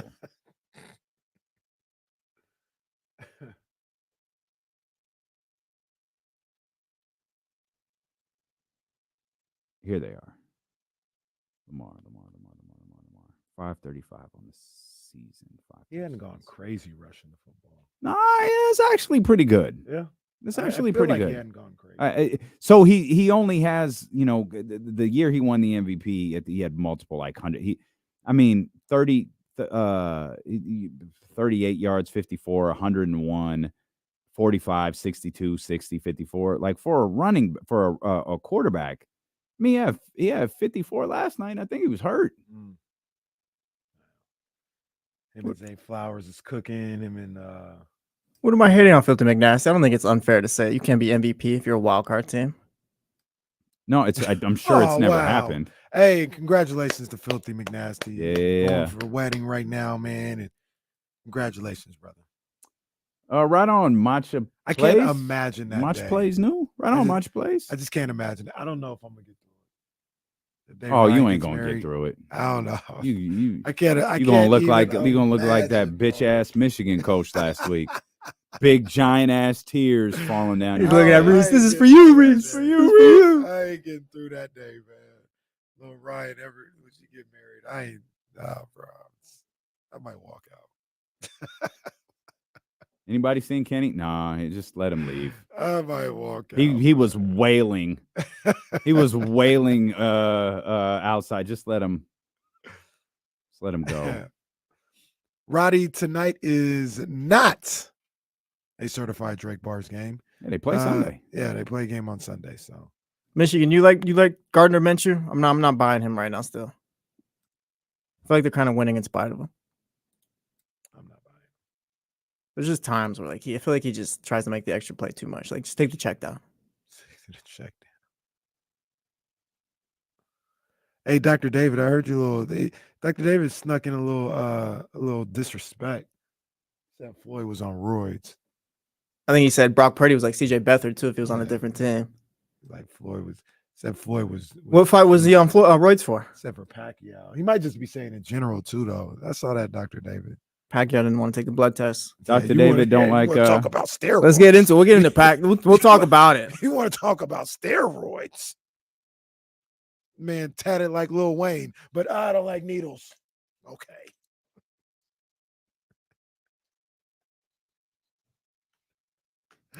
Sky River Casino not only presents D-Lo and KC, it presents the 7th annual KSFM Thanksgiving Food Drive.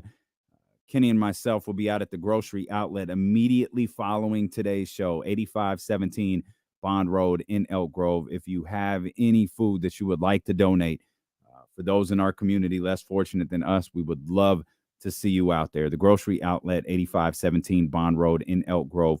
We will be there immediately following this show until 7 o'clock. KSFM will be out there beginning at 3 o'clock. If you can't make it out there at 5 to hang with us, we'll have the Kings game on the phone. Mm-hmm. We'll hang out. We'll have a good time. If you can't make it for that, just you could go at 3. Yeah. Just or can't do that. All good. Go to elkgrovefoodbank.org. That's right.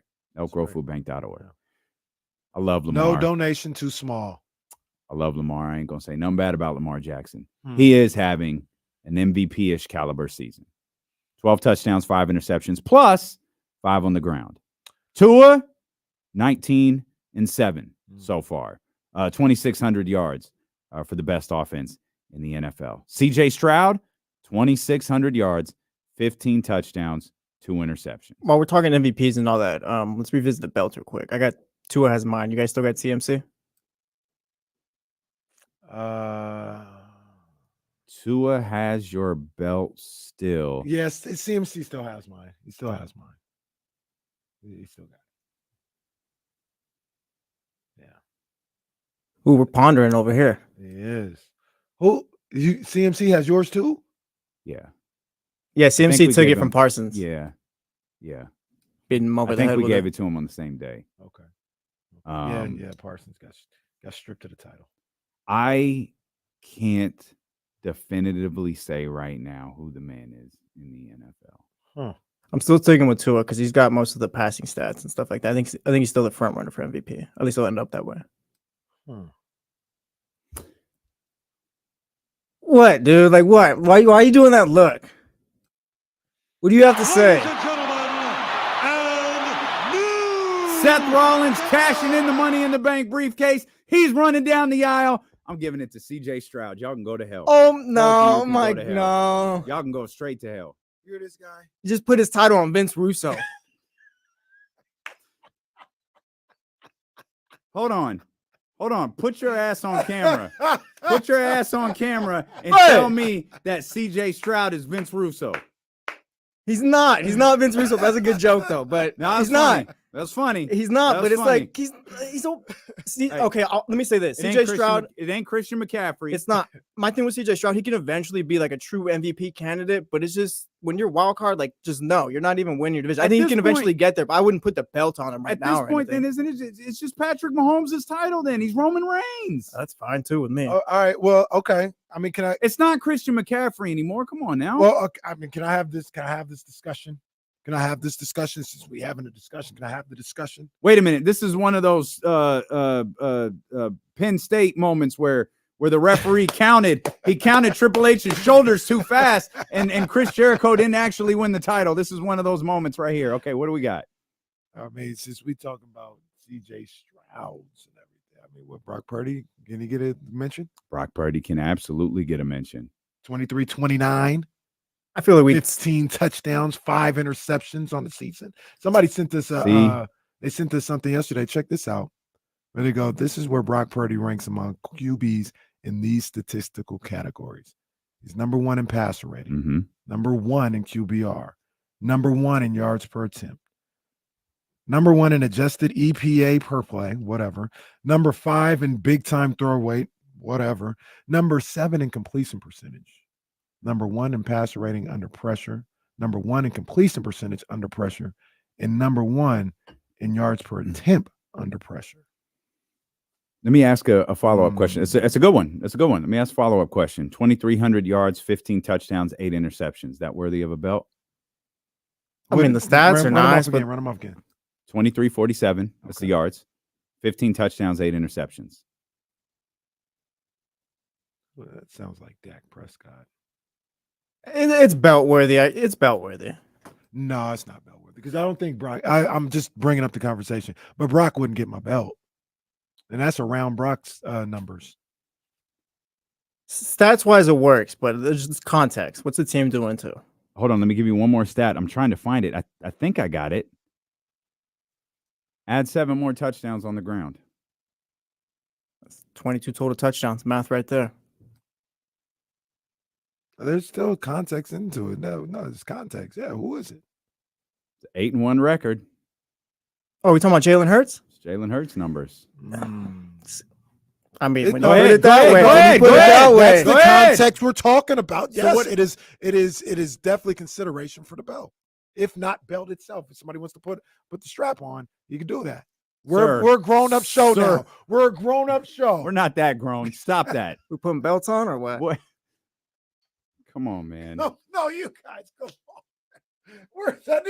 I'm ordering the flag this weekend. This weekend. Who's got the belt? You're keeping it on Tua? I'm keeping it on Tua. How many? Does Tua have any touchdowns on the ground? No, he's not dual threat really. Right now, You're right. He literally has 0. Right now, CMC still has mine. Really? Yeah, he still has mine. I'm approaching a CMC WrestleMania 4 tournament right now. I don't know who to put this damn CMC belt on. also just ended a streak where he scored a touchdown. That's right. In 18 straight games. No doubt. 17 doubt. straight games. Excuse me. But if we're talking about, I'm sorry, how many losses they have? 3? Yeah. CJ Stroud has 4. How about CJ Stroud's the number 1 contender right now? For whose title? That's true. Yours is kind of a I mess. don't- like, is it still Christian? I'm not comfortable with Christian McCaffrey being the guy right now. I'm still We're talking about the best. Hit John Cena's music, man, because if we're doing this, it's got to be Patrick Mahomes then. We could I didn't even look up Patrick Mahomes' number. I got 10 quarterbacks numbers in front of me, and none of them are probably Patrick still phenomenal. Mahomes. We could CM Punk this thing, do a tournament for the belt or something. For you. WrestleMania 4. We're not CM Punking anything. So Mania 4. The winner of the Royal Rumble gets the title. Hey, They're not even. bro. They're not even crazy. Let me go there, 2,400, though. 17 and 8. It's not even crazy. 6-3 record. That's why I'm sticking with Toronto. I think he's the MVP front runner. I think they'll be top of the AFC. Like I think it. Wow. Hey, so we ain't gonna mention Jared Goff. 25-07, 14-5. It's good. It's good, but good. What is 7-2? I think it's 7-2. 7-2. That's right. Putting your belt on Jared Goff is like putting on JBL though. Come on. That's a what do they call it? Transition champ? Well, JBL had the belt for a long time though. JBL had the belt for a long time. Was Drew McIntyre a transition champion? Yeah, during the COVID times. I feel like he was. COVID No, times. so that Did they really think Drew's like not that's fair. what they were going to do? No, I thought they thought Drew was the guy. That's not fair. You got to remember Drew. We got to remember that Royal Rumble. Drew was over. He was. But he won the knocked out title. Brock, didn't he? He Yeah, won yeah, the he knocked out title, Brock. yeah, in an empty arena. Yeah. He was never going to succeed that way. They needed a guy. It had to be a guy like Roman who could hold an audience that wasn't there. They went Drew, Fiend, Roman, right? Is that how? Was there somebody in Right. between? Yeah. Now the transition champion was Bray. Yeah, because he was never Bray was the transition. yeah, he was champion. never. He like, wasn't going to be the somebody, guy. Yeah. It was to set up Roman not having to beat Drew and blow the reveal of the heel turn right out the gate. And they also that allowed them to be able to bring that back around. Right. Roman versus Drew. Right. Which they did at WrestleMania the next year. No, they did it in Saudi Arabia. Oh, jeez. With that wasn't that the thing Tyson Fury was part? Those two were singing there. songs. At the end of dude gets beat, doesn't win the title, and is out here singing like Sweet Caroline or something. And maybe it wasn't Saudi Arabia. It was No, I think it was. Oh, yeah, was it? He was No, over there. getting why would he Saudi be back. singing Sweet Caroline in Saudi Arabia? That's just what he does. Weirdo. Where's Tyson Fury from? England. He's I a feel like it gypsy. was in England. Actually, he's a gypsy. I feel like it was somewhere in Europe and not Saudi. I don't know. Bryce probably. knows. Tyson. Who Fury. the hell is the champion? So Adam L threw a name in the chat. I'll throw it out there for you because you're looking for someone. What about Tyreek Hill? No, because Tyreek ain't show. And this is probably the problem with Tua as well. They ain't show up in them games, man. About Tyreek be doing all this stuff, and then when we play the Chiefs, Eagles, or Bills, he ain't nowhere to be found. He He had can't. a touchdown against the Eagles. I'm sorry. Chiefs one bro. kind of was I bugging. love you, man. Tua ain't the MVP.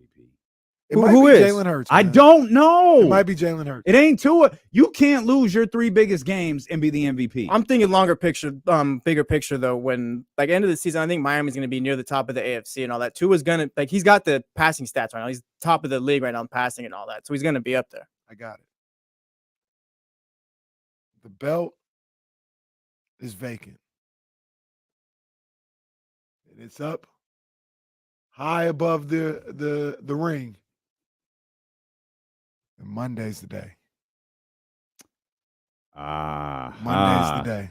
Jalen versus Patrick Mahomes in a ladder match. Now, the question He's is, still going with Tua. I'm Who's saying- Miami got? The Raiders. Yeah. Oh, come on, man. They got the fighting don't Antonio do Pierce. that. They got Don't do NWA that. coming to Don't do town. that. He's playing quarterback. Now, the question is, now look, that's the match. The question is how many belts are going to be up there. I'll put mine up there. I'm gonna leave mine vacant. So you're taking it off. Just to be clear, after all I'll of take this, it off CMC. you're taking it off Christian McCaffrey. Take it off CMC. And it's going to be hanging up there on that ladder match on Monday night. Okay, stand by. Stand by. Give me 2 seconds here.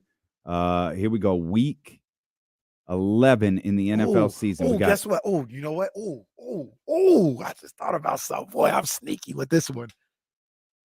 Maybe Jalen wins it.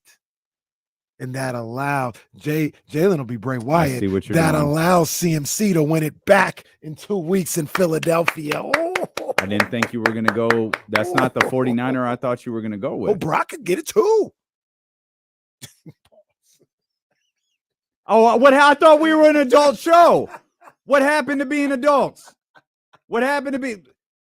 Look at flag on the play. 10-yard penalty. Kenny Caraway holding. Repeat second down. You can call that every play. What the hell? Mark over here talking about KC booking one of them dusty finishes over here. Get a pop from the crowd only to take the title away. So I'm looking at the lineup of games this weekend.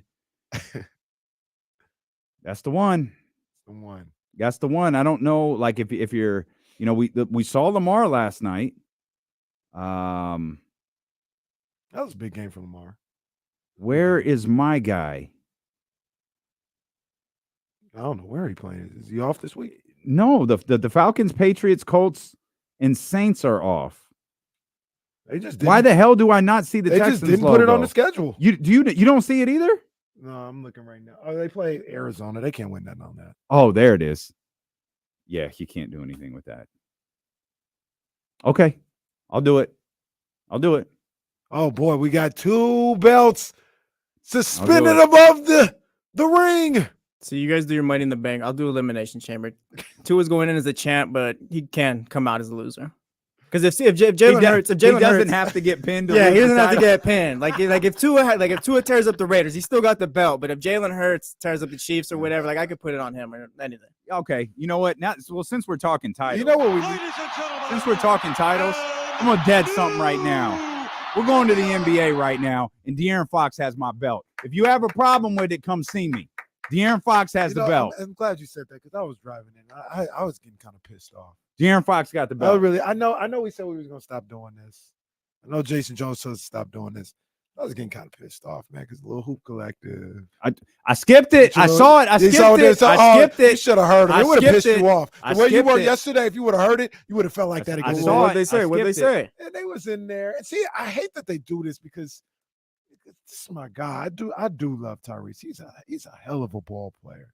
But they were trying to do their whole little thing where they like give props to people who started off the season right. They talked about Bam, they talked about Donovan Mitchell. Then they got to Tyrese Halliburton. And they were like, oh, Tyrese, I mean, this guy's amazing. He's 24, 25, and 12. He doesn't turn the ball over, 6-to-1 turnover to assist to turnover ratio. All things are factual, and they're amazing. He's doing phenomenal. Yep.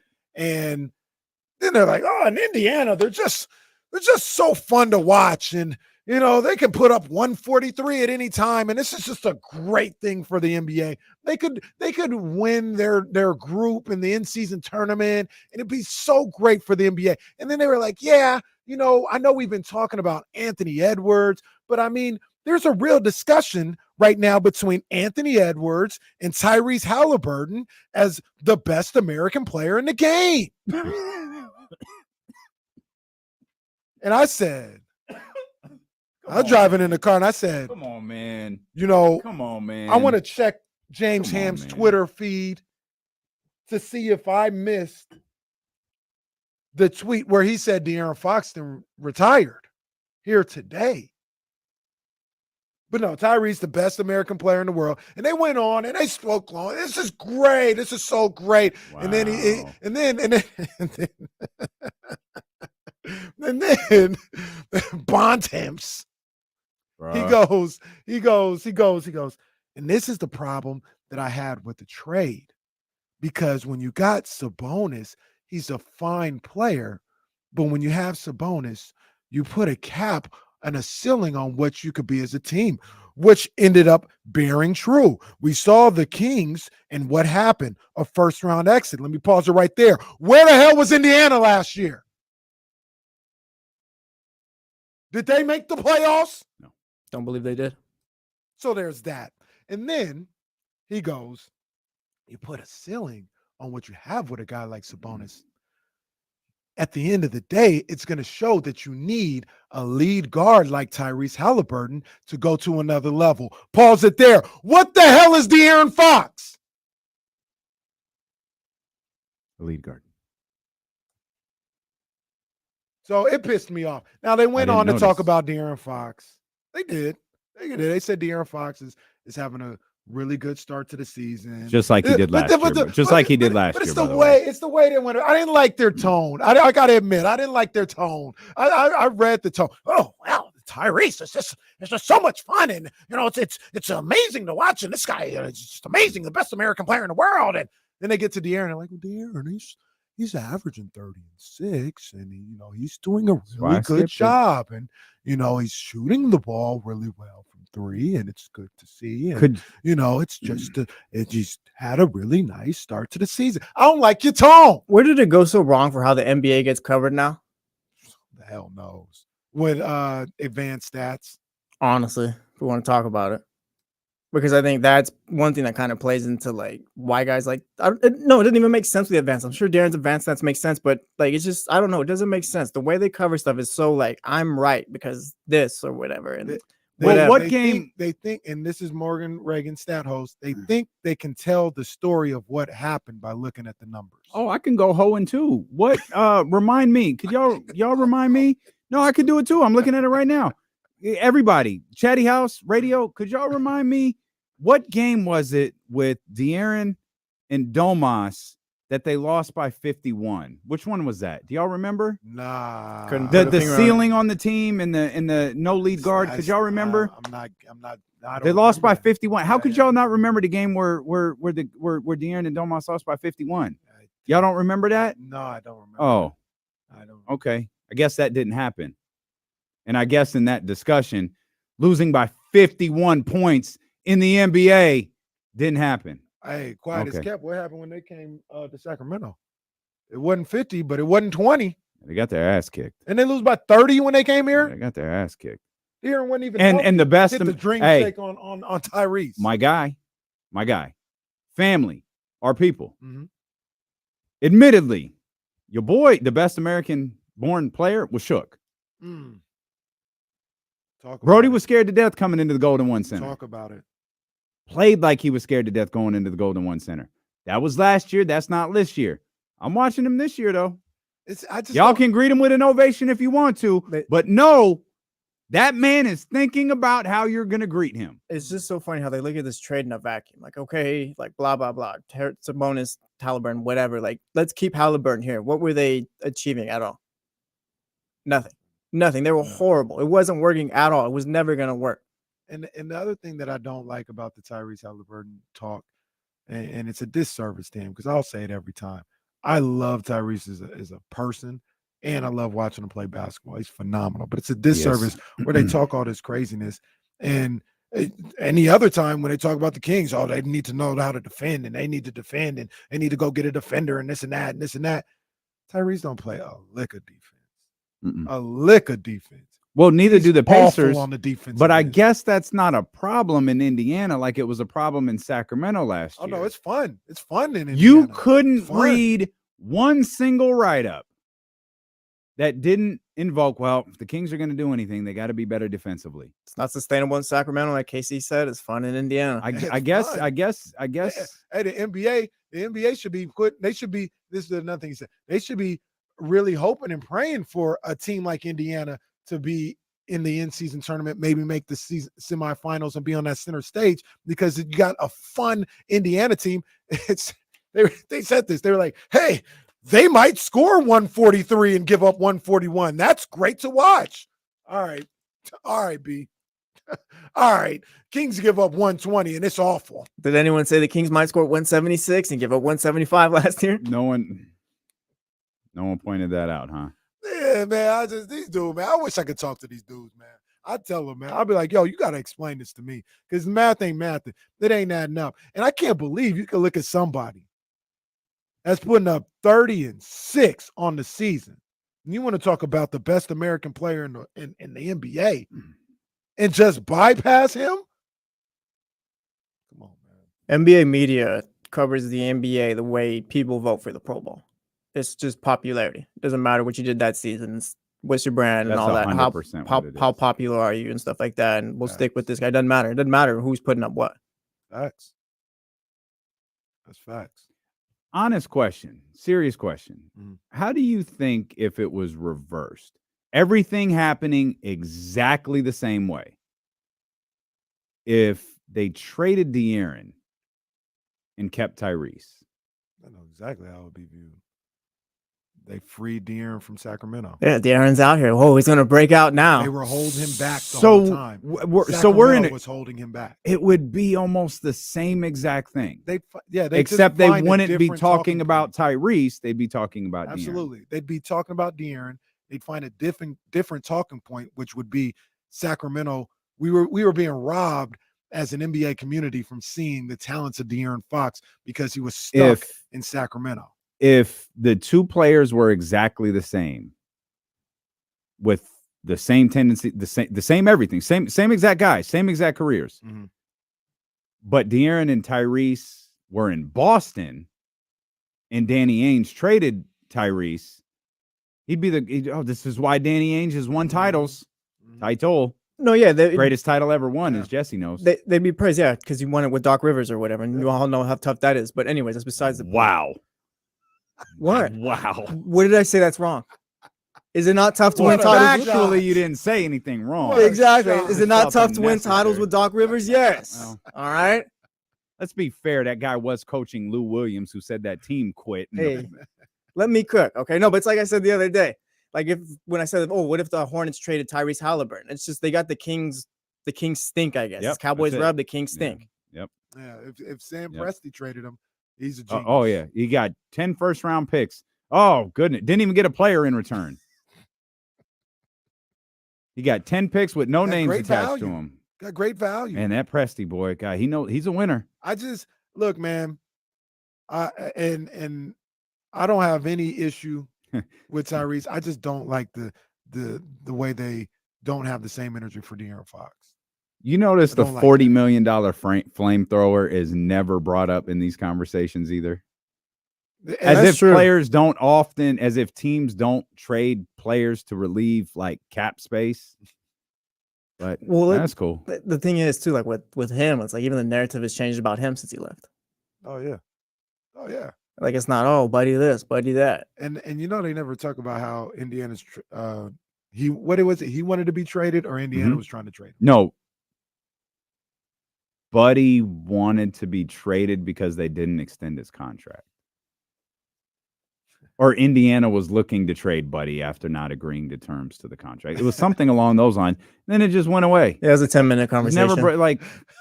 Never brought up again. Has anyone checked with Avery Johnson to see how he feels about this? He's still trying to free Buddy from Sac. Has anyone? He saw Buddy Hield trade with Crest, immediately went on the air. Was like, we got to get that guy out of Sacramento. Man, and like I said, I don't like. And then when the way they be talking, they be like, oh yeah, Sacramento, they broke the streak. They're not complaining. Like the way they talk, like they don't give De'Aaron his just due. You hear Malika yesterday? Perks, oh yeah, Sacramento did this, did that, got to the first round of playoff, or they got to the playoffs, lost in the first round though. Wow, Malika, boy, I tell you, yeah, boy, I tell you. I ain't gonna say it. Come on, man. I ain't gonna say it. Oh, and in fairness of being fair, I guess you could just say there is a clip. We didn't get to it. The Zach Lowe clip. Yeah. Where Zach Lowe said, enough of this Lakers talk. How about we talk about the Kings who beat their ass yesterday? Yeah, that must have been in the deleted scenes. I don't think that made the show. Yeah, that must have been on the app version of the show because I sure as hell didn't see it. You get that on the jump the day after with the bonus features. That's on the YouTube. That's on the YouTube account. You hear the producers talking about, yeah, we had to cut this segment because of this, and that. It's all part of it. Ran too long, guys. We cut the Kings segment. Yeah, securing the beam got it right because Kings got a YouTube exclusive because we're not good enough for live TV. It was what Brian Cruz says, YouTube exclusive. It's really a YouTube exclusive. Kings still have not gotten the respect. Like as far as like being good, like no, they still think it's a joke over here, bro. It's all right. It's all right. We go. Hey, we go just keep smacking people up, man. That's all we can just do. Gonna keep smacking starts people tonight. Up. That's all you got to do. Starts tonight with the San Antonio Spurs in-season tournament situation. We just try and get an in-season tournament ourselves. Hey, that's all we're trying to do, man. Win some games. Our man Will Z joins us. I'm just gonna say during the break, I'm gonna look and see where the wild card potential is with that. Okay, you'll do that. We'll talk to Will Z. We'll talk about tonight's game. We'll talk about what we saw a couple of days ago with our statistician, WillZstats.com. He joins us next here on Sacramento Sports Leader, ESPN 1320.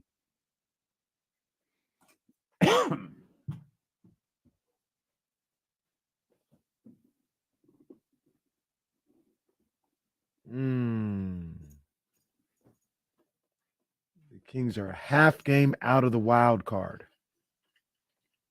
What? For the in-season Because they tournament. haven't played, right? Yeah, yes and no. Utah's 2-0. Let me get a 13th round in because I got to talk about that sorry-ass fight.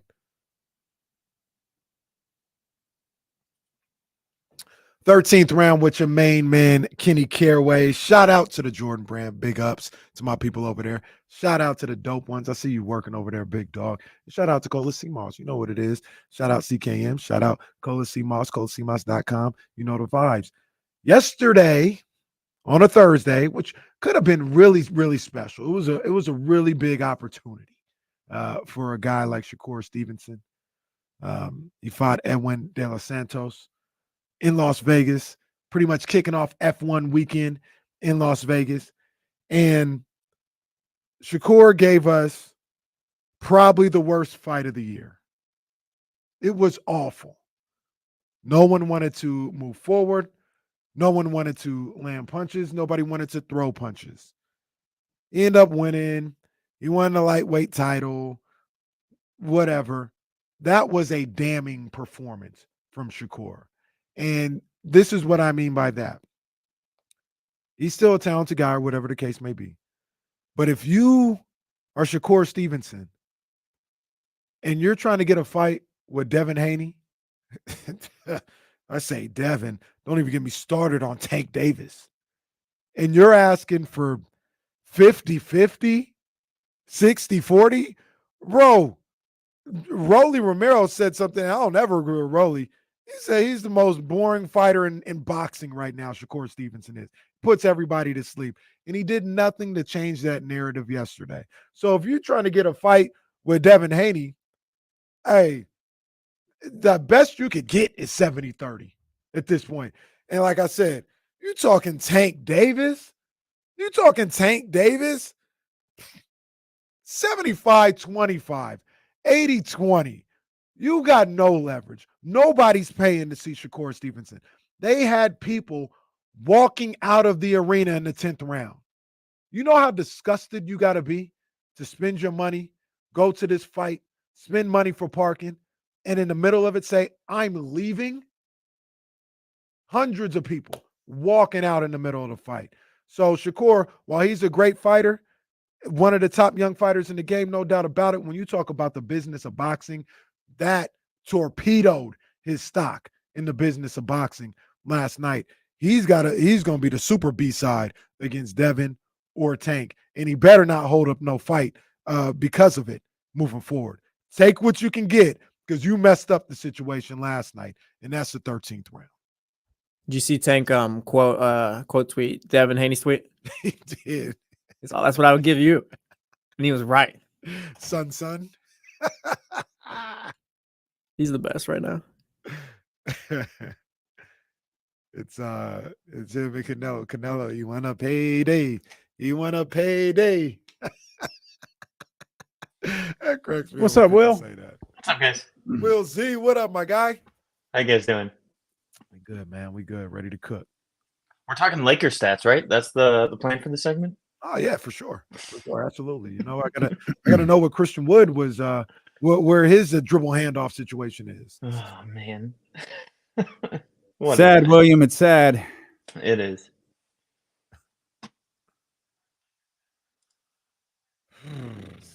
Sad. It is hilarious how true Carlos's little message is right here. That's pretty accurate. That's probably what it would be. That's pretty accurate. Joe Mazzola in over his head. Mazzola. What is it? Mazzola? It's Mazzola, right? Mazzola. Watches the town every day. He watches the town. Yes, indeed. We're back, Will. Hang on.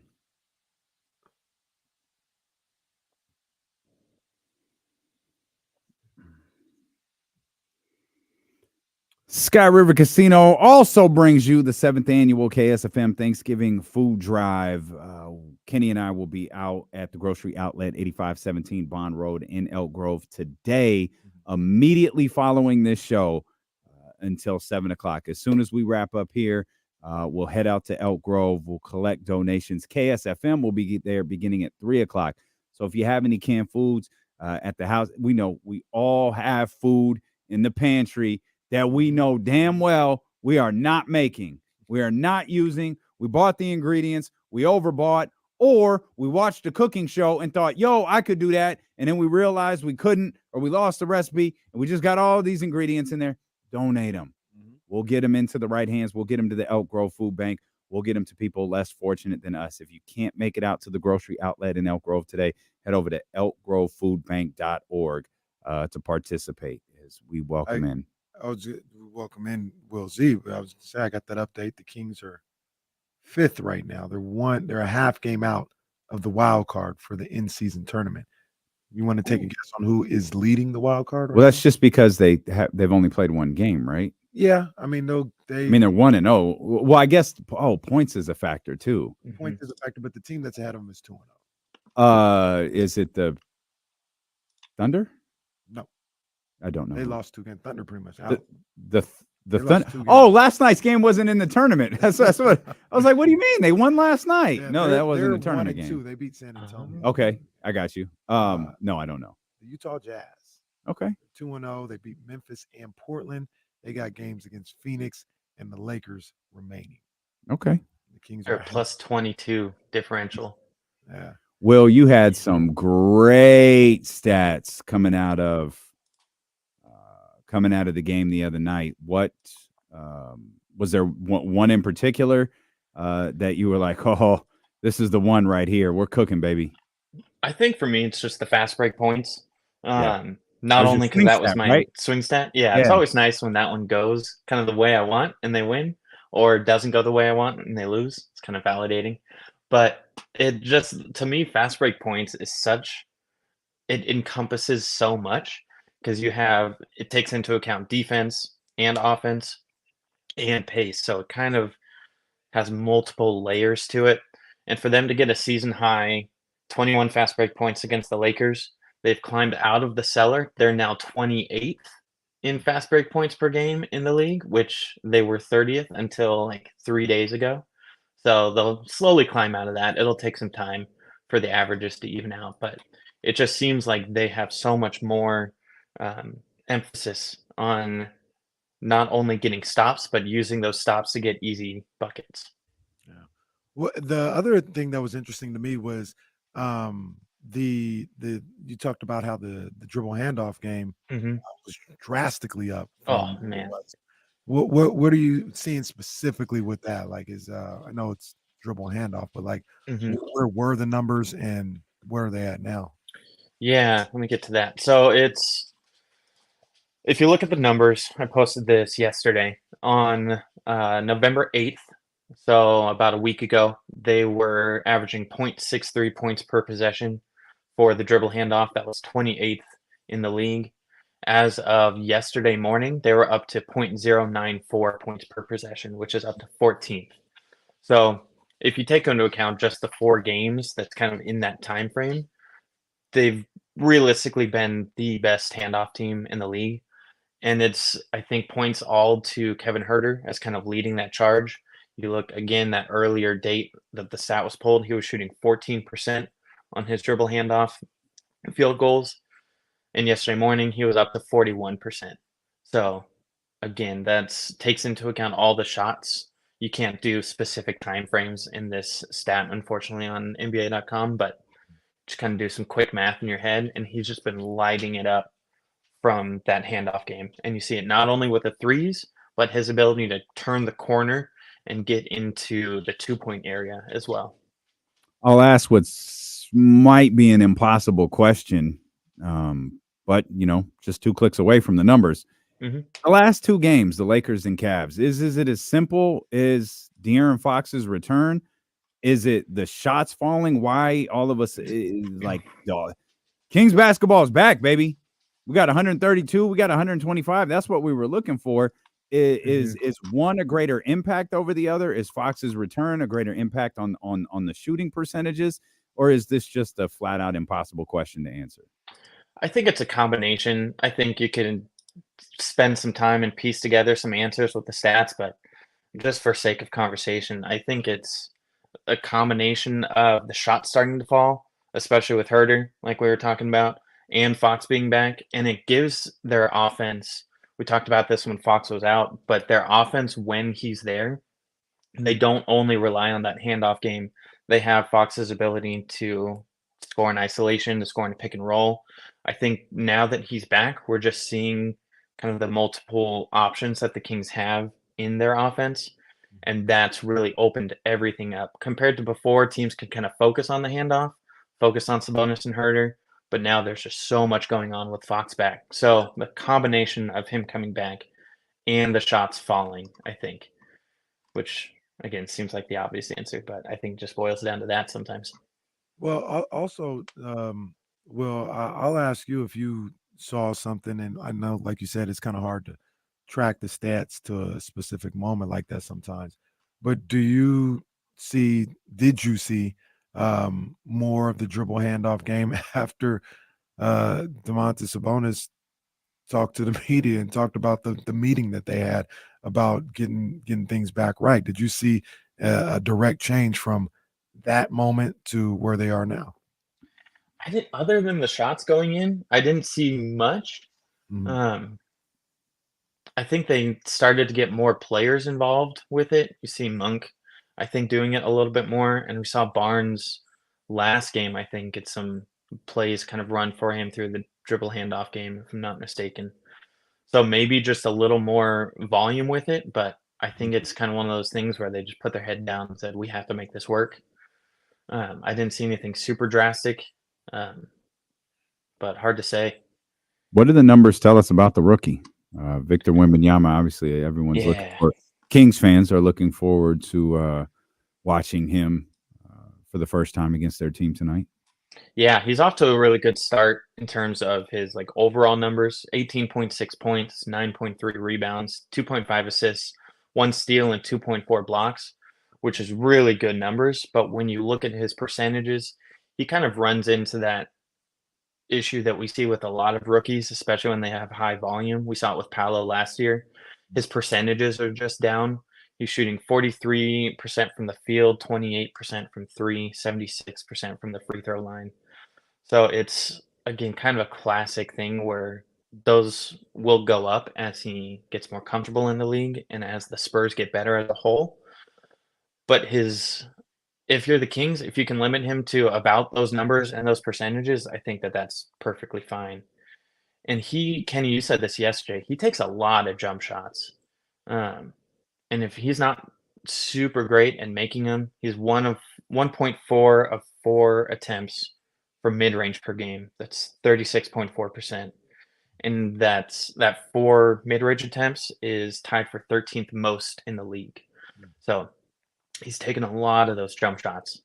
Yeah, I always felt like he right now, and he's a young guy, he's learning the game. I'm not saying this is who he is, but I like from, maybe 3-4 of those times he takes a mid-range or deep 2 jump shot, get on the block, get that fall away game going. I mean, he's probably unstoppable if he got on the block and had a turnaround fadeaway like Jordan or something like that. Nobody's blocking that shot. So I'd like to see him perfect that a little bit more, but he'll probably get there. Do you see anything from him defensively as being a game changer on the defensive end of the floor with protecting the rim and being his switchability or anything like that? Yeah, I think he's such a good shot blocker, but I think he kind of lets that dictate his game a little bit too much. I'm going to pull up some other numbers When while you I say that, talk. you mean like if he's active with blocking shots, like his game is flourishing. If he's not really a disruptor on that end, he kind of floats around a little bit. Yeah, and I think he shot block hunts a little bit where he'll fall for the pump fake.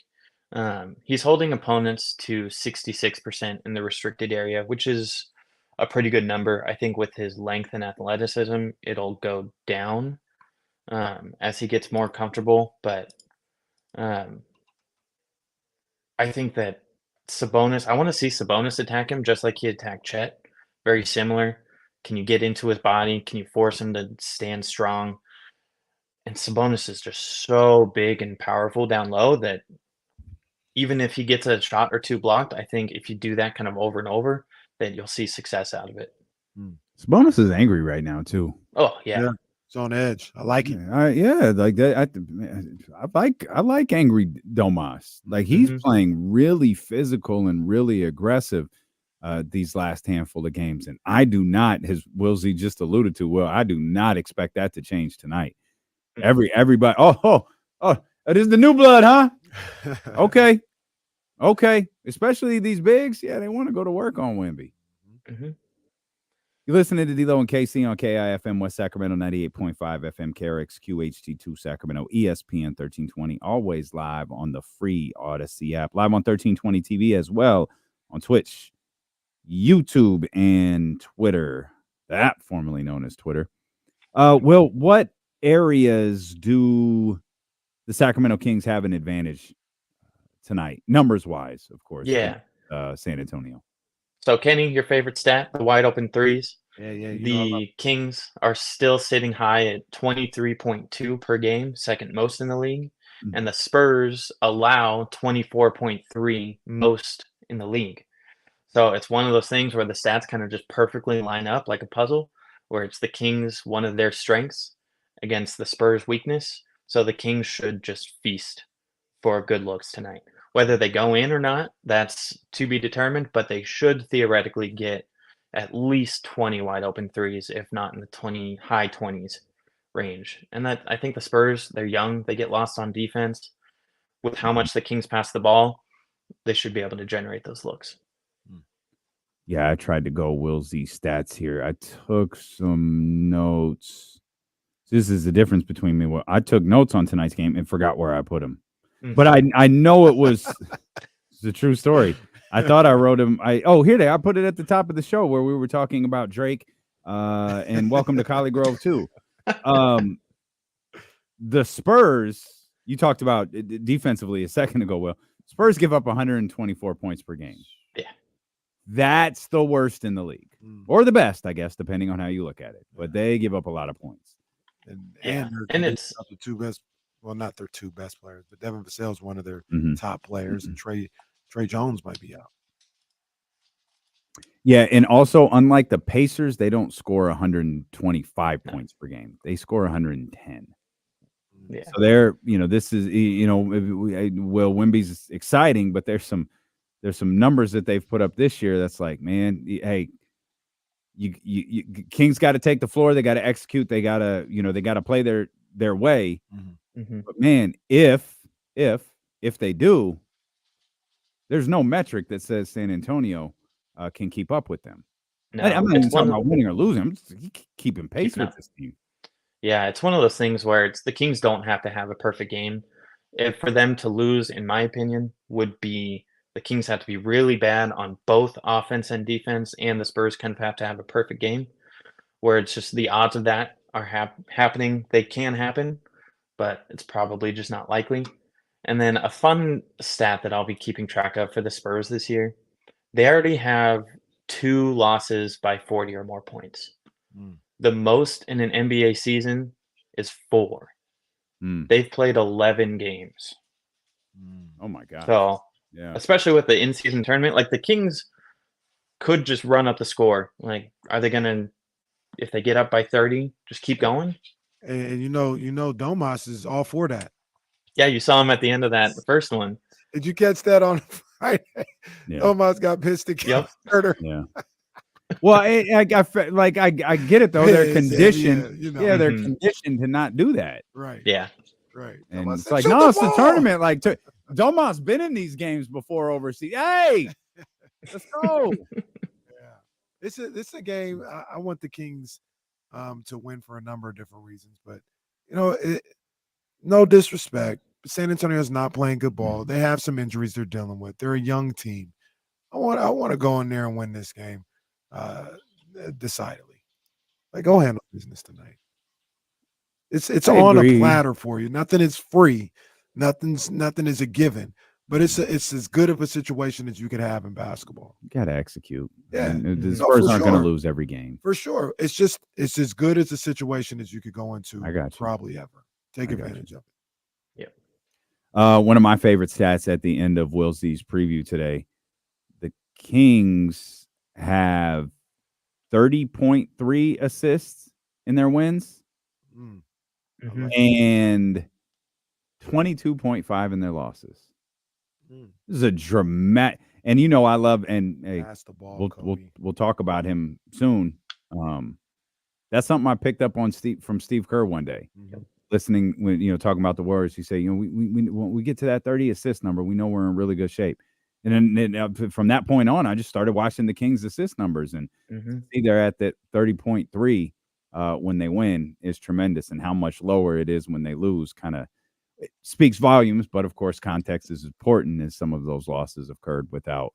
Well, I know the Hoop Collective doesn't see him as a leader on the floor, but De'Aaron Fox is in fact a point guard in the association. So him and Domas tend to dictate what happens on that.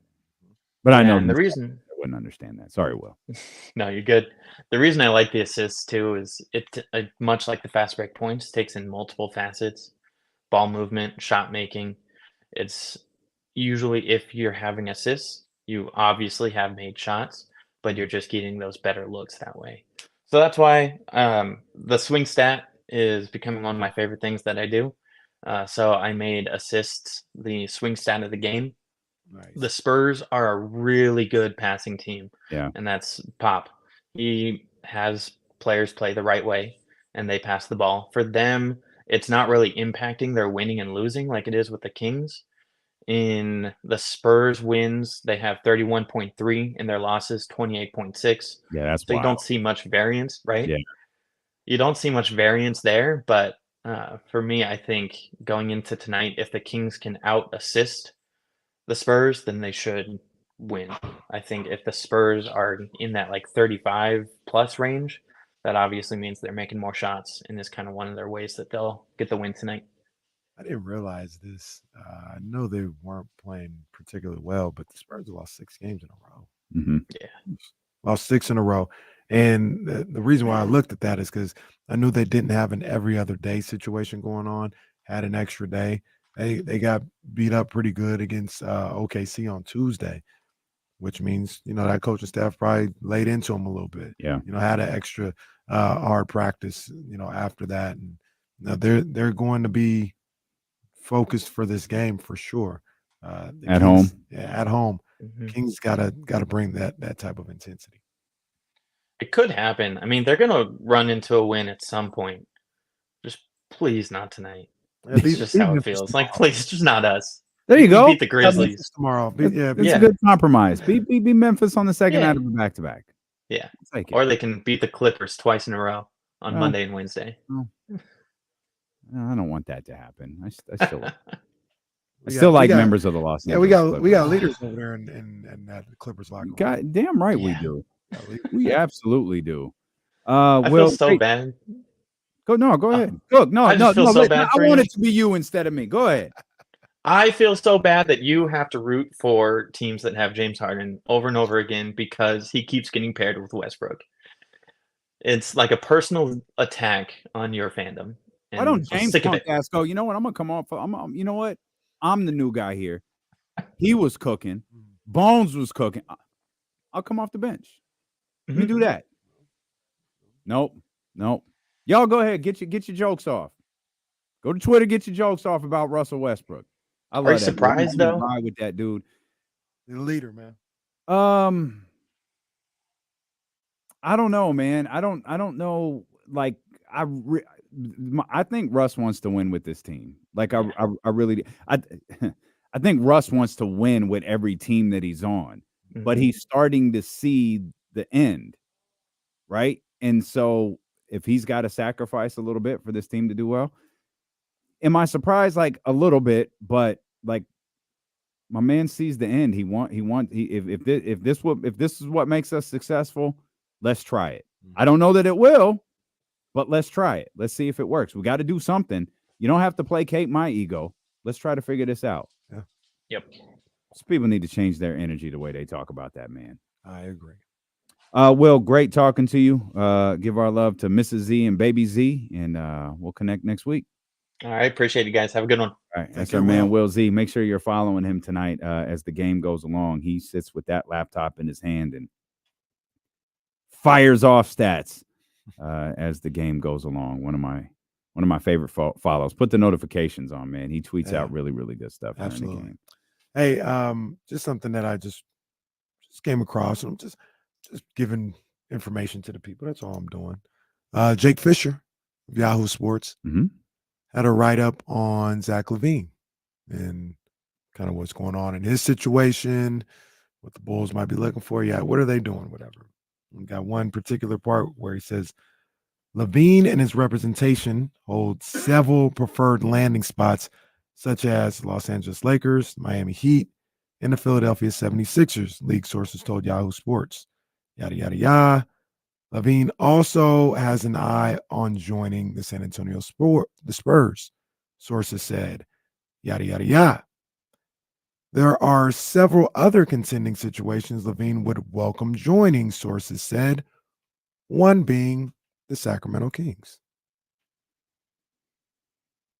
So LaVine possibly has an eye on Sacramento. He wouldn't. Sorry, I could hear Trista throw up from here. Cross country barf from Trista Crick on that one. I don't know. I'm not sure how it would work. I like Zach LaVine as a player. I would, in a vacuum, I think that's how this works out. In a vacuum, I'd love to have Zach LaVine on the Kings. I'm just not sure with this particular team in this particular situation. So let's just ask the easy question. What's it cost you? It's the new universal deal. It's Harrison and Davion. And a pick. You're gonna add two more players to. You're gonna have to add more players to that though to make the money match. I think we looked at this the other day. We've got a deal, and there's a player that I don't know that you're gonna want to add. You got to make the money match. The money doesn't work with that. So you got to do Harrison, you got to do Davion, then you got to add Kessler, and to make it all match, you got to add Trey Lyles. And I think that kills everything. Yeah, he makes more money than Karl Anthony Towns. He's making a lot. Huh. Jesse went into that stupid trade machine. I did the trade machine. Yeah. I ain't going to that website, so Jesse did it. And that was like the way to make the money work to match without work. adding all kinds of players and stuff like that. Still do it? Cost you Trey Lyles? Do you do it? I'm not trading Trey Lyles. You know, the thing about it though with the Kings, let's think about this, over just watching them play and everything that's going on. I think they're gonna make a move. I think they're biding the time. They're trying to figure out what they need specifically, who's gonna be available specifically. I think Monty is he's I'd be shocked if they didn't make a move. I'll put it to you that way. I think they're going to go for the gusto. Let's talk more about that. Let's also talk about what's been the best story through the first 10 games of the Kings season. And going to ask your opinion on what Steve Kerr said yesterday before the game. I'll actually pull that audio up. We'll play it for you. Steele and Casey, brought to you by Sky River Casino here on Sacramento Sports Leader, ESPN 1320.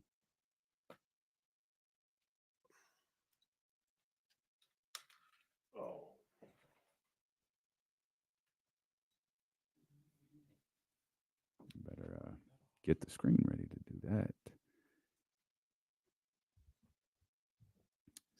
Steve Kerr.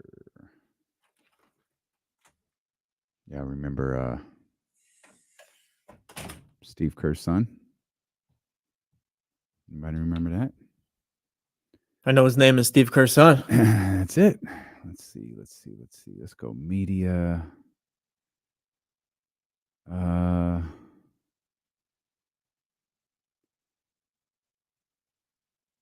That's not what we're looking for. Steve Kerr says his message to Clay. That's not what we're looking for. That's not what we're looking for. That's not what we're looking for. Damn, this is all about the.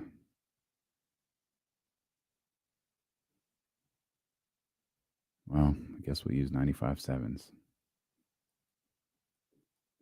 Whatever. use 95.7 sound.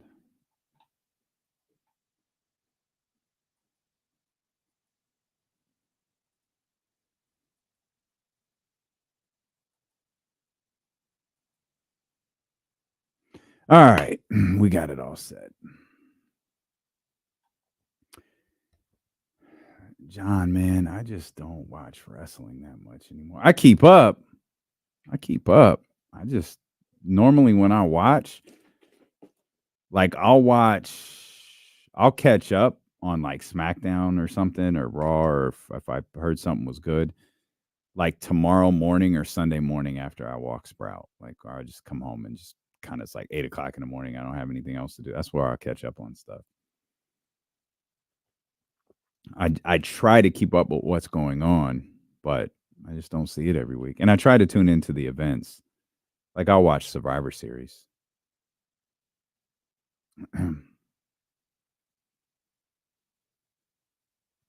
Man, a lot of people are talking about Alex Caruso, bro.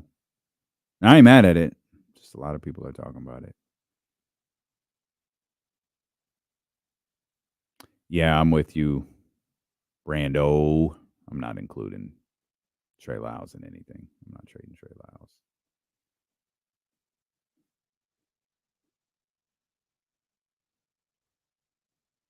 Yeah, I hear you, Terrence. I hear you.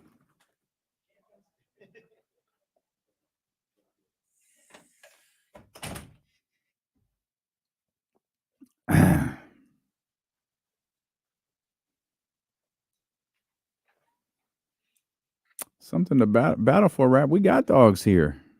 Like Trey's a dog. De'Aaron's a dog. We got dogs here. We good. We don't. We that's over. We're Regardless good. of what some people think, Domas is a dog. Shit, Javelle is here. We got dogs, bro. We good. We good in that regard. Domas a dog, and I don't like how people act like he's not. Here, so I'll say this though. I need him to he can't go to the refs every play. I feel like he's starting to do that a lot. Like LeBron got him on that chase down. He looked at the official. It's like, hey, LeBron got you. It's all right. I wish he knew it was happening though. Like, oh no. Got him. Damn it. He was like the only one who didn't know it was. I didn't know it was coming. That was an incredible play. You didn't see LeBron? Mm-mm.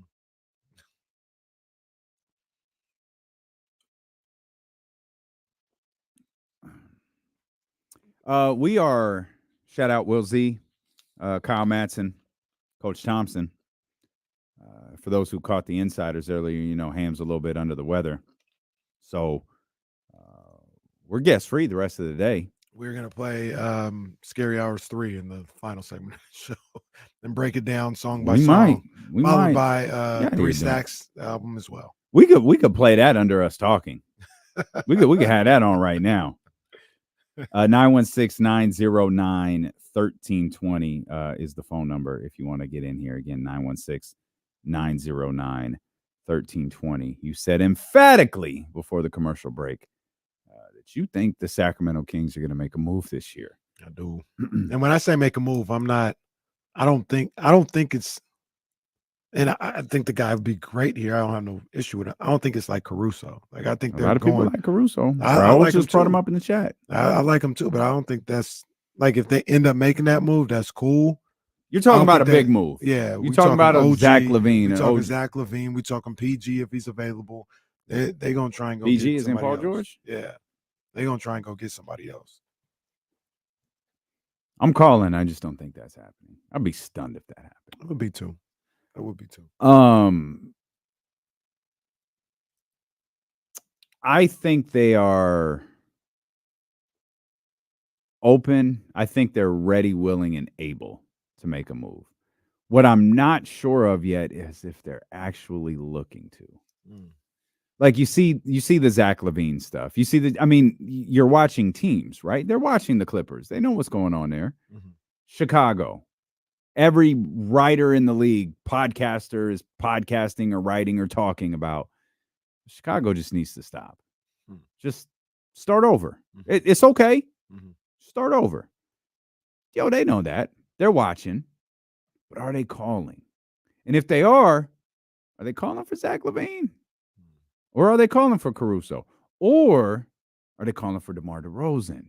Or are they calling for someone we're not even naming? I just wonder, like, I feel like Monty's just letting it all unfold. And if there's a deal there's a deal he wants to pounce on, he will. I feel like that. I think we can comfortably say OG is a guy he'd like to go get. Unfortunately, he'd have to trade 47 first-round picks and De'Aaron Fox and Domantas Sabonis to acquire him. To even start the conversation. That and Masai might still hold out and demand the Tower Bridge as well be renamed the Masai Ujiri Bridge. But outside of that, I think he's as long as the team's winning games. Now, had the team, what are we at? 6-4? Go 3-7? I think it's different. I think it's different. But it's not. It's you're 10 games in, you're 6-4. You played a couple without De'Aaron. You lost the game with De'Aaron Fox. You lost a couple without him.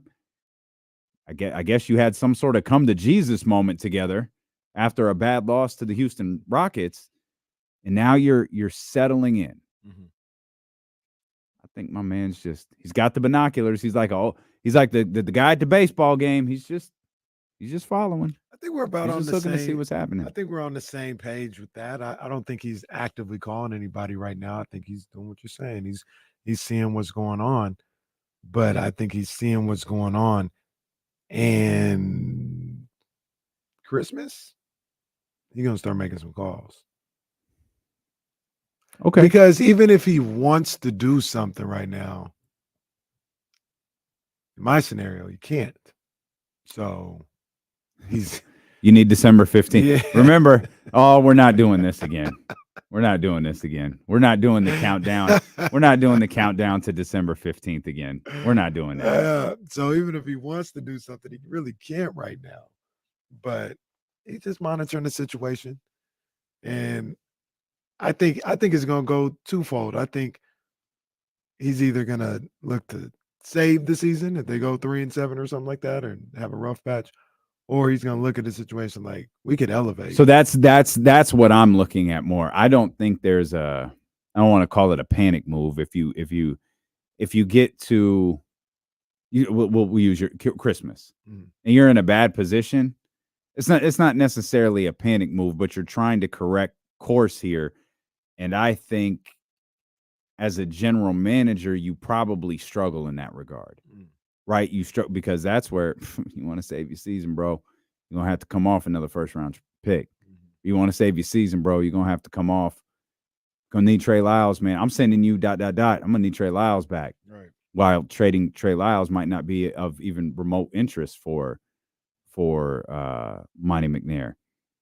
I think when you're trying to elevate, though, that's when you're in a little bit more of a position of power. And for me, the other aspect of that as well is I'm going to get a starter.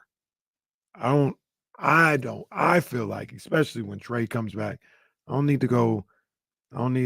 necessarily need to go move some situations. Yeah, I don't have an issue with this team's depth. No, I'm going especially with Trey Lyles healthy. I'm going to get a guy that I believe can start at the 3 or the 4.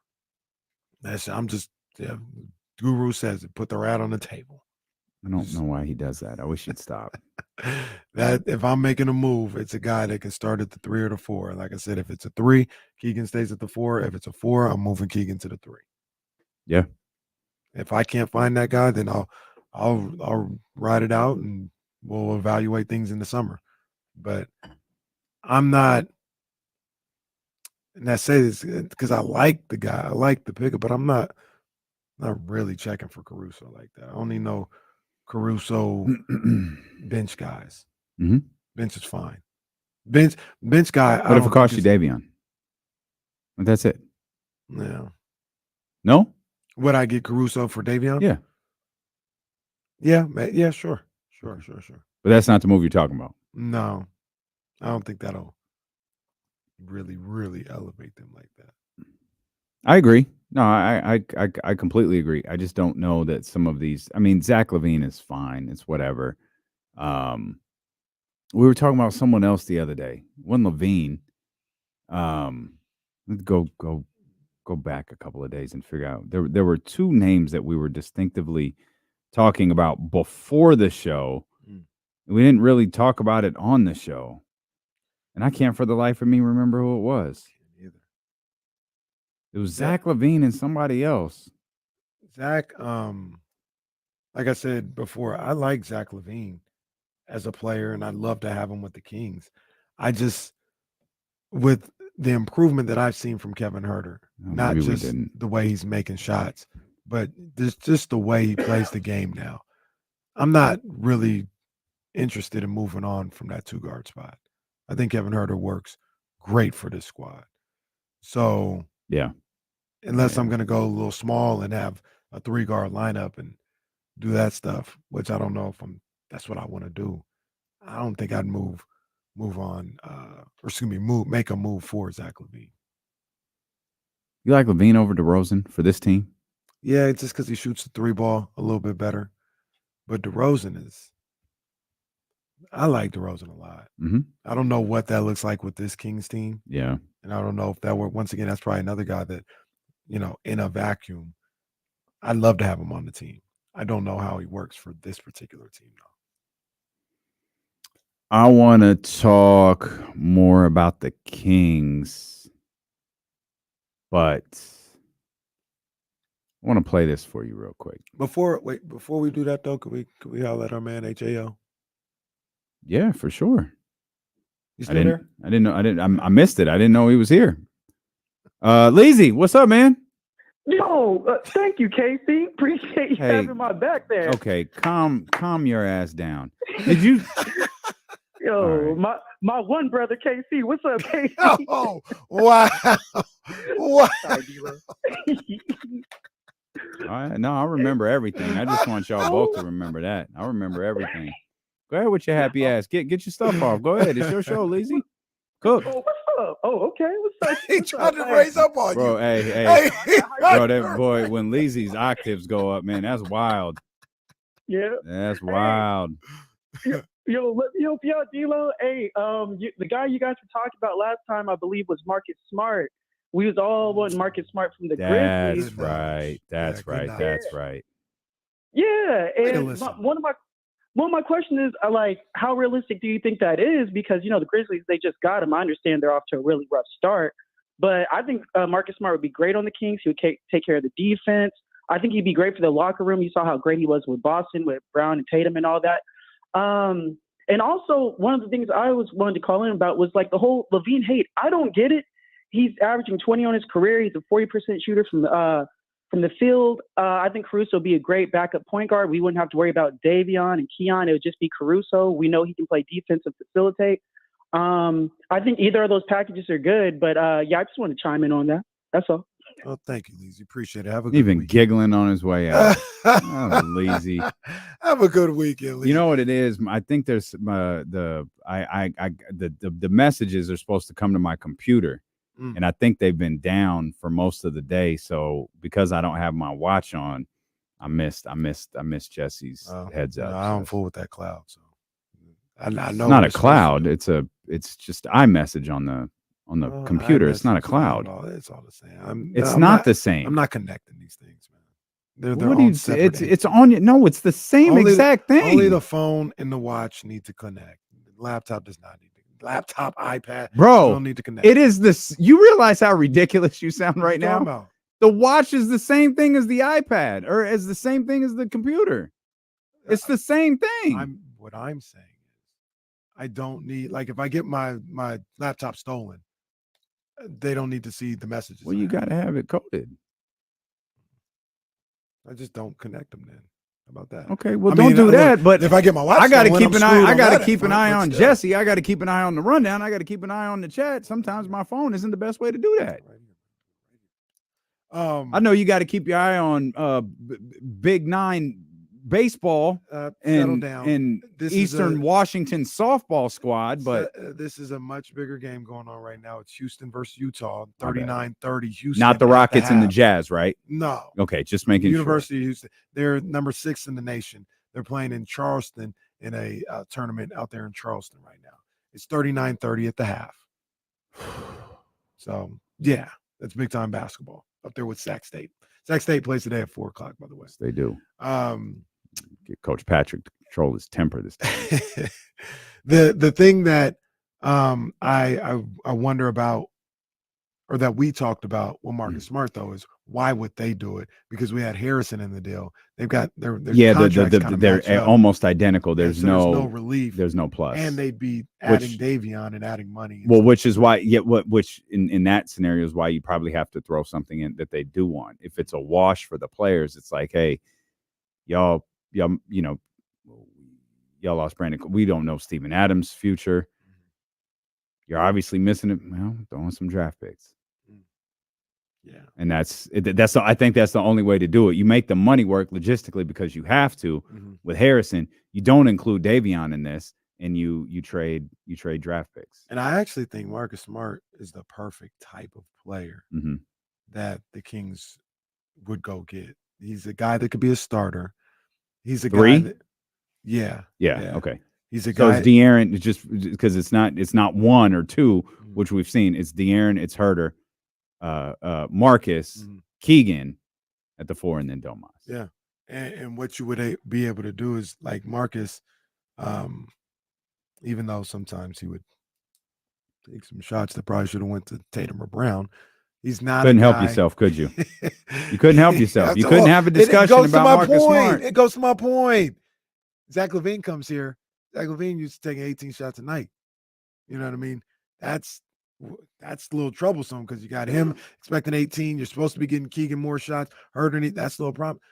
Marcus Smart could play that Harrison role where he just kind of gets the shots where they fit in, and he could still be effective. So I think he'd be perfect for this team. Marcus Smart would be perfect for this team. I agree. I do think I have an answer for Leezy. He was talking about there's a lot of Zach LaVine hate. I think a lot of it is maybe it's not hate. Maybe some people do dislike Zach LaVine. I think it's more injury concern. Which isn't that a little bit overblown? Just a little bit. Like he's played a little bit more than people give him credit for. Yeah, it could be lately. Yeah, I think we a lot of times. One time. That's why I said that. Yeah, I think injuries. I think with injuries, sometimes we use that as a crutch for maybe we don't like the player's game, or which I believe is the case in some. They just don't really watch. I don't blame anyone for not watching Chicago. They're hurt twice in 4 years. Like, it's always hurt. Wait a minute. Speaking of, y'all remember how the West was going to be healthy the whole year, except for your Sacramento Kings? Talk to them. Yeah, we ain't gonna see no big 3 in Phoenix anytime soon. And let's be perfectly clear when we bring this up. We aren't wishing this. We weren't hoping No. Perfectly clear. We were just saying. They talked about the Lakers, the Suns, the Warriors, the Clippers. They talked about all of these squads as if they were flawless. They were perfect. There would be no injuries on teams like that. But those goddamn Sacramento Kings avoided injury last year. There's no way they could do it this year. And yet here we are, 10 games into the season, still haven't seen Devin Booker, Kevin Durant, and Bradley Beal play a game together. Not only have we not, we won't. Bradley Beal out minimum 3 weeks, and it was announced that he'll be reevaluated. Wow. Not Brad's timetable to return is in 3 weeks. Brad will be reevaluated in 3 weeks to determine if he can return or if he's out longer. This was the flaw with that Phoenix Suns team. Anyone who picked the Suns to win an NBA championship, I immediately looked at you sideways. Y'all do not factor in the way an NBA season goes. And that's why I said yesterday. That's why it's one of the reasons I had such a bad attitude yesterday. When y'all talk about De'Aaron Fox, when y'all Windhurst, when y'all Bond Temps, when y'all McMahons, when y'all go out there on your little podcast and talk about De'Aaron Fox, you better talk about how tough that dude is. You better talk about the fact that that dude came back to play clearly uncomfortable, clearly in pain, as acknowledged as much, just said, I got to get out here and be with my team. There's no point in sitting around. Let's go play ball. Y'all better start talking about how tough that man is when you talk about, quote, the Sacramento Kings avoiding injuries. They ain't avoid injuries last year when Domas messed up his thumb early in the season. They told him 6 to 8 weeks. He said, well, that screws up our whole season. I ain't missing that timeline. Tape it up. I'm coming back. They ain't talk about Keegan Murray just having a contraption on his thumb that no one knew about.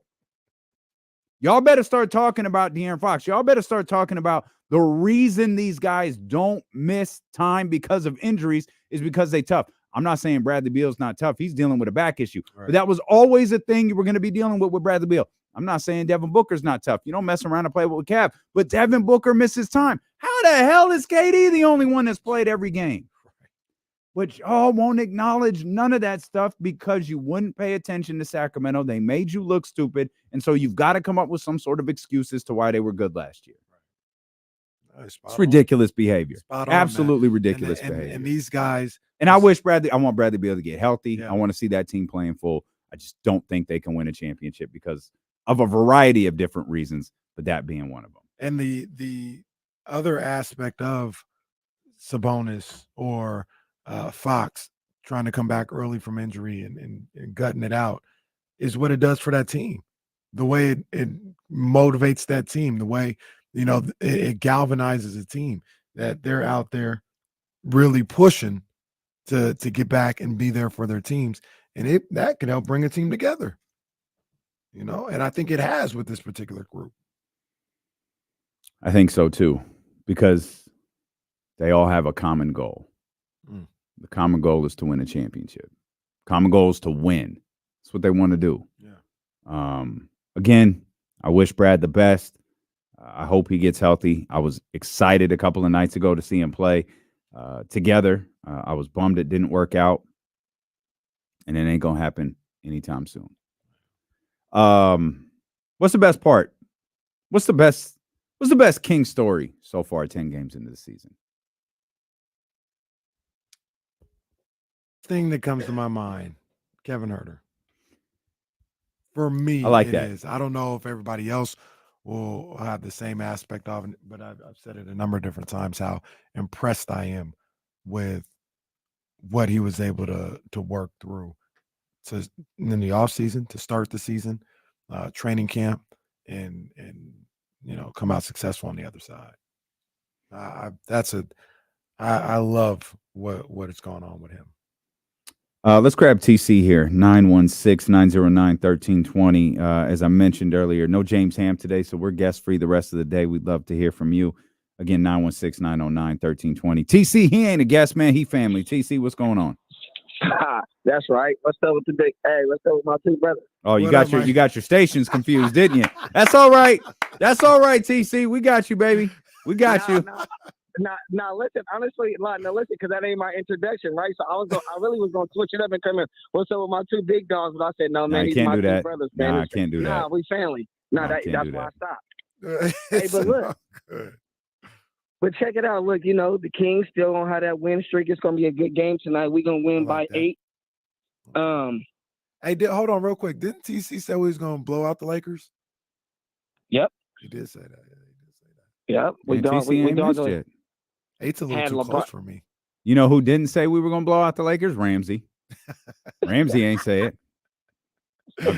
Hey, on another note, D-Lo, Casey, let's check it out. Hey, I'll give y'all my honest opinion, man. Look, on that Drake album, hey, can I give y'all the 5 songs that's nice? On the rest of that is hot garbage. It's only 6 There's 6 songs, TC. What you talking about? Oh, okay. You know what? Hold up. Let's stall them out. On Apple Music, it says it has For All My Dogs. Yeah. But it has the album attached to the new one. Yeah, I know the setup. It's the extra 6 songs. Oh, go ahead, TC. Go ahead, cook, TC. Let me hear it. It's not listening. Okay, so look, those 6 songs, if I'm not wrong, them is nice. Like Wickman, The Shoe Fits, Story About My a story about my brother, Evil Ways and Red Button. Yeah.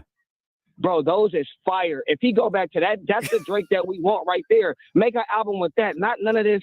I don't know what he doing, bro. That down. I don't like that. What he did with these new songs, KC. That's the Drake we need, bro. Right there. J. Cole murdered that. Hey, I don't care about that Shooter song. Ain't got nothing on that new one with him. That's cap. That's cap. First person shooter. They did this one. First person shooter is one of the hottest hip hop records to drop in a long time. TC named the whole album. I love TC so much. He named the whole album. Hey, and what Drake say on that one on the J. Cole song? He's like, "You think you can't be touched like an Indian marriage that can be arranged?" Though I was like, God, this boy going crazy. But you also, you know what he also did on there.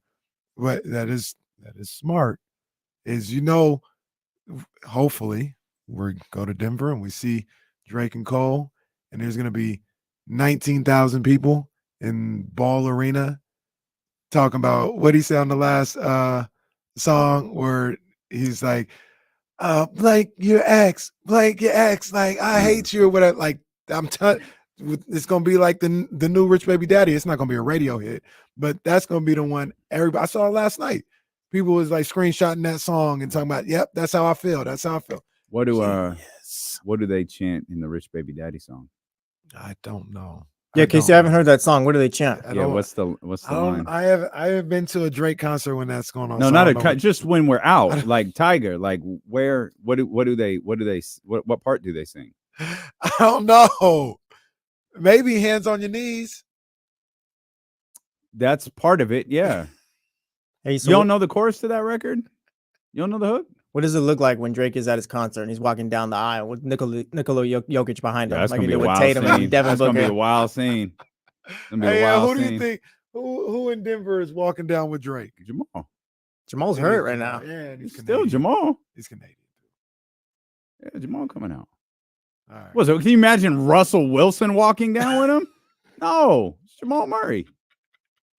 It might be Russ. I might set that up or something. No, Jamal Murray will walk down with him. Complex better not be playing with us either. Complex is old for a lot. This dude talking about, hey, we're gonna go to Denver and watch Drake and Cole. Hey, Complex, if you listening, hey, come on, man. Hey, we need to. Well, that's asking way too much. What? Say we need to get that paid for, but what? I know better than You're that. Adorable. You should. I know better than that. You should have been on the call I had this morning. that ain't happening. Aldrin threw another good name in the chat. Does Drake walk out with Shadur Sanders?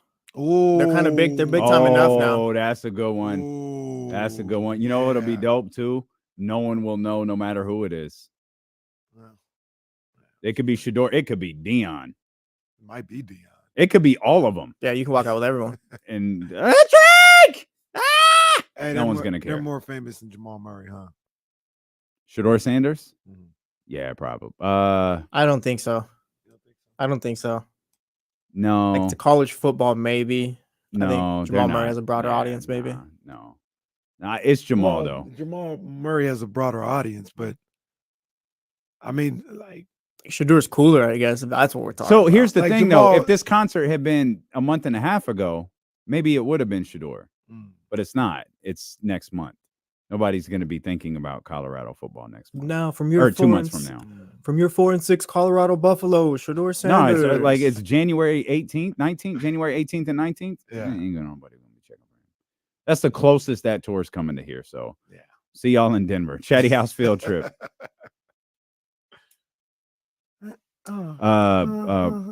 Worldwide WOB. Had the league pass menu, included the 2 national TV games. Kings at Spurs. Fun rating 83. Higher than I thought. Highest of the day. Oh, it's higher than I thought. Yeah, highest of the day. They might score 300 points in this one. Says man. Yeah, not a strong lineup tonight. Knicks at Wizards, Bucks at Hornets, Celtics at Raptors, Pistons at Cavs. Literally none of these are good. Celtics at Hawks, Nuggets at Pelicans, Magic at Bulls. Your Magic at the Chicago Bulls. Magic got a Paolo got a game winner the other night. Lakers, he did. He did. Lakers at Blazers. LeBron questionable in that one. Suns at Jazz. Rockets at Clippers is interesting. That is interesting.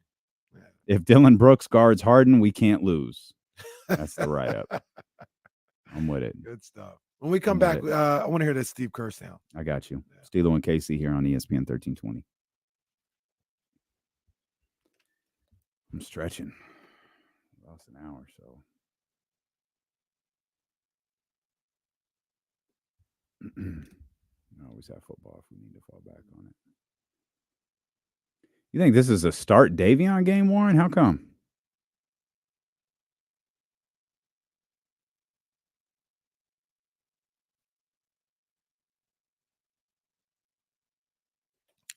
Ramsey, I'll have the picks on the next. What'd you bring in here? In-N-Out fries. Oh, it smelled amazing. They fixed the drink. I was like, that ain't a donut. They fixed the drink vending machine too, by the way. They did. I got a drink. Our 2-week-long Armageddon is done. Wow, poor guys. I don't know how you guys survived. I was getting water for weeks. Oh my God.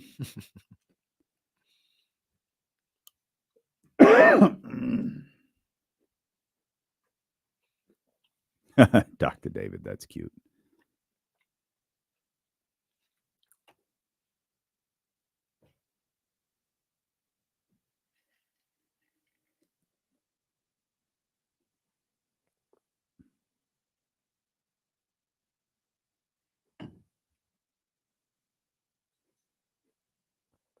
Seahawks are signing 41-year-old offensive tackle Jason Peters to their active roster. That guy got drafted in 2004. Man. Okay, Warren, I see you. Warren.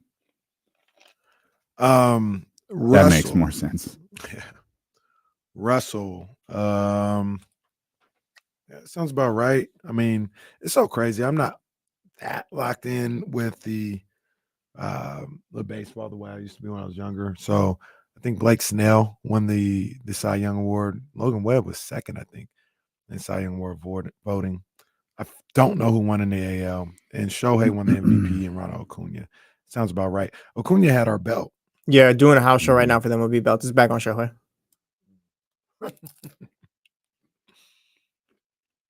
That's right, Garrett Cole. They didn't even throw E40 in the on the main screen. What, on Apple Music? Yeah. Bro, it's 23 songs, hour and 9 minutes. Too short and missed the fab. Oh, that sounds like a too short and missed the fab. Okay. Oh, Todd. Yeah, it sounds like all of them. It's almost like a 56-year-old man isn't going to change. But I'm going to listen to it on my hour and 9 minute drive to Elk Grove coming up in about an hour. Right after, yeah. Thank you. Good call. Terrence Crawford tells Lil Wayne his secrets of being a champion. There's a lot Terrence Crawford could teach Lil Wayne, huh?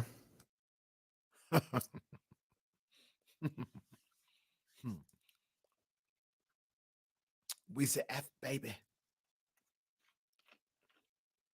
Do you know that comedian? His name is Bubba something. He was on Undisputed today, I think. I do. Did you see that clip of him talking about Anthony Davis? Yeah. Ooh. That's his little stick. Ooh. He got the little country draw, and he was like, trash. Marcus Smart out multiple weeks with a left ankle injury.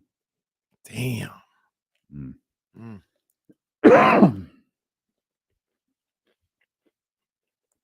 Yikes.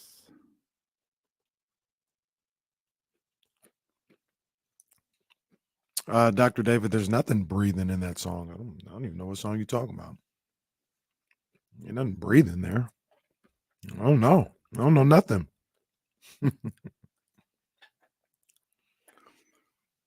What's that big bald head dude's name? You are not helpful at all. Yeah. Looks like he will beat your ass. Hey, he kind of does. That's funny. Nice guy. You're talking about Habit Burger? I was very disappointed in that. Habit's cool. It's all right. I could do better on the grill. Oh, what about that question? Who will go further, Heat or Thunder? Thunder. Or no, Heat. He won 7 in a row. Yeah, probably should give that some love. I've not given up on that team. Yeah, I'm sorry. You're rooting for the Heat? Say No, that rooting. loud and clear. I did not say it no, loud no. and clear that you See, no, no. And let's say it on camera. You're rooting. You're rooting I for didn't the Heat. say that. I said I didn't give up on the Heat, which means I don't think they're going to be as bad as people said. Please don't twist my words around. Jesse Tapia ...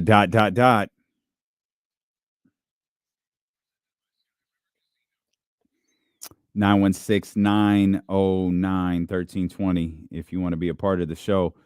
This in during the commercial break. Speak of the guard. We were just talking about Marcus Smart. Not good news for him or the Memphis Grizzlies. Marcus Smart expected to miss multiple weeks with a left ankle injury. That according to Shams Charania. Oh, wow. Well, it's tough for Memphis. Not my problem, but tough for Memphis. We want to get Mitch here, 916. Oh, for sure. Yeah, Friday Mitch too. It's like 550 out there. It's lit. Come on, man. He might be turned up right now. 916-909-1320. Mitch, what's happening? How's it going, guys? It's dark out there. I got most of my leaves done. I had a good vacation. Getting better. Okay. You're calling us from the house March today. 1st. What's that? You're calling us from the house. You're just relaxed right now, aren't you?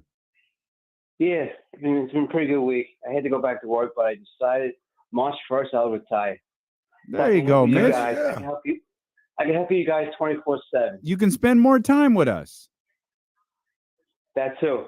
Very good. With the wife's permission, of course. With the wife's permission, of course. Of course. For sure. For sure. These playing games, do they actually paint the hardwood just for those games and then repaint them? No, and they're Mitch. in-season tournaments. They're not playing games. It's a different court, Mitch. They just take the court apart, put it away, put a new court down, take the court apart, put it away, put a new court down. It's like the That's courts are still like a lot of puzzle work. pieces. It's so a lot of work to paying somebody. But anyway, I guess It's not one person that's doing it, Mitch. There's a team of arena workers that are very skilled at this. Okay. As long as they don't ask me to do it, I'd be in trouble. No, They might. Well, Mitch, you're you got any retired thought- now. You need some part-time work. You got any thoughts about the Niners? I think I'm going to work with dogs. I'm going to either go to a shelter and volunteer. I like that. Or there's about 5 miles from my house. There's a resort for dogs. Stay overnight, and I'll just ask them if I can play with them for 8 hours a day. That'd be cool, right? That'd be great. Up my alley. Wait a minute? Did I miss something? When did Mitch stop being the driver? He said he's going to retire. Oh, I thought you said he Yeah, is I'm retired. No, he's going to retire. March He's 1st. retiring in March. Oh, okay. Yeah. Well, you can. Hey, Hey, I will hey, order look, you can retire. You'll be Yeah. retired. You can come out here to Sacramento. Come visit us. Come whenever we have the live show. It'll be around that time. You come on out, Mitch. Do I have to wear a 3-piece suit? I'm just kidding. Mitch, is there anything you wanted to talk about today? Oh yeah, I will. I would love to have the Kings come after Bradley Beal. Yeah. I know he's out for another 3 weeks. That's Yep. Phoenix's problem. Yep. Love to have Zach LaVine. What is the issue with Zach LaVine? He's such a great player. Was he drafted by the Bulls? Has he ever been traded? Because he's always in trades every year. He got traded. He was drafted by Minnesota, played a year or two, tore his ACL, and then was traded to the Bulls on draft day for Lauri Markkanen.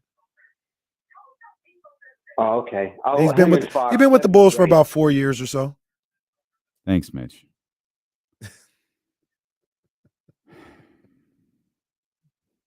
There's a lot in there. I love the idea of just painting the court and repainting it over and over and over and over. My boy was sitting there like, I cannot believe they just paint and repaint over Shout and out. over. Where's Mrs. Mac 10? Mrs. Mac 10 said, "Oh, he's never seen the Twitter montage." No, Mrs. Mac 10, Mitch is watching other things on Twitter. Mitch doesn't know that when you like something, it can become visible to. Or just reply. Well, get your shots up, Mitch. Get your shots up in retirement, buddy. Mitch from half court. Mitch be getting active, boy. I tell you. Mitch is far more active on Twitter than any of us realize or want to realize. Mitch, he pulled up on me on Twitter the other day. This was like 3 days after it happened. He was like, "Hey, KC, what's up with you saying I had a problem with mentioning OJ?"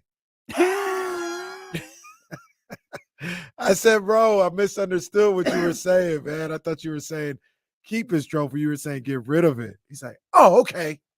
Hey, man, I won't mention this guy's name. I'll give him his initials. OJS. Hall of Famer Mitch is. I want Mitch. He's gonna be retired in March. Yep. Might be around the same time as when live show or something like that. Mitch got to come to Sac. We got to get Mitch out. Mitch got to come to Sac. Mitch, if you're still listening, come on out to Sacramento, bro. Can you imagine putting Mitch on that stage at Sky River Casino? Oh man, that middle seat. Come on, man. We would do numbers. That'd be one of the great guest appearances in the history of Sacramento. Sky River would be begging, "Hey, we're gonna need Mitch back out for the next show." All them people that came out to see him, we're gonna need Mitch out for the next show. That's what we really need. I mean, I love talking to Chris Haynes, love talking to Coach Patrick. Yeah. James comes on there, Kyle comes on there sometimes.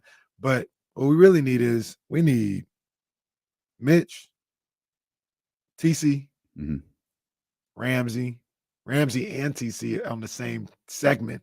See, Ramsey needed to chill. I don't even know what Ramsey's problem is. Ramsey was at the last one. I wanted to bring Ramsey on stage at the last one, but him and Katrina was hiding in the corner. I didn't even know they were there. I didn't even know they were there till the show was over. Our next live show, by the way, December 7th. Yeah, that's correct.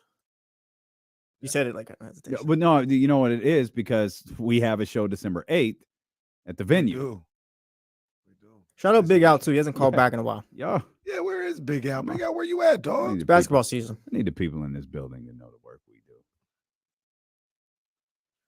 Hey, they don't need to know. They need to know. They need to know with some dollars. That's all I need them to know. Got me out here in confrontational phone calls with our vice president. Man, Stacy low-key hate me. She was like, "Oh." So as soon as Kim added it to the schedule, I just envisioned her going, "Oh, God. What does he want now? Why is he always calling? He never calls with anything good." Jarrell does, though. I know Jarrell always got something good to talk about. 916. Jarrell, the homie. Jarrell, I think this is Jarrell from Facebook. He's a big homie. I was trying to introduce him. I don't know if he wants me to call him Jarrell from Facebook, but I will. What's up, bro? What's going on, y'all? It's been a minute since I've been on. Third time being on. Been listening to you guys for 2 years. I actually got to meet you guys for the first time in person at the Kings and Warriors game last year. I can't remember what game it was. I think it was like 3 or 4 or something. Okay. But I got to meet you guys. But I heard you guys talking about football earlier, the Niners, Bengals, all that good stuff. Yeah. But one thing you guys didn't touch on was the Niners and Bucks game this Sunday specifically. What's going on with that? I know you guys are Niners fans. I'm a Buccaneer fan. Sad to tell you guys. But that's all right. That's all right. Good. I just wanted to get your guys' touches on seeing what you guys think about this game. Of course, you guys are going to think the Niners win. I kind of feel the same way. I'm hoping we have a good game where it's not just us getting blown out or even us coming with a win. But I was asking about that because I was going to be at Sky River Casino. I'm going to be going there for the first time to watch the game. So I was just wanting to get your there you go. Yeah, that's what's up, man. Good stuff. Well, we did talk about the game. He wasn't. Yeah, he missed the first hour of the show. It's all right. That's all good. right. It's good. But basically, my thoughts were the Bucks, them being one-dimensional, not being able to run the football. I think that's going to pose a major problem going up against the 49ers team where, number one, if you're one-dimensional, you're not in a good space going up against that 49ers team. Number two, if your one dimension isn't running the ball, you're even worse. So I think the 49ers defense is going to get after Baker Mayfield and everybody. You got to respect Mike Evans. You got to respect Godwin and what they're able to do there. The defense is solid as well for Tampa Bay. But I see this being The Niners should cover. I think it's 11 points. They should. I think it was 13.5, Oh wasn't my it? gosh, it just keeps going up. It was from the notes Jesse made early today. Yeah, I think it got at least at one point it was at 13. I think I made a mistake on the notes then. Miami is 13.5 over the Raiders. Oh, my bad. Well, that was on SF is 11.5. That's Yeah, what he was thinking about. He was thinking about Miami. Understandably. Damn, leave the Raiders alone, man. Doing that to set the line? He's putting notes. Like, that's not, he's helping me out. That's not his. Just trying to write the rundown, bro. I'm just saying, the Raiders, they're a good team. They beat the Jets and the Giants. They've done good so far. They got players. We'll see what happens. I'm trying to come up with a scenario where this game is competitive because of something the Bucks do. And I'm struggling with that. Get some turnovers. Create some turnovers. That's just Their not defense something. Brock doesn't turn the ball over a lot. No, but their defense is solid. Their defense is solid. I don't know. I'm watching. Is their best chance if I'm Jarrell, I'm not going blowout. Like I know Kyle. He didn't say they were going to win by 30, but you talking about because they do play the Seahawks on Thursday, and the Seahawks are tough. Divisional games are tough. Short weeks are tough. That's the good news is Seattle's on a short week too, so you've got a lot of different things going there. But I don't think that's what this game is. No, I mean the thing, and if it is, it's late. Like maybe it's a 10-point game, and then all of a sudden it's a 24-point game or something. They have Mike Evans, and Mike Evans is the type of player that can make life difficult for any team. Still, so maybe you get some big plays with him. He's a big play receiver. Go deep a couple times and connect him and Baker.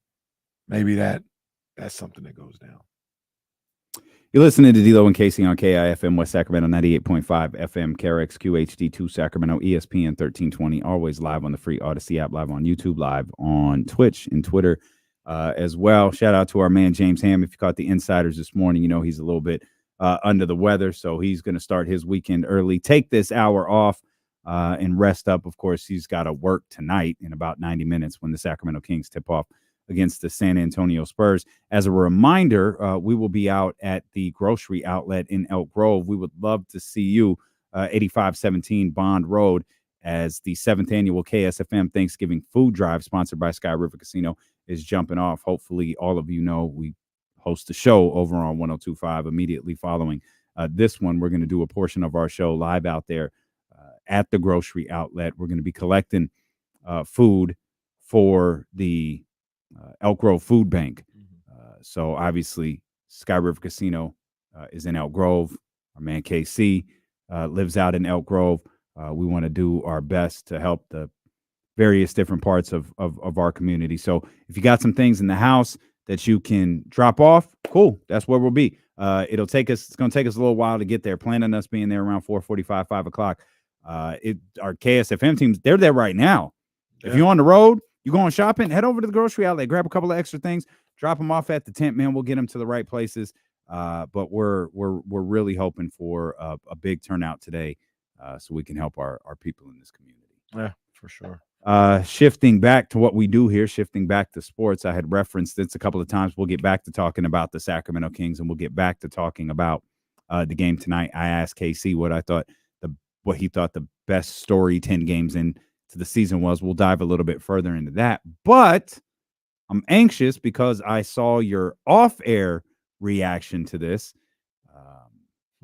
Steve Kerr speaking before the Warriors Thunder game yesterday on Draymond Green, this courtesy of our third cousin station 95.7 in San Francisco. Seeing everything, do you think that Draymond took it a little bit too far? Yes, he definitely took it too far. I didn't have a problem with him getting Rudy off of Clay because, the rule of thumb is you don't put your hands on another player on the other team. You get your own guy. And so I thought Rudy was wrong for putting his arms on Clay, regardless of his intentions. So I had no problem with. That's not the question, Steve, but I'll fall back. Man, I'll fall back. It's fine. It's fine. You really be on these rules, It's fine. man. It's fine. You really be on these rules. Was there a rule for what Chris Paul did the other day to Mike Conley? You see that? To Mike Conley? Yeah, Chris Paul. It was a wild play. It was like a little bit of a loose ball, or whatever the case may Oh, be. I thought that was Cat. Where he dove at his knees? Yeah, that was Mike Conley. Oh, I thought, man, did he do it twice? I thought he dove at Cat. Wow. There's the code there. I don't know. The rules there. Is chop blocking illegal? Is chop blocking illegal in the NBA? Well, hey, if it's not illegal, I don't know what you want Steve to say. Steve spoke for 20 seconds so far, hasn't answered the question. Draymond getting him off of him, but he's got to let go. And he hung on for 6-7 seconds, and it was a terrible visual for the league, for Draymond, for everybody. So Draymond was wrong. He knows that.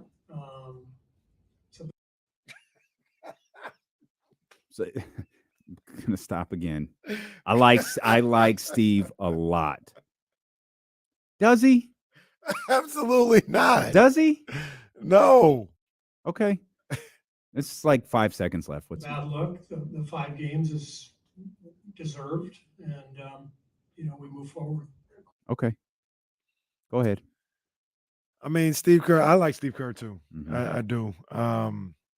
But I thought it was whack how he tried to justify it afterwards, after the game, and it just came off to me like he's just always defending Draymond Green stuff, and it sounds to me as if somebody got in his ear, and maybe told, hey, that was a bad look or whatever the case may be. And the next opportunity he got, he talked about how it wasn't a good look or it wasn't good or whatever. And that's, I mean, it's whatever. That's fine, but that's what it seems like to me. Can I pose a question? Thing was like, let's just defend Draymond at all costs. Can I pose a question then? That you could call this crap. You call it whatever you want to. I'm literally just asking the question. Mm-hmm. We see it a certain way because teams, networks have skilled cameramen. Mm-hmm. Do you think Steve saw it that way that night? Like exactly what happened? Yeah. Because his reaction that night was like, "Oh, Steve, Jesus Christ, man, really?" And then I part of me wondered, like, does he? Because as we were listening to him, does he know what happened? So yeah, he does, because he mentioned. Well, I can't say that. There's the thing that I heard was he saw it one time on the iPad. Okay, and I didn't know that's that. when he reacted. I didn't know that's whether that's true or not. Mhm. I don't want to speak to. I don't know. But Okay. what I heard was he had mentioned, I only saw it one time on the iPad, and I saw Rudy go around Clay's neck, and then he just kind of left everything else out. He just talked about how, like, you're not supposed to do that, and and all this other stuff, and he left everything else out. So if he saw, all you had to do was see it one time, and you're like, yo, this guy was out of pocket. If he didn't see it that one time on the iPad and is just reliving what he saw in real time, then sure, maybe there's a lot of things going on in those situations. I've been a coach when players are fighting, then a player when players are fighting. There's a lot going on in those moments that maybe you don't remember everything. So if he didn't see it on the iPad and he was just going off of memory of what he saw in real time, then yeah, maybe he didn't see it all. But I had heard he saw it one time on one of the coaches' iPads. Did he get called out locally? I don't think so. He got Okay. called out nationally a couple times. I know Justin Termini, NBA radio, he had a tweet saying kind of what we had talked about. Like, you're always so quick to talk about other things. And to be fair, when we say that, those other things are more important. No, than the I NBA. got you. So Yeah, I don't. Yep. They're more Yep. important. Yep. I'd if I had to choose, I'd much rather him speak out on those things than Draymond Green. So no problem with it. But he said the same thing. He said in this situation, he doesn't want to talk about the violence that's happening on the court due to his player. I keep like alluding to this without like, Clay started the whole thing. Mm-hmm. And I think Clay and Draymond are in a similar category. One, I think, and I get you and Kyle are big on his, my 4 championships move was weak or whatever. Like, that's fine. I think Clay does a lot of funny business. Mm-hmm. And I think the category Clay's falling into right now is the same one Draymond's been in for like 3 years. He's insecure about where his game is. And because it's not the Splash Bros anymore, it's Steph. Mm. It's now Steph and Co. Mm-hmm. And that's tough. When you're and Co, that's tough. Yeah. Don't nobody want to be and Co. That's tough. And now Clay. Now Clay and Draymond are the other guys. They're just everybody else. They're no different than Kuminga. And shoot, Kuminga's the lost one. Moses Moody, the lost.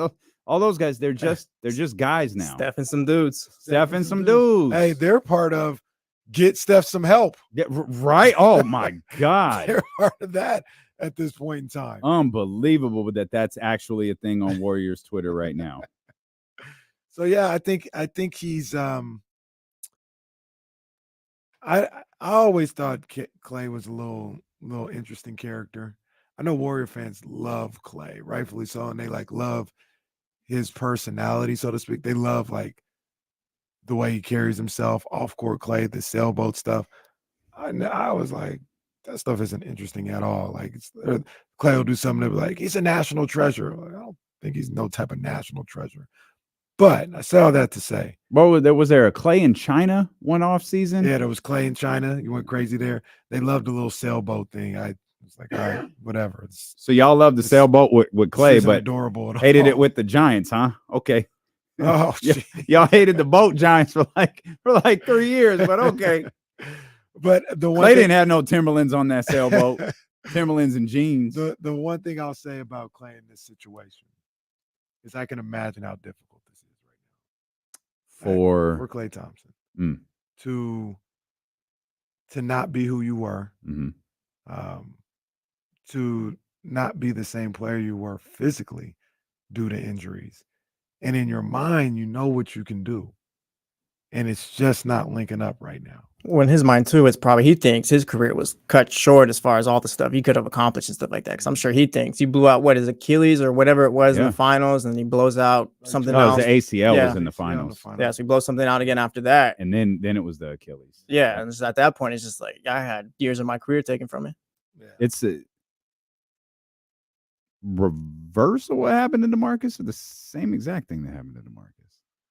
DeMarcus didn't tear his ACL. DeMarcus, yeah, it is a reverse. He tore his Achilles in that Pelicans game. Right, the Pelicans game. And then I think he tore the ACL. Was that at the practice, the pickup game? Mm-hmm. Yeah. So I mean, there's a part of me that definitely empathizes with Clay and what he's going through. I could imagine. I think it could get worse because you didn't even include the other part that y'all brought up earlier. Oh, the contract, yeah, money. Yeah. He sees every game like he had the other night, just burning a couple $1 million off of his deal. And Clay, I'll say Clay is a real factor into what happened and in the winning that they had. Yep. He's a real reason. He is not a backpack. Greatest backcourt ever. Yep. Yeah. He is not a backpack. And for those, like you said, to lose your Splash Brother status, and we looked at as and co, you know, I mean, it's got to be tough, man. That's got to be tough. You guys think Draymond's Hall of Fame case is already solidified, closed, it's done? Because I feel like, hear me out, I don't want to discredit him too much, but I feel like a lot of him getting in is he's got the media on his side. Oh, Draymond does this, he does that. Yeah. Now he's starting to do all this stuff. You can get him to turn on you. You think he's still Hall of Famer? Media ain't turned on him. They ain't turned on him. Go to the Athletic right now. I just got the notification for it. Media ain't turned on him. They ain't turned on him. And I don't think they ever will. And that's a huge media market. They ain't turned on him. And they never will. I mean, if he ain't done nothing by now to get him to turn, he can't do nothing. The crazy thing is, we know a few things. They know. They got to know. Still, nothing. It's they just love that dude. The title of Marcus's article today was "The Warriors Need Draymond Green on the Floor." You could laugh. I I don't know what to do with Mark that. is my dog, man. He my dog. Like I disagree with they my do. man on Now that one. I'm gonna be clear. I'm headline hoeing here. I just read the headline. I haven't read the article. It popped up here during the show. I haven't read the article. And also, but that's a pretty clear headline. On those things aren't. Maybe that's just a newspaper thing. The writer don't come up with the headlines, huh? I believe that's correct. I think Marcus might have told us that. Someone at the Athletic told us that. They did him dirty. We'll come back. Well, we'll read the article. We'll find out. We'll come back. A couple of other. Got to acknowledge Jesse's Miami Heat. Okay. What? No, I quit. Jesse's What? Miami Heat. Well, we'll talk. Hey, we'll talk about it. Did Jesse have Heat culture tattooed on his bicep? He got a paragraph all the way down his tricep. Stilo and KC Jesse brought to you Heat by culture tapia. I'm suing. We're suing. Jesse Pinkett Smith, ESPN 1320. A couple of them fries for they gone.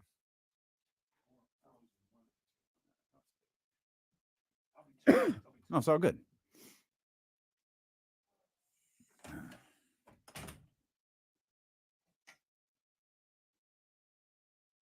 What y'all in here talking about? Oh, look at Leezy and Jesse. Heat culture jerseys.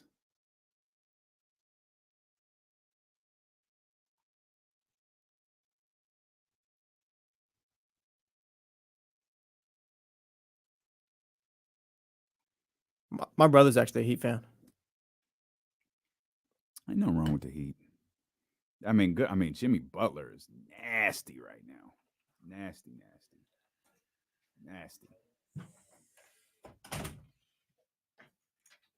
Oh. They all going? No, there's still some in the back. You can have some of these though. Oh, fuck. Yeah, they're low. Yeah. Not the freshest. Yo, Lou. Drew down, what up, dog? Michigan, what up, dog? Yeah, Michigan with a live show December 7th.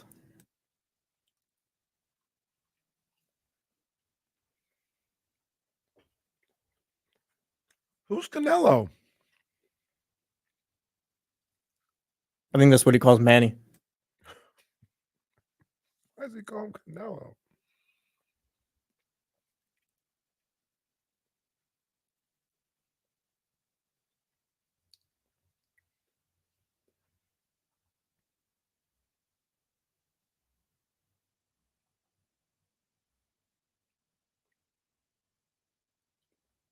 Hold on, guys.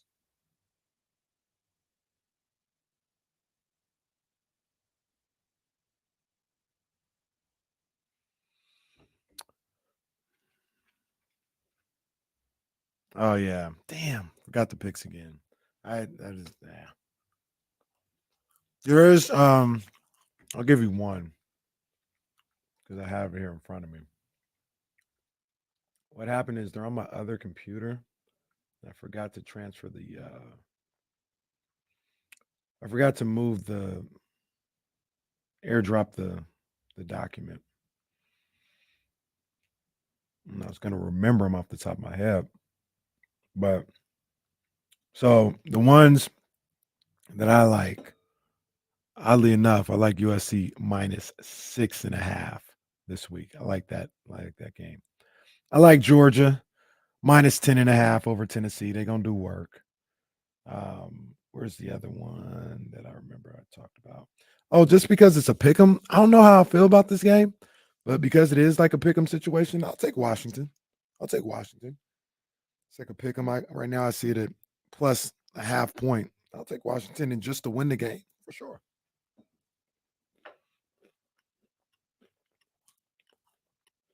And I like Missouri minus 11.5.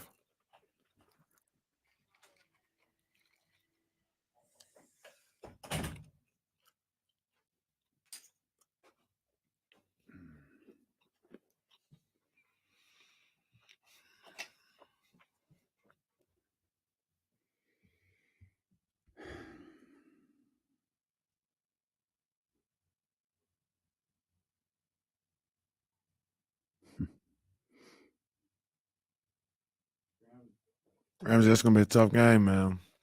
It's going to be a tough game for Washington.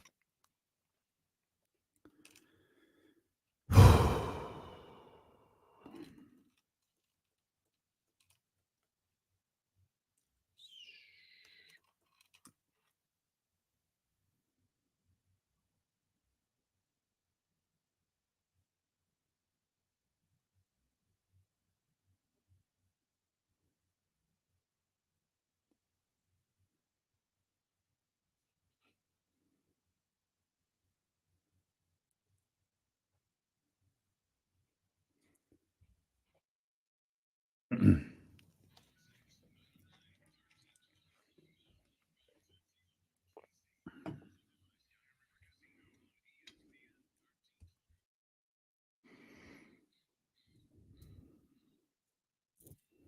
916-909-1320 if you want to tap in on the phone lines. As soon as we wrap up here, we're headed out to the grocery outlet in Elk Grove.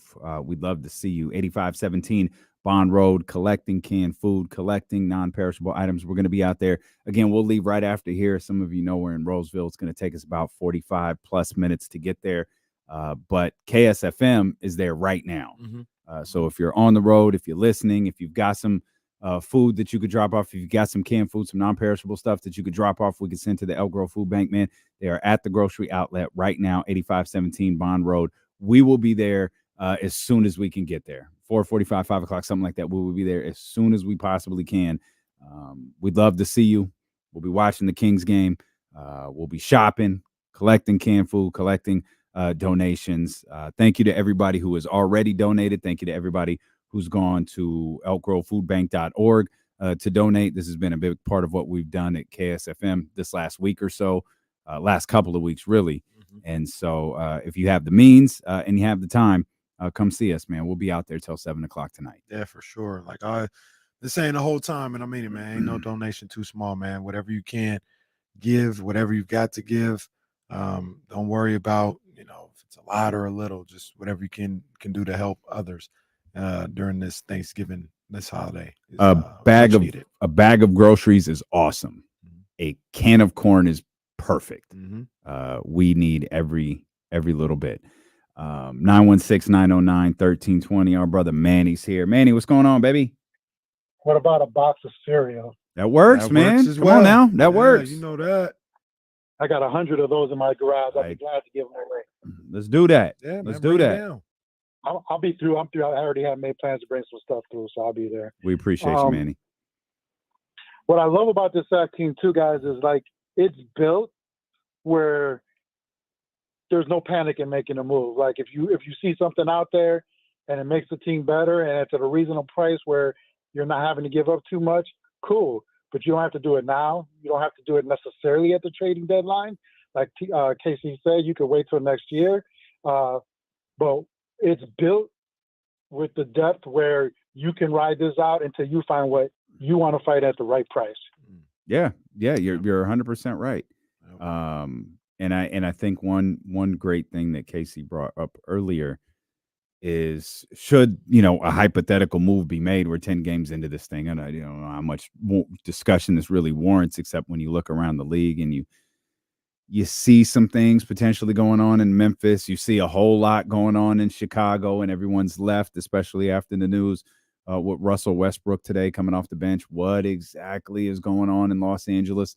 What that means for them long-term, anyone can correct me if I'm wrong. I don't think I am. Kawhi Leonard didn't sign an extension this offseason. He was eligible. Paul George hasn't signed an extension yet. He's eligible.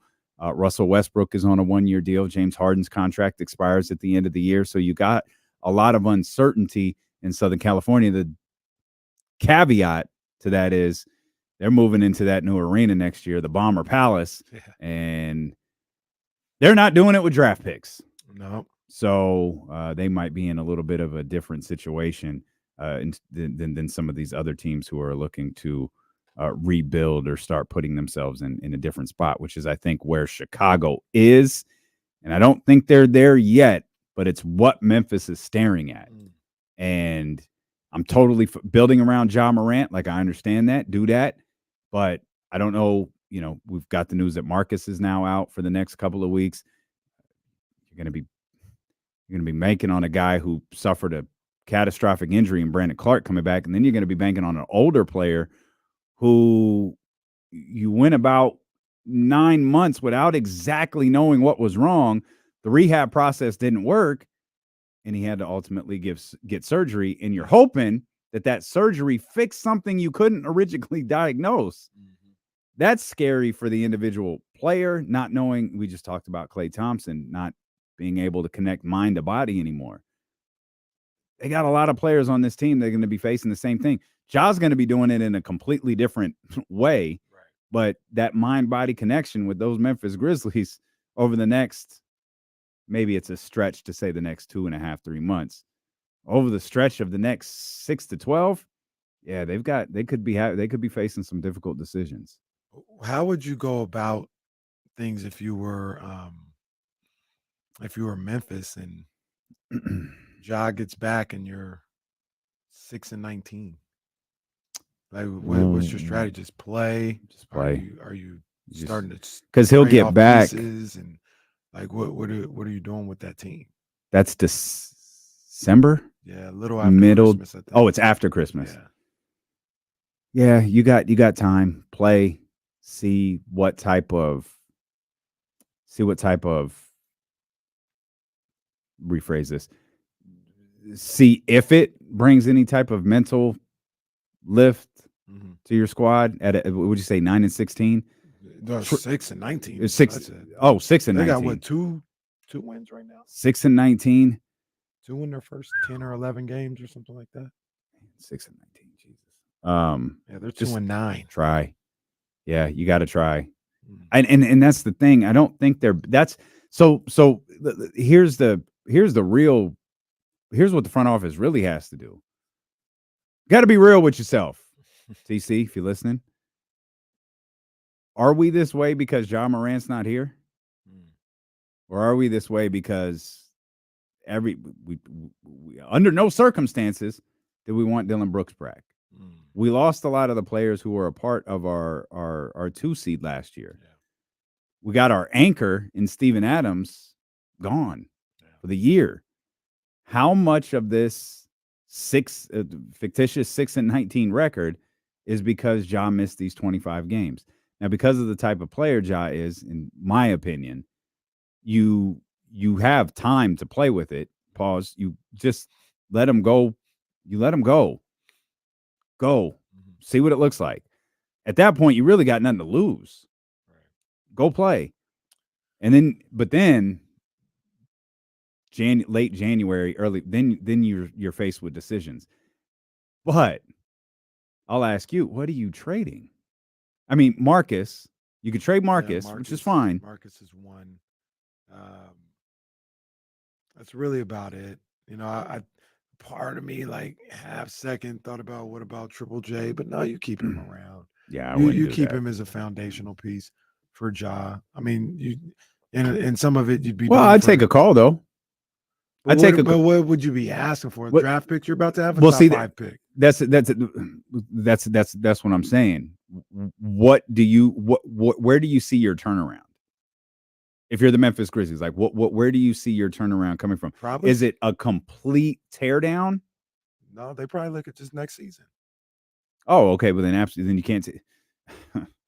Okay, in that scenario, you definitely don't take calls on Jaren Jackson, but you also, I don't think that's realistic. Well, when I talk about turnaround, I'm not saying the 2 seed, but they can be looking at a top 6. You got I look at Memphis one way, but I'm gonna be fair to how they might see themselves, and others really do see them. You got Ja Morant, you got Jaren Jackson, you got Desmond Bane. You got those 3 guys. Ja has been out for, it's going to be out for 25 games. It doesn't fix everything that he comes back, but that's a factor in it. Sure. And then you look at it, a situation you're going to be gaining a top 5 pick as well. And who knows, maybe you trade that top 5 pick and for somebody established to go on your team. Maybe you hold on to it. Marcus Smart will still be there. Like, they could look at this situation where just ride it out, and then next season we're a playoff team. Not top of the West, but We're a playoff team.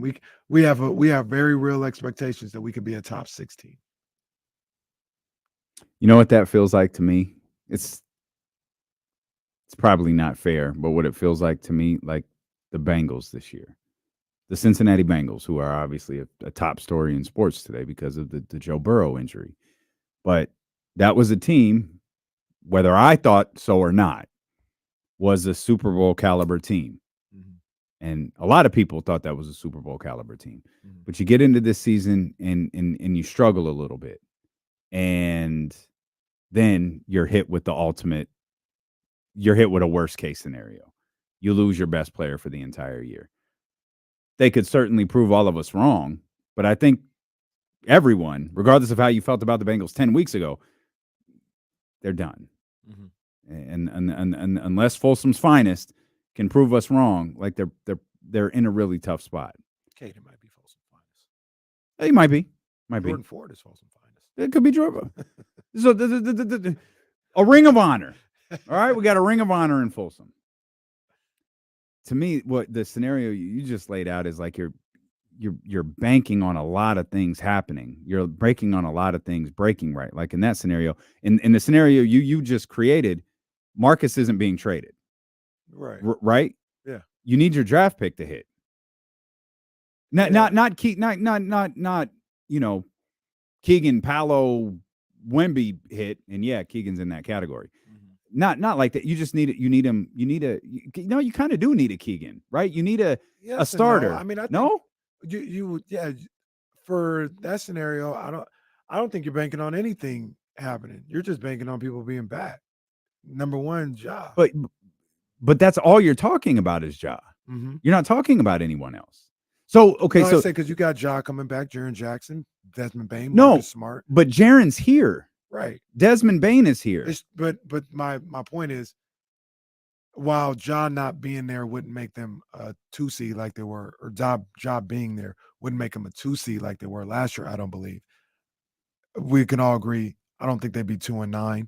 I think they'd be around, at the very least, around the play-in area.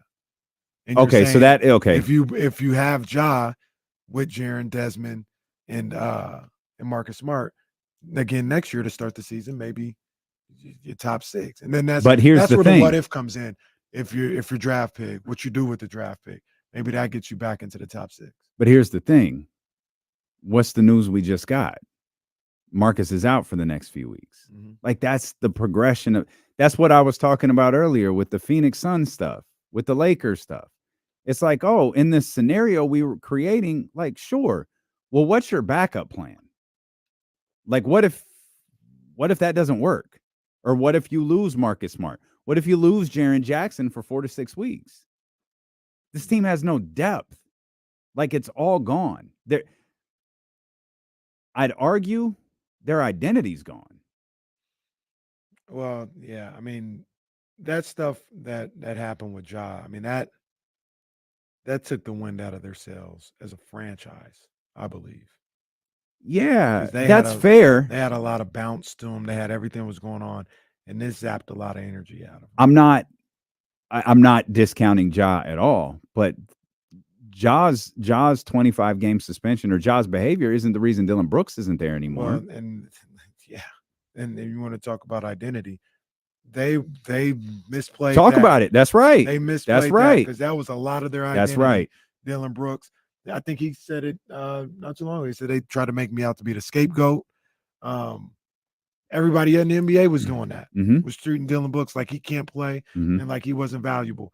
And I feel like it was really this show where the owners like, y'all doing a little too much with Dylan. Mm-hmm. Like Dylan, he made some poor decisions with going after the king the way he did. But don't treat him like he's some type of scrub, like he going to China. I didn't think he was going to get $80 million. But like, neither. I was like, yo, this NBA player, and he does some good stuff out there. And he did some good stuff for Memphis that I think they kind of they overlooked. We all have to acknowledge it was one of the stranger, under no circumstances, never seen that in the history of the league before, or at least in the history of the social media version of the league. Under no circumstances will the Memphis Grizzlies bring back Dylan Brooks. It's like 2 days after the season. What? What? Yeah.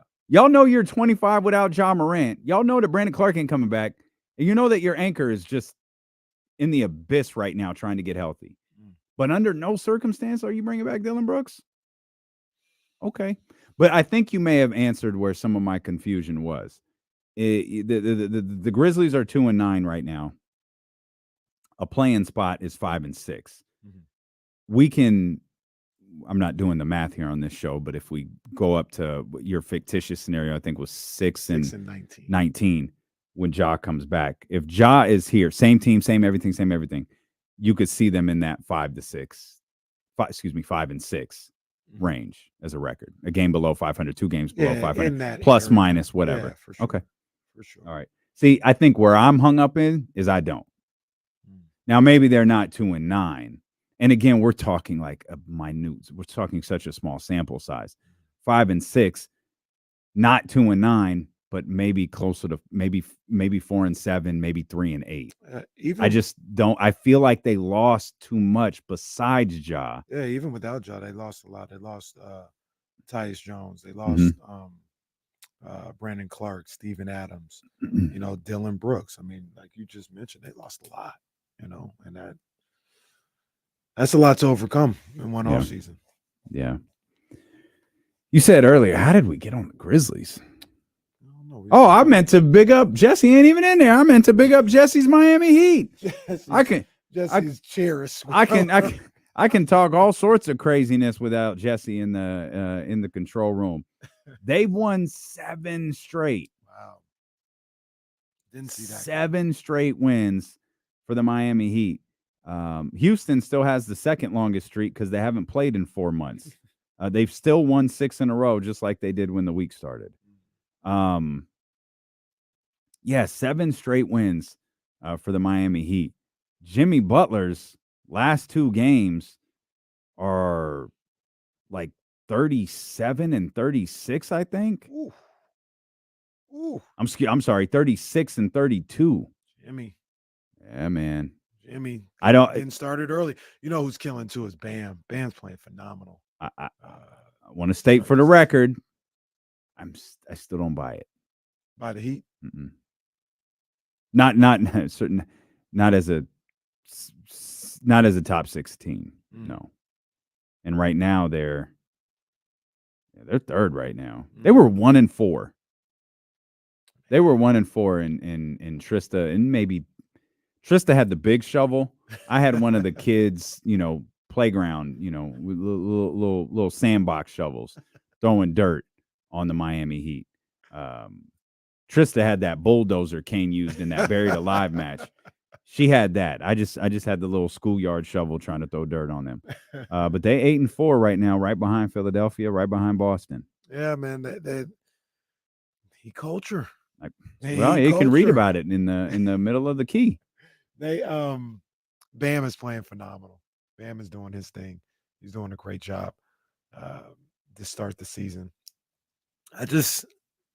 I'm with you though. I don't know. I don't see them being like a top 6 team. Yeah, I don't see that. I don't either. But Brooklyn is struggling a little bit more than we both thought they would. Yeah, I don't think Ben Simmons is. Ben Simmons. I mean, you got to call it what it is. It's just not.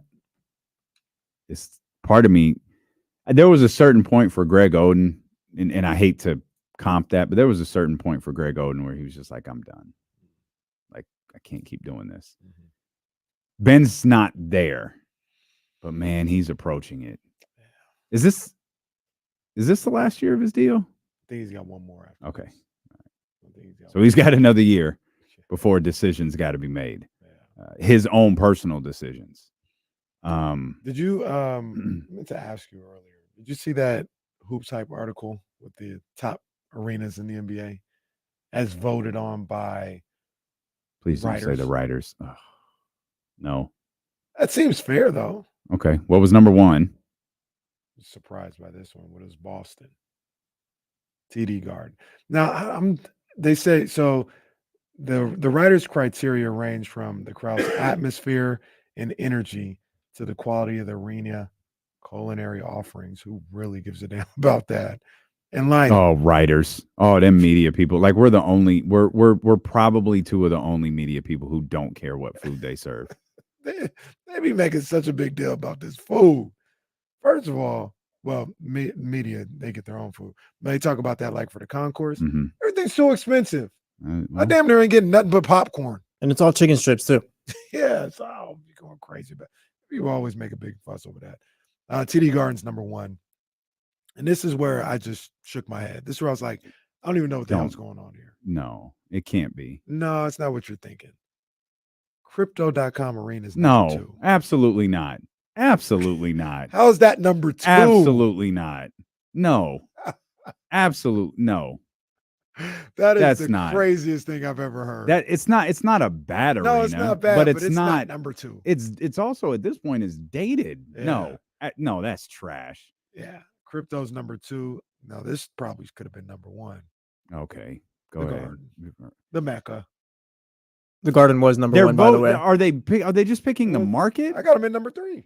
The real Garden is number one. Wow. Stop it. Wow. Stop it. The real Garden. You know what? No. We're gonna do this right now. I'm tired of the New York. All right, where they do actually win basketball. There's actually basketball culture history. The real Garden. All right, where they do that. Not in New York where they just talk because they got media. What culture and history do they have in that? Bill Russell. We got Havlicek. Garden. Huh? He didn't play in that Garden. It's the same thing. It's the same thing. It carries over. It carries over. He didn't play in that Garden. Well, wait a minute. It's not the same Madison Square Garden either. Yeah. It's the same one that Walt Frazier played in. Is it? Yeah. Where was it before? Like 8? It was in another spot, but that was back in black and white days. Well, we transferred over like how he did the Sage that one time. We did the opposite. We transferred over the Spirit from the original Garden to the new one. Yes. Lucky came over. It's the same Lucky. Willis Reed played on 34th. Yeah. Okay. Gosh, I hear about Willis Reed every year too. It's the most notable thing about the Knicks. Can I point something out? Up until 5 years ago, that arena was trash. That arena was gross. MSG? Yeah, it was gross. It was like the same when Willis Reed played. It pretty much was. Yeah. They were like, "Oh, we don't want to change anything," and then finally it was like, "Yeah." And no lie, it looks fire now though. Oh no, it's clean now. Yeah, I haven't been in it. I don't know if they fixed the rat problem, but yeah, the lower bowl is fire. Whole damn city got well, Jeez. I guess that's what happens. You're on 35th Street. You're riding the elevator with some rats. Oh, come on, man. That's the one. It's a true story. Is that really how New York is? Yeah. I'll never go. Fat Rats is the one thing I can't do. Yeah. I'm telling you, I follow that either What in the New York or You're NYC, and they just be that's a strange place. I love New York. I'm not. City. Stop suggesting That is Twitter a accounts to me. strange Last place. time you did that, we got chaotic drunk videos showing up on our timeline. That one always You're pops up a in little bit every NYC. now and then. You're NYC. That's a good one though. It's Nope. it's hilarious. It's like one of the funniest places on earth, but it's a strange place. Where Pino at? I know he in Jersey, but still, New York is a strange place. Hilarious, but I strange. wanted to go to New York for Christmas this year. I've never been in the wintertime. My homeboy went for That was cold. New Year's Eve one time. I was like, yeah, fun with that. See the tree. Garden is 3 though. Okay. Chase is 4. Come on, man. Where is it? Where is it? This is ridiculous. This is even stupid. This ain't even. You said Chase? Yeah, Chase. You is said 4. Chase? Chase is 4. This is even stupider than Chase. The United Center's 5. I don't think I've ever been to the United Center. I've never heard anything crazy like one way or the other. Never heard anything one thing or the other, but Golden One Center is 6. Okay. I've Which never. is actually I'm kind of trying to impressive. think. I've never been to the United Center. Because when you think about these top, I'll stop it for argument's sake at 9 with Pfizer Forum. You're talking about Toronto at 8, Barclays at 7, Kings at 6, Chicago at 5, San Francisco at 4, New York at 3, LA at 2. Like they're with the big boys. Is Chase too high? Yes. Okay. I didn't want it to come off as a hater, but No, Chase should be like 30th. it's good on the Chase- eyes, but it's just not. It has no NBA Oh, you know what? atmosphere. You know Chase what? isn't You know what? It's You know Chase what? top 10. And let's No. have a real serious. It's Chase top 10. So for me, Chase is better than crypto. So you know what? I like You know what? crypto. You know I what? actually You know kinda what like just crypto. dawned on me though. Huh. Them people voting on it. they probably never went into the concourse and then hit the dead end. That's real too, by the way. Like when Damon talks about you get lost, yes, shoot. I got lost as well. Yeah, it dead ends. What arena dead ends? The Chase Center. Like not like no, sir, you can't walk this way. Yeah, no, a wall. A wall in front of There's a wall in the concourse. You gotta go up this escalator, then hit a U-turn, Yep. go up the next escalator, hit another U-turn, then make a U-turn off of that U-turn. If San Francisco was really that technologically advanced, yo, give us a GPS when we walk in the venue. That's what we need. I didn't see a popcorn stand anywhere. Yeah, I'm not a big fan of it, but it's a nice arena. I've never been to Chicago. I've never been to Toronto. I Never can't been to imagine Milwaukee. Chicago. I've been now. to Orlando. Chicago no, was there's built a new in Orlando. '95. How is Chicago today comparable to Chase or Golden? Well, Mike kissed the bull on the old one and took it home. I do remember that at his own game, if I remember correctly. His own game, yeah. That was wearing Jordan 10s. He was retired at that time. He was retired. That's right. I see the Garden, both of them. I think crypto's better than Chase. I like crypto a little bit more than most. They've done a good job. LA Live is better than Thrive City. Thrive. And let's be real. For those that Thrive City's like 4 things. Is that what San Francisco calls themselves? Is that what? San Francisco calls themselves? Yeah. That's tough. What do you thrive in? Yeah, Thrive City. Yeah, there's like 4 things out there. LA Live is better. LA Live is fantastic. But I actually like the arena. I don't like it like better than Golden One or nothing, but I like the arena. Crypto's cool. I heard everybody says Milwaukee's the best. And they had that at 8. Yeah, there's still a lot of OKC NBA looks like a arenas I haven't dome. seen. That's probably bottom 5. OKC. I haven't been to OKC. I went to Smoothie King. Is that New Orleans? Yeah, at least it used to be. Yeah, I've been to that one. It looks like a whatever place. Yeah, it's an old arena. Portland.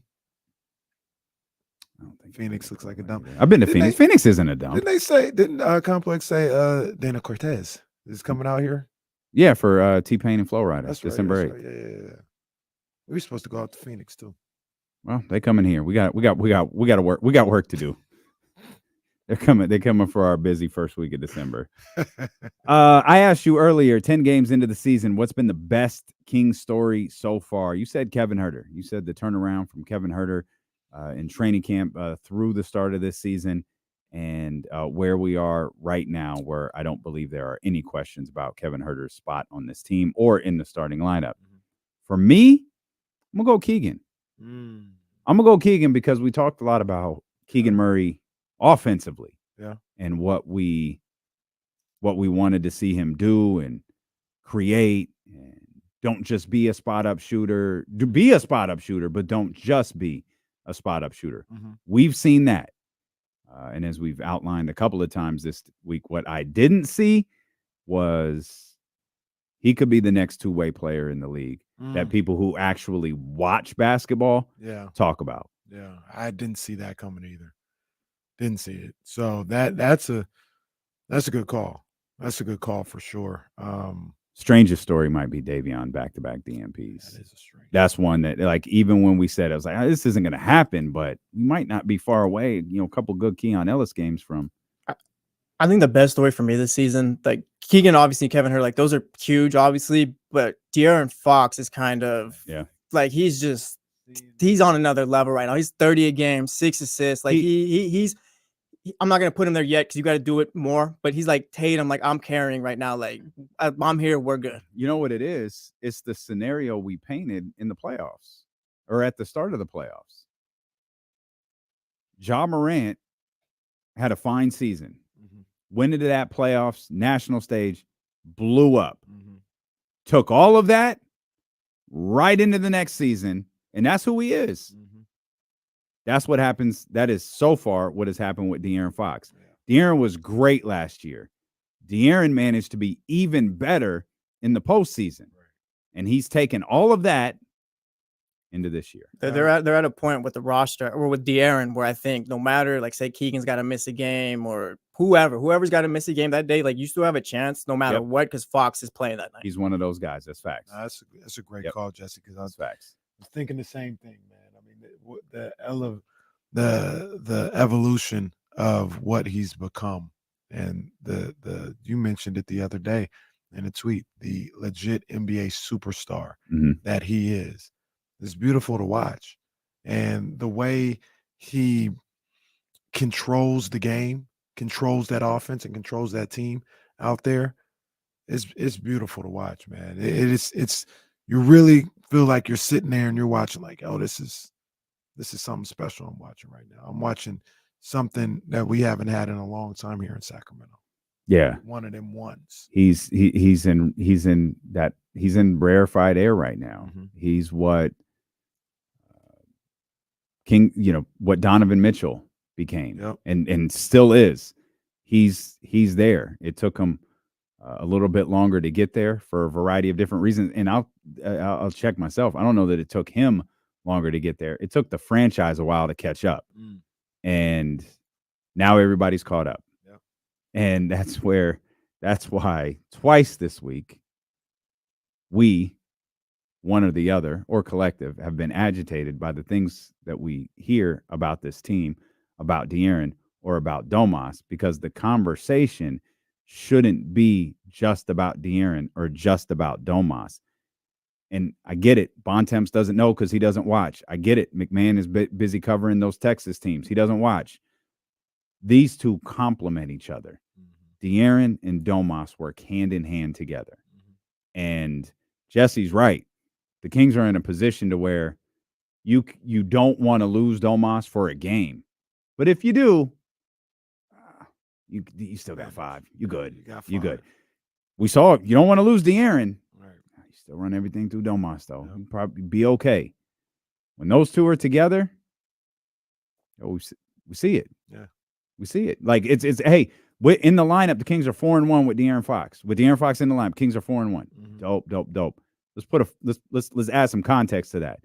De'Aaron and Domas together are 4-1.